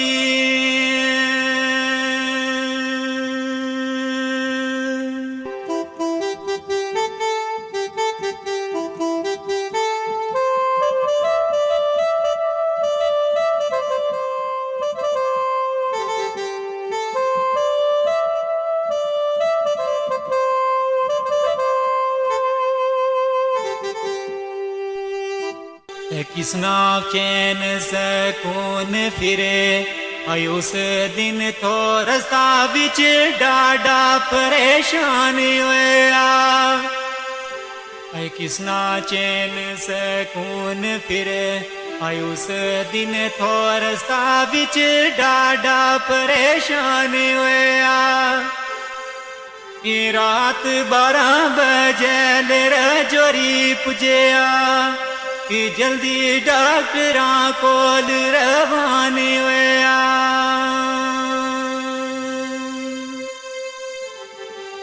आई डॉक्टर नब्ज तके मुतू ये बोल न सके असली राज तू बे वो हैरान होया ओ अमानत रब की है तुम सबर करियो ए आपसा बची गारू वे रवानी होया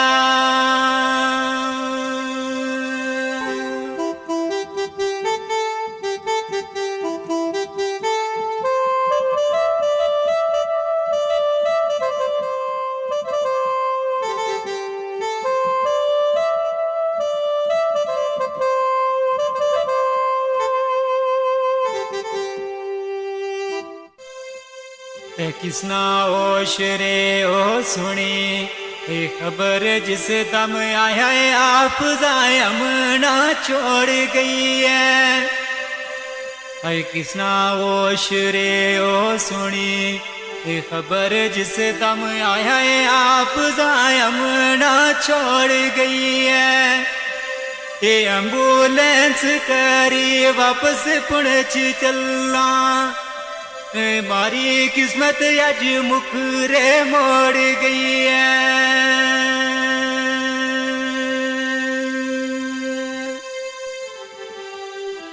आई गुल नाज अवान अरे ईमान बाकी मेरी खुशी ना किंगा तू रोड़ गई है दाखिल विच अस्पताल थी पुणछ अंदर ए मांगुल नाज गो दिल क्यों तोड़ गई है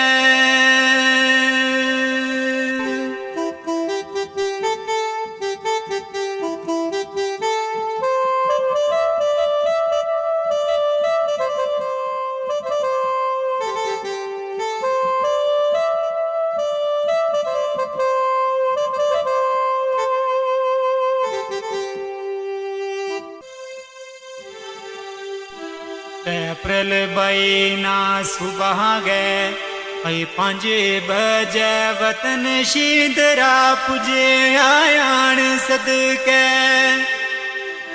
अप्रैल बईना सुबह गए 5 बजे वतन शींदरा पुजे आयान सदके माना 10 बजे एम्बुलेंस आने तेरा तकन गाय अफजायर मान सदके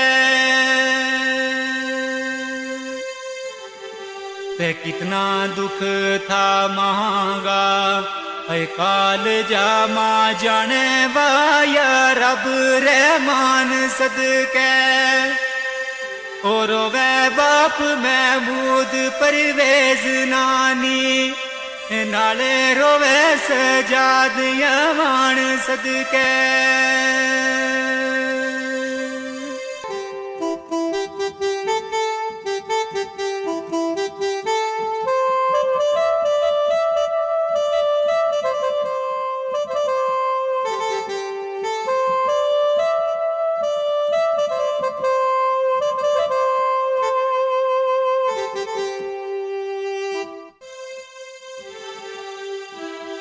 ते कफन दफन गो विलोणे यार के ओ इना दुकाना उण मीटौरे किसरा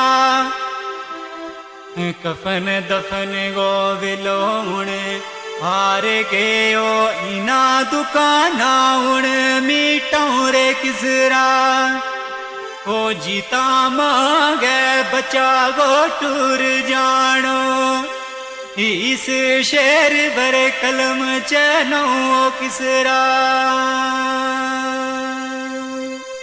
ते अच्छा रब वाले हुणे आई छोड़ गई है तीना सिना नालूण लो किसरा सबर या तो नी दिल मां याद तेरी रोता दिला ना चुप करूं किसरा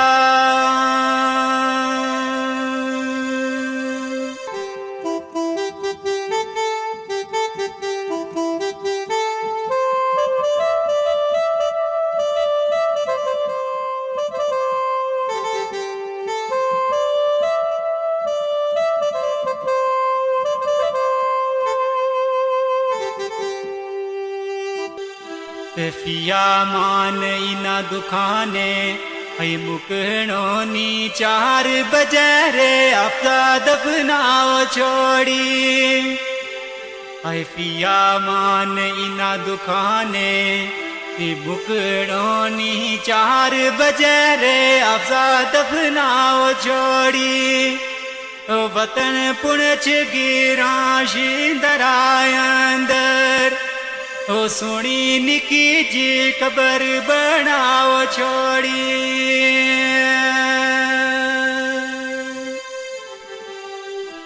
सबर करियो महमूद गुल नाज दोए मानत रब गी रब ने छुपाओ छोड़ी ओए पिया मान जावे तू इजाजत ले ले जख्म मोड़ी भी क्यों रे दुखाओ छोड़ी